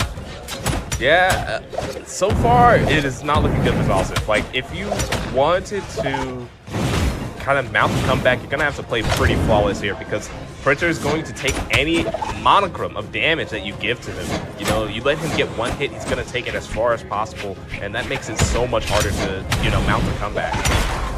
Oh, what a trade, and then the double recovery sends you sky high. HP Laser Jet Pro MPF Printer. They go again. Look at that. They're just like, they're ready to get back into this one. Just boom, boom, boom, boom, boom, boom, boom. Just heavy hitting. It's like, we don't care about switching characters. Give me your best. I'll get my best. We're just going to keep punching each other until one of us walks out champion in this one. That's how they're placing this one. And I appreciate that kind of moxie where they're just trying to keep hitting at each other until one of them flinches. Yeah, I mean, they're just going blow for blow, and unfortunately for Zaziv, Printer's coming out on top every single time. You know, he's like, I can take like 10 more jabs from you. You're going to have to come a little bit harder. It's like, he's, you know, punch in the mouth, he just kind of gets up and says, I can do this all day, you know? Yeah, dude. Didn't know there would be so many, you know, Marvel, you know, MCU references, you know, in this cast. But, you know, here we are, you know. Sometimes you don't know where the cast is going to take you. You just kind of go there. You kind of ride. You got to flow. Oh. And there goes the ladder combo, the double D-light, and the extended weapon drop sets up the dare perfectly. Well, that's a tough one for Zaziv to lose, but Printer honestly firing on all cylinders. Yeah, this is so dominant right now here. Printer just trying to, just, you know, was it just kind of like, you know, sim to finals type thing, you know, when in the Madden, you know, it's kind of like, you know, sim to next big type thing. Yeah, just sim to next week. Yeah, exactly. That's kind of what he's trying to do. He's trying to, like, you know, speed run this right now, but Zaziv still will not be taken for granted here as he's able to take a second stock here and try to force a game 4 right now. Yeah, speaking of simming to the next week, I would get so mad when I sim and I'm up like 10 points, and all of a sudden I lose that sim because I just let go of the wheel. Printer has to stay focused. He can't, you know, start autopiloting. Zaziv is still a very powerful competitor, as we saw with 2 quick 0-to-deaths like back to back there. Yeah, as we all know, you know, it doesn't matter how much autopilot you might have in you there. It's still not necessarily, you know, street legal in any state there. So because it's been proven to not really be the most effective way to drive. You know, you still got to keep your hands on the wheel there. Yeah, shocker. Oh my gosh, the recovery. He was sharking hard there with all of his jumps and all of his resources. But in the red on the last stock, it would be impressive if Printer could pull this off. Yeah, but, you know, that being said, you know, you're still seeing Zaziv still has the advantage right now. But that is a tenuous hold, right? Because you can see just how quickly Printer is able to turn the tide. And now it's going to be curtains. Yep. And we have game 4. What a powerful stare for Zaziv to put himself on the board. Not going to get a 3-0 in a handshake, but Printer's most definitely looking to do a gentleman's sweep. We're getting the Scarlet here. Yeah, so instead of the spear, we get the hammer. Yeah, once again, I mean, I'm over here a big Scarlet stan. Personally, I can't play her, so I love seeing other people play her. 3, 2, 1. Big ups. We'll have to see. I mean, Scarlet most definitely a lot more of a big brutish hits than Orion's like large sweeping swipes, right? And sure, and like she's the only character that we've seen in the tournament that even has a hammer at all. So it's just such a unique play style comparatively to any other, you know, character that we've seen. Yes, indeed. But the double dare almost, if you caught that jump with the Sair, that would have been the stock. But here we go. Printer fighting back, and what a nice finisher there with the Sig. Yeah, nice big damage there going down onto the Artemis. Yeah, but dropping the string there. Oh, yeah, you can see Zaziv just trying to find blood in the water wherever he's searching. Is able to recover a little bit of that damage there. Put him a little bit closer there, but again, Printer still maintaining a slight edge advantage there. Tried again with the weapon throw. Didn't succeed that time. And here comes the other way around. Yeah. Smacked with a tea kettle. And there's old tried and true D-Lights there. A very consistent kill option from Hammer, which makes it one of the best secondary weapons to have at your person because you could just seal out stocks with a very safe button. And it really doesn't feel like, despite all these heavy attacks, that, they're really losing too much speed either, because that's one of the benefits of that lance. It's just how quick and heavy it is. Yeah, I mean, it has the best of both worlds, literally, because it could literally delete your stock before red percents, but also it's moving around like it's one of these quicker weapons. It do be zooming. Oh my goodness, the ground dunk. pound. Head on. That is a soul stealer. Zazev, though, he has the fight in him to continue to fight. Oh, man, we're doing the chase downs. Oh, that ground pound could be fatal. And there's the weapon throw. No! Game, set, match. Wow, Printer there. Picking up the victory after only dropping 2 maps in the entire tournament. Yep. The gentleman's sweep, it was like, yeah, Zazev, you're a very strong competitor. Of course, you're going to take at least 1 game, but I'm going to put it away immediately after. Printer not one to mess with, man. No, I would not. I would not want to meet Printer in a dark alley in Brawlhalla. That's for sure. Because they would take all my money. That's what not that there's really too many dark alleys in Brawlhalla. It's very well lit. That's one thing. Give credit where credit's due. In the fighting afterlife, it is quite well lit. It's very vibrant.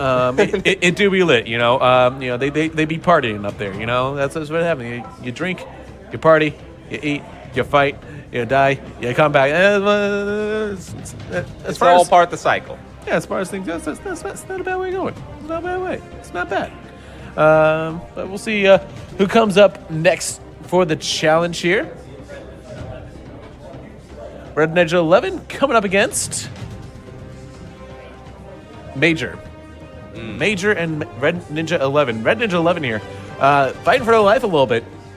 Yeah, a little bit. I mean, with Zosev's loss, they probably are around like 3rd or 4th in the standings. Yeah, I think probably double fact check me there, but Red Ninja 11 for sure on the lower half of qualifying. Yeah, I would say that with that last, I think they got probably a similar record to Red Ninja 11 and Zazev. So they're kind of right there, on that bubble. Major has already, I believe, punched their ticket. We know that Printer has punched their ticket. So we know the top 2 right now as it stands. For sure. But it's just, who those last 2 spots. Yeah, those last 2 spots are still kind of up for grabs. And I think there's probably 3 people that can kind of take those spots right now. It's just like it might be razor thin margins right now. I think that it could go either which way.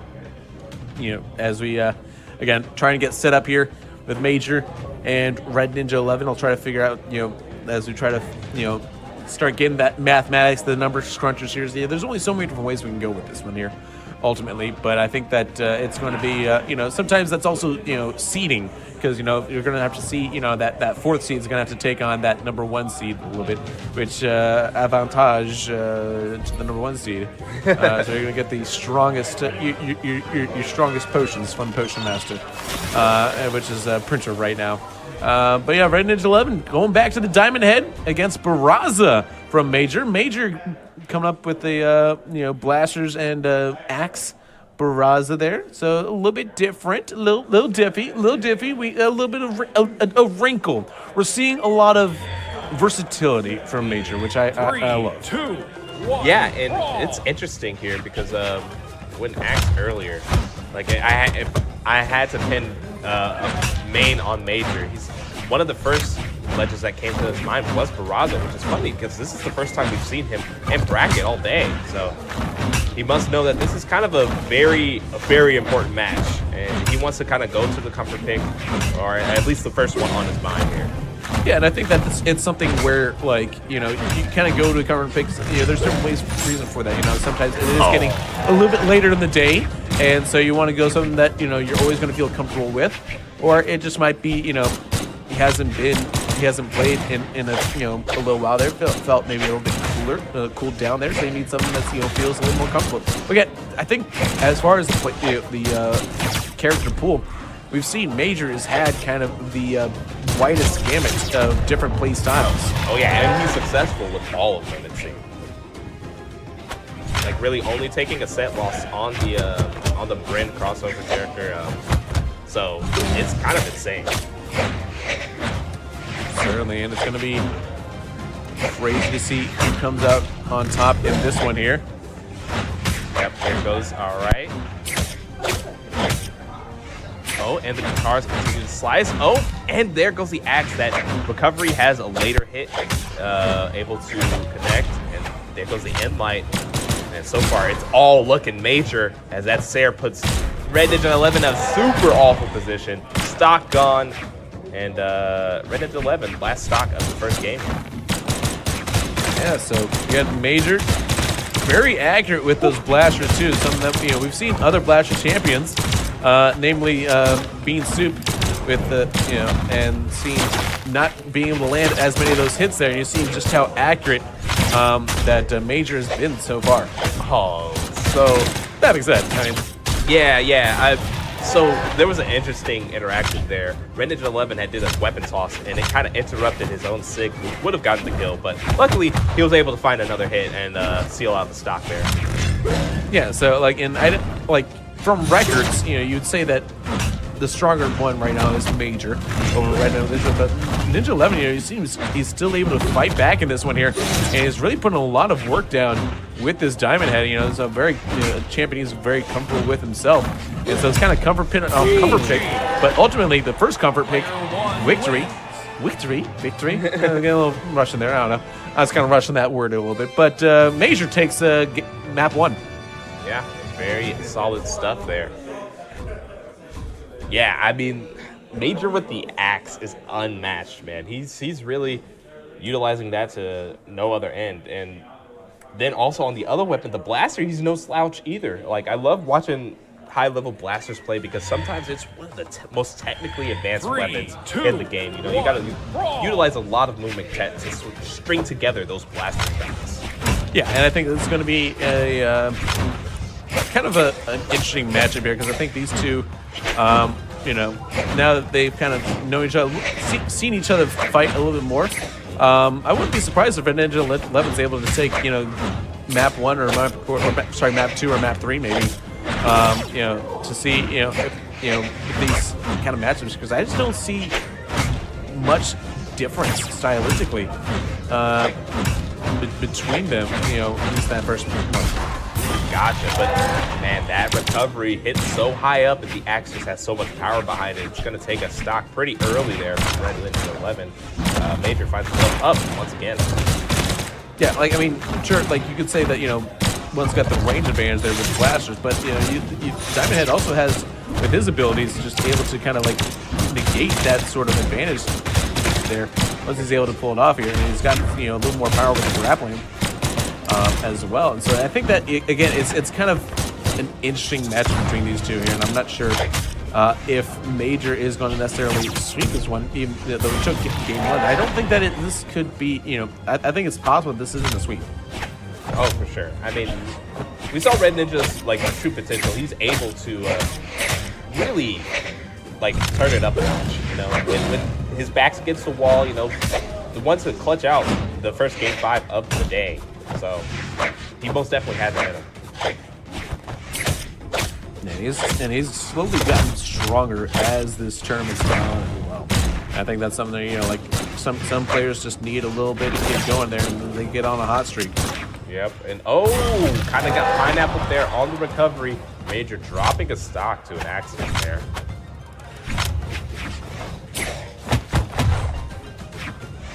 Yeah, Major unfazed. I mean, he's probably had the most amount of accidents in the entire tournament. He dropped a stock in a couple sets ago, just completely by his own fault.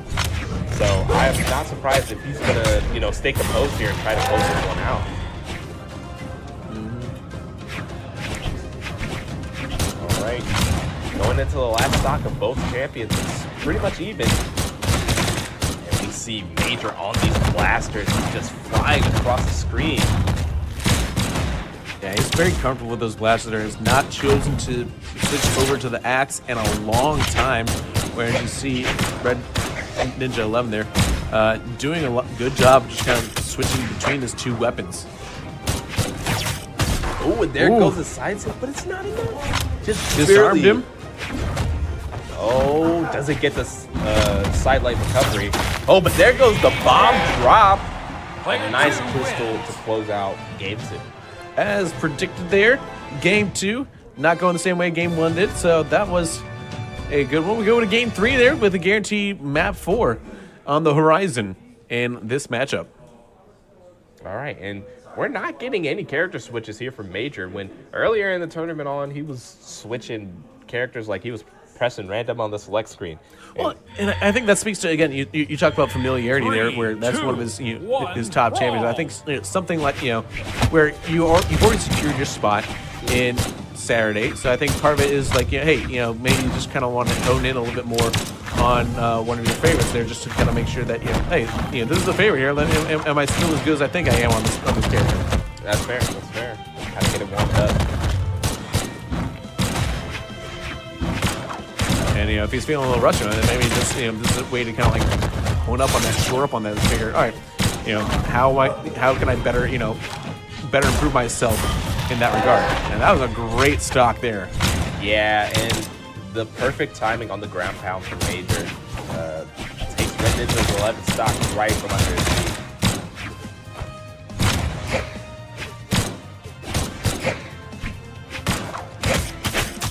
Finally getting some licks in there. To kind of face them the wrong way there. It's always interesting when they kind of like, you're like back to back and like, oh, what do you mean you're fighting? Yeah, they're just kind of shimmying. What a dodge there. What's the dodge doing? What is the dodge doing? What tricky movement in the air. Even without of resources, Major is not out of a chance. Just fair. Nice big power moves there from Diamond Head. Oh, yeah. There we go. The reversal recovery. Gonna seal out the stock there. Ooh, wrong way on the down air there, but and almost recovered from it there. Yeah. Nevertheless, always punished, as they say. Yeah, gotta love the unarmed downline recovery. A nice kill confirmed to have even without a weapon.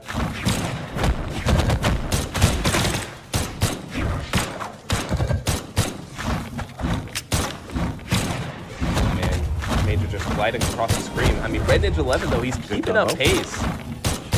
Yeah, nice little combo there by the Diamond Head and Red Ninja 11. Able to knock his opponent off the screen a couple times. Misses on that one there, and this could be an opportunity to counter for Major. He's able to get blasted off again here. Now it is a single stock game. Yeah, that was a good chase down with the side sig on Red Ninja 11's part. Oh, we are double tripling up on those hits. The piece combo is continuing. These strings don't stop. All right, Major finally firing back, literally. Nothing like a Major party, because Major party don't stop. Oh, both team. Oh, so close here. There it is. It was a tough time because Red Ninja 11 missed the recovery follow-up, the finisher to his combo, and ended up getting hard punished there with the double there. On to get to map 4 now, and we are sticking with our favorites. Yep. So this is, once again, an opportunity, both of them have drawn blood. Both of them gotten close. It's just a matter of, can Major finish this one in 4, or do we go to game 5? 3, 2, 1, brawl!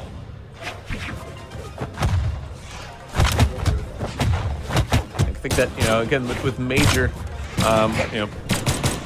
really coming in from Maryland there. Like I said, he is committed to college in Pittsburgh there. I think it's that major of robotics, I believe. Yeah. Let me check my notes here. boy, in the meantime, Major had another... Computer science. Oh, yeah, for Harrisburg University in Pittsburgh.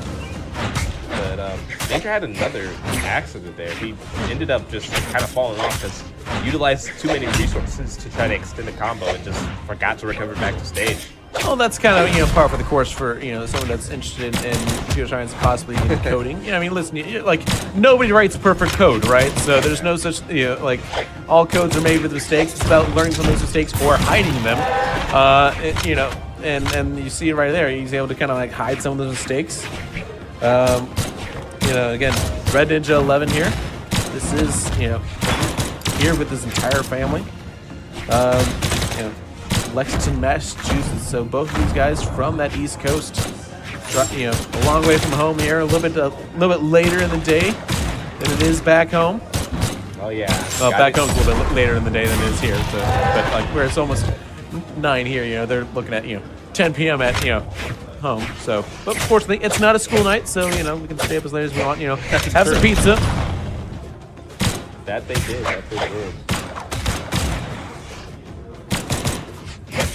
Keeping it locked in. Yes. There goes the down air to Sayer. Oh, another Sayer disarmored.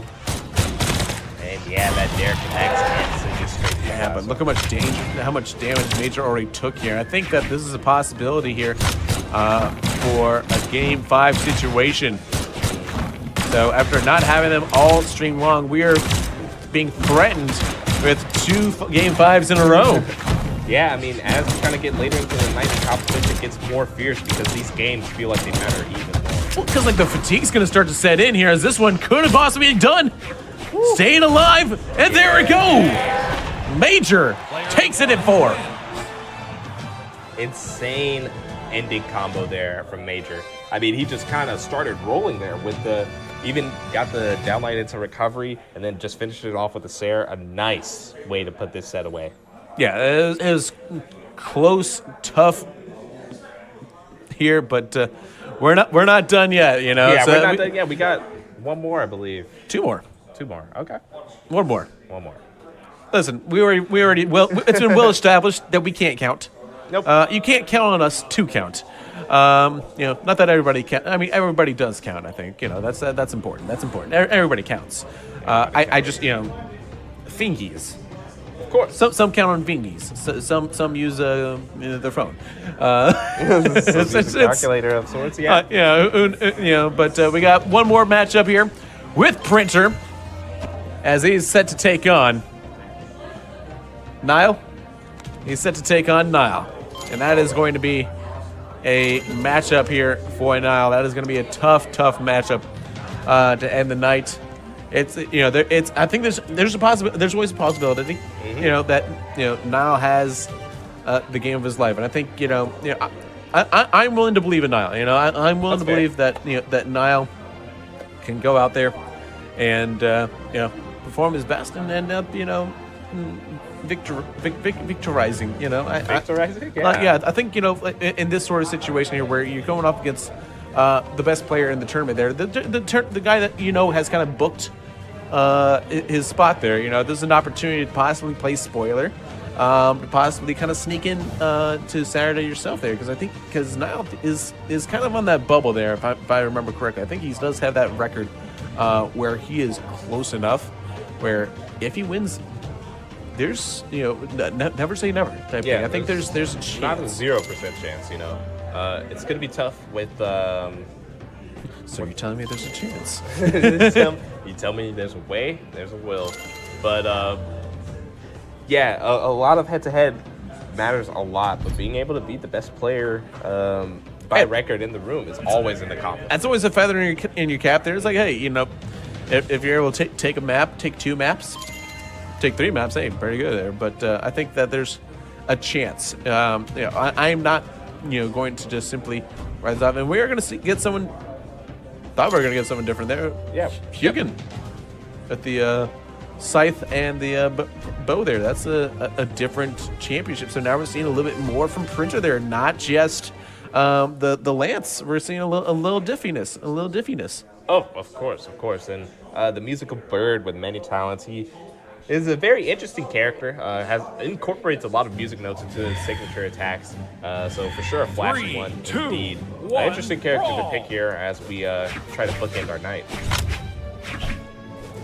And he's so quick to usually get that first weapon here, and here he is, getting the second weapon as Nile getting the first bit of damage in. That's hey, good confidence booster there. Doing a good job maintaining the edge control here. Yeah, that was a nice spike there, but unable to really capitalize too hard off of it. But doing a lot of positioning here today. Yeah, clearly respects the game of Printer, not really allowing him to get in close, and that is a first stock there. So, as Printer not able to recover that one. Yeah, he was looking to kind of touch the wall there, but just did not, did not get there cleanly enough. Just fell short by a little bit. Yeah, so I don't know if there may have been possibly, this might be a champion that Printer isn't as comfortable on. So that's entirely possible that, as clinical as we've seen from him there, this could be a champion that is maybe experimenting a little bit more with, trying to improve with. Whereas, like we know with Nile, Dragoneer is kind of his main there. That's his baby. Yeah.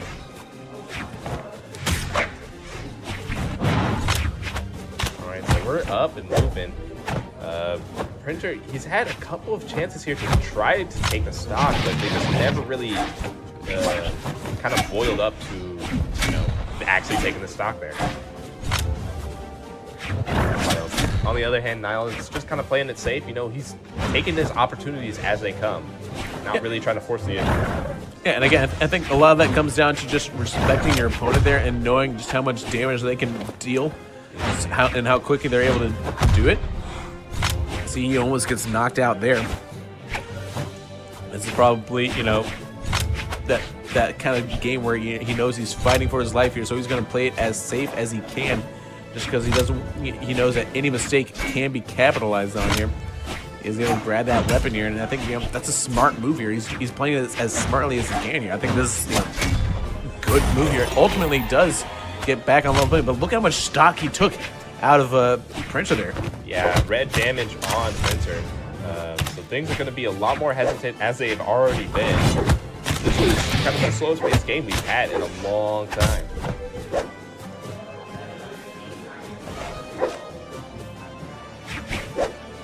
All right. Oh, nice jump read with that recovery there.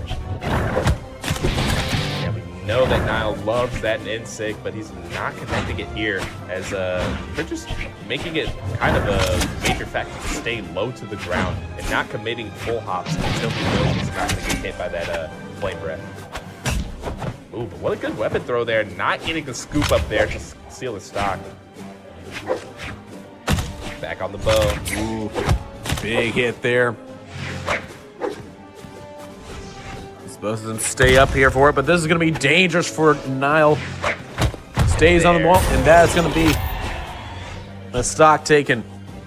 Yep, that scoop up, the GC downlight confirms right into the ground pound, so it will always clean up stocks, especially on that ledge area. Ooh, that's a good but ground quickly able to retake a stock there, and not willing to wait for another weapon to respawn. Quickly grabs another one here. Yeah, they're down to one stock apiece here, but that bow is so devastating. Trying to knock him out. Good weapon throw that time. It was looking kind of spicy off stage, but Niles lives to fight another day.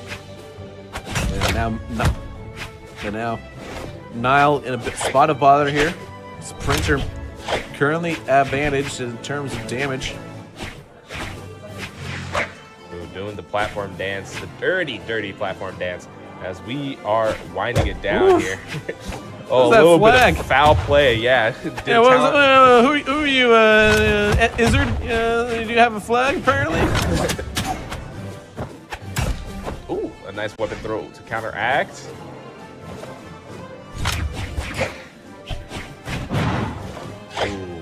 Ooh, good patience. Yeah, tried to telegraph like duck. Tried to telegraph like he was going for the weapon spawn, but held his ground, and Printer showing that he has immaculate mind games. Okay, double down light into the dare. Yeah, this battle's gone on for quite a while. This is dangerous here. We're down within 3 minutes, and finally, first game going to Printer there, but what a fight by Nile. Yeah, I mean, let's take it down to 3 minutes. Those two did a lot of positioning in neutral. But yeah, the bow with the end light, gonna close it out. I mean, eventually that move will take it when you hit those deep red percents. Yeah, that was good. That was a lot. That was a really impressive game there ultimately. But we'll see what happens with game 2. See if Nile makes any changes, or if indeed Printer makes any changes here, as we haven't quite seen. And it looks like they're taking time here, so clearly I think that there might be some changes here for the from the select character screen. Yeah. Character pick really determines how you're going to be playing, so I'm very intrigued as to what we're going to get. Are we running that back with the Hugo? Yes, indeed. All right, so ultimately they choose the same, but a little bit of gamesmanship there. I think that's a something trying to get in the head. There a little bit of mentality there. Hell yeah. Sometimes that's all you need is you just need a little bit of the mental competitive edge, just a little bit of gamesmanship, a little bit of that chess off the board, so to speak. Yeah, I mean, if it's an advantage, you got to take it. So if you feel like there's a chance that you could kind of belittle your opponent and get an advantage off of that, that's his bet. That's the best competitors are going to take it.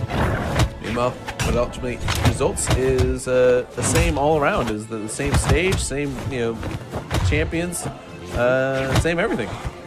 Yes, indeed, and we are unarmed scrapping right now. It's like the question is, will it be the same result? That's the biggest question, right? Oh, recovery there. That uppercut has a little bit of base to it.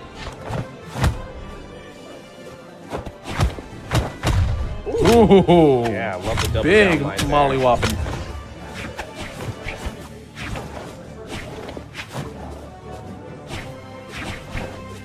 Faked to go for the weapon grab, does go for it now. Immediately throws it on the ground. Yeah, you can tell Printer's he's fishing. He's fishing either for like one of the big haymaker moves or for that downlight, which does confirm it to a lot of unarmed kill potential. Ooh, nice. Yeah, I do love the GC down strong there. That breakdancing move, it stays out for a long time. A nice strong hitbox. I think they've just decided to just start fighting here. Just scrapping. Eventually, everything always comes to blows, right? Oh wow, what a combo. Yeah, the quad D-light combo, very cursed, very big for Printer there to connect.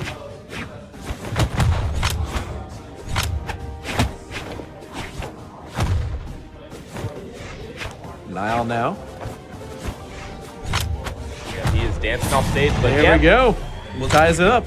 Very low, very high percents there, so obviously going to drop to the lightest butterfly tap. Well, if there might have been a gentleman's agreement there to not use weapons too much until after everyone's taking the stock. Hard to say.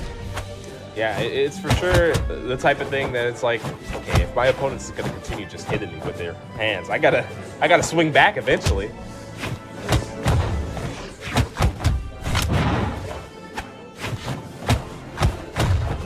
There goes the double D-light combo. Yeah, just doing a lot of sliding right now. Yeah, Printer really so cagey there. That big haymaker puts Niles in a bad position, and there goes the ground pound. Yeah, but Nile there, he's I'd say he's being put over a little bit here by Printer. His opponent's putting him over there a little bit. There. He's definitely holding his own here, showing he can scrap with one of the best ones in the tournament here, and should take that stock potentially. Oh, so close. Reversal. Oh, there it is. On the corner of the stage there. Tried to get the triple recovery there. Not quite connected. Yeah, very close here.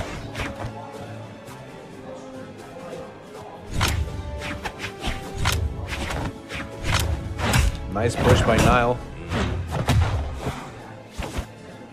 All right.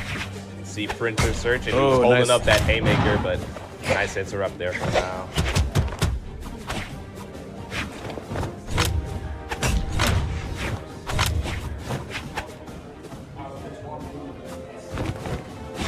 They both went for the down strong there. Not quite connecting on either of their part. Oh, so close between these two. And it's getting down to the nitty gritty, but down to brass tacks. Nile is at the higher percent, so it's going to be tougher for him, but he does possible. get a GC downlight there.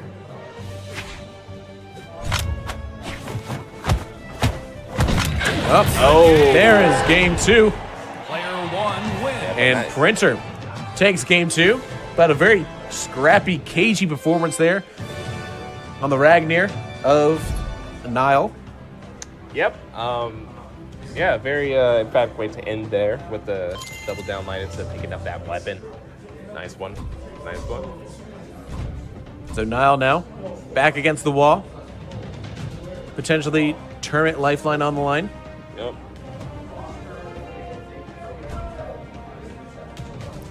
It's tough, but not impossible. That's what I always want to say. It's like it's not impossible yet. So yeah, it's you know, certainly something that, you know, I think if Nile can surprise us here, I think that would, you know, be probably 3, 2, the biggest surprise of the tournament here. Certainly, but you know, one that would be a welcome surprise, right? Oh yeah.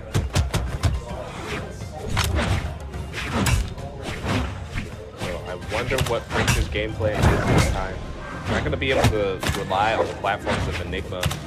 That tri-plat layout is no longer, as we are on Demon Island, which is just one long stage. No platforms to reside on.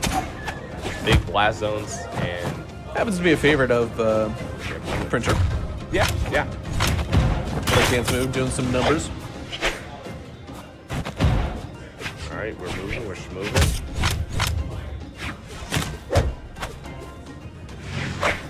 Oh, we're grooving to the regular night.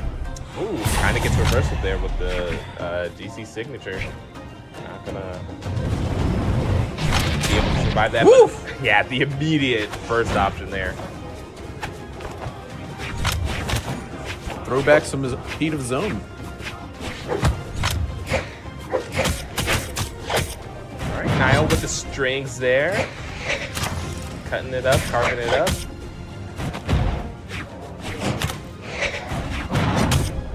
Oh, another signature to reversal. Like enough resources to make it back. Insane. Incredible there. Nice pop there. Oh no, can he get it back? Yeah, bounced up like a bounce ball, but a nice wall touch there. Doesn't get the scoop though.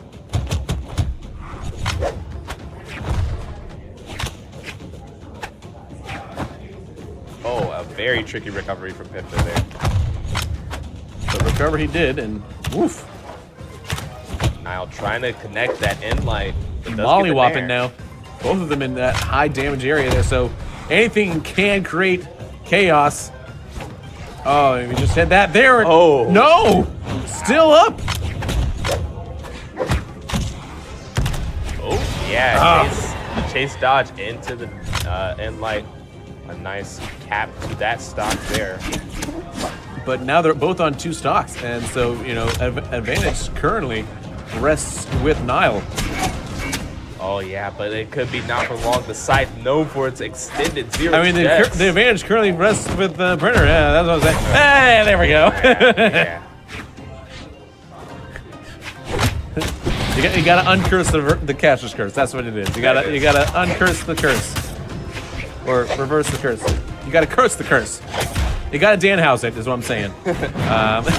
You just gotta point at it. Curse. All right, the recovery right on to the stage. Can dodge it, but does that sig? It's always gonna come. I mean, Nile just loves that neutral sig there. Woof! Nice bit of damage there.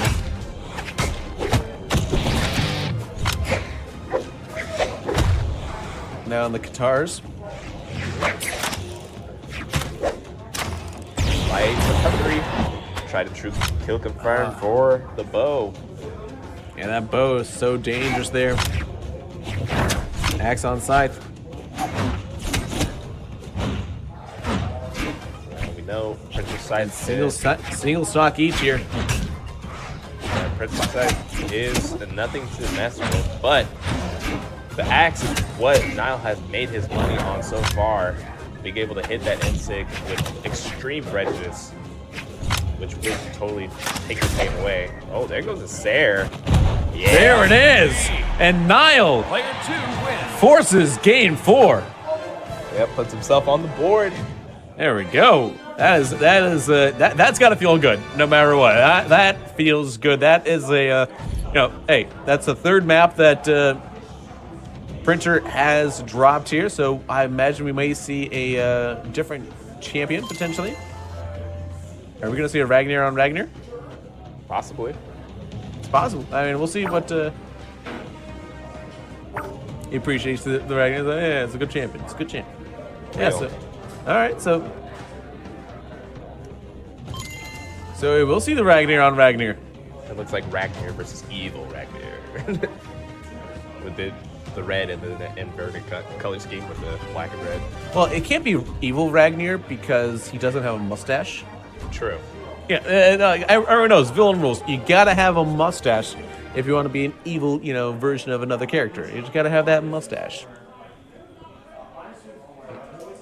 But you can see where they kind of allocated a little bit different, points there. So one's more defensive minded, one's a little bit more offensively minded. 3, 2, 1, ball. So now, the battle of the Dragonborn. Dovahkiin. Yes, indeed.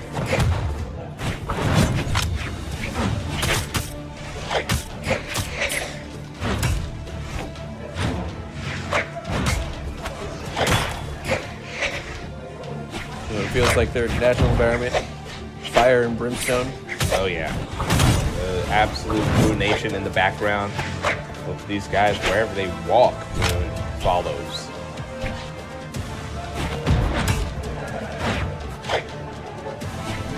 Ragnar with a good hit on Ragnar. Yeah, good job, Ragnar.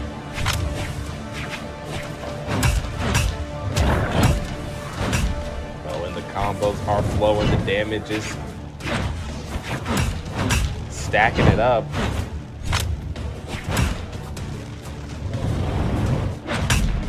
Oh, nice big smack there. Yeah. And just recovery after each other. Printer coming out on top in that exchange. Yeah. Kind of wonder if Printer is trying to just choose his opponent's favorite champion there, almost as a message, as he still hasn't lost a stock yet, and he's very nearly about to take 2 stocks. All right, nice. Oh, and there that's a second stock there. Yep, that signature, that match point. Yeah, Niall has been taking other people's stocks, but finally gets the brunt into that. Oh, the taste of his own medicine. Yeah. Oh, and that's a tough commitment, but oh wow, they both recover somehow. Yeah, Printer didn't really full send it there, and ended up getting reversaled on.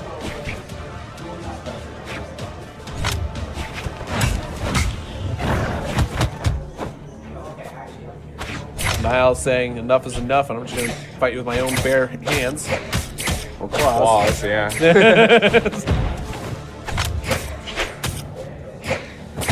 Ooh, there goes a haymaker right to the face.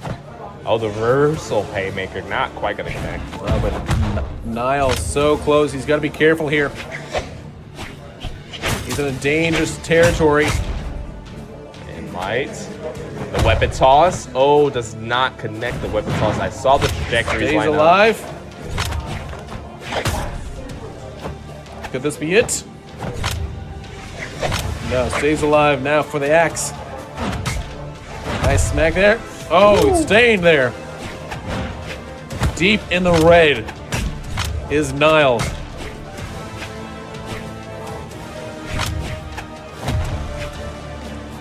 fighting against the indomitable force of this tournament.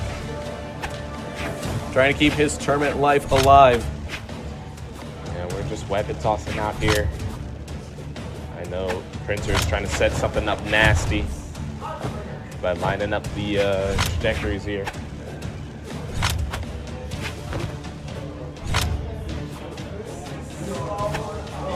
And that's a little bit of a weapon merry-go-round.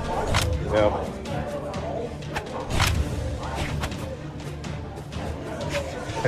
Platform, you know, taking its time.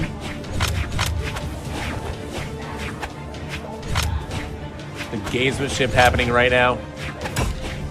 As both of them fighting for that little advantage. Waiting for that perfect opportunity. Possibly to find a strike. It's battle of the... Nile dancing, he's in danger. One false move, and it could be curtains. Yep. Just the absolute Printer ruin. And a bit of a jam himself. Might need to check the spooling service. Might need to restart that. We're here weapon juggling. He might be low on cyan. Yeah. Trying to work on this axe. Ooh, the dodge there.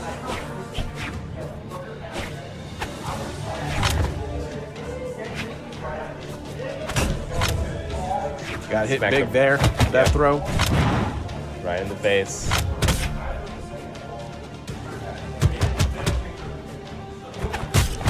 And there it is. Victory for the Printer. And that means that Nile unfortunately faces defeat once again. And that is it for Friday Night Brawlhalla. Yes, the High School Esports League Nationals, baby. We're here, and if you're just tuning in, you missed all the action as our round robin has just concluded. Printer going a stark undefeated streak. Undefeated. Yeah. Bill Diffie tonight. Will that show up tomorrow? We don't know. We don't. You know, I'm not a mind reader, guys. Like I don't. There's no script here. All right. This is what we got. All right. We ain't got much here. All right. We ain't got a script. But we do have a top four, which we'll be playing. I know we got Printer, we got Major, we've got. We don't have the standings. All right, so we've got Suspense, which will be revealed at a later time, possibly here, possibly on Twitter. I don't know. But what I do know is that we've got to we're getting the wrap-up signal here. So I'm going to say thank you guys so much for watching us today. Make sure you follow us for more. We will be on the main channel tomorrow. Yeah, first thing tomorrow. Twitch.tv/HSEL. Just HSEL. HSEL. Yes, indeed. Twitch.tv/HSEL. For Big M, for our producer, I am JT Displays. Thank you guys so much for watching us today. We will see you all tomorrow.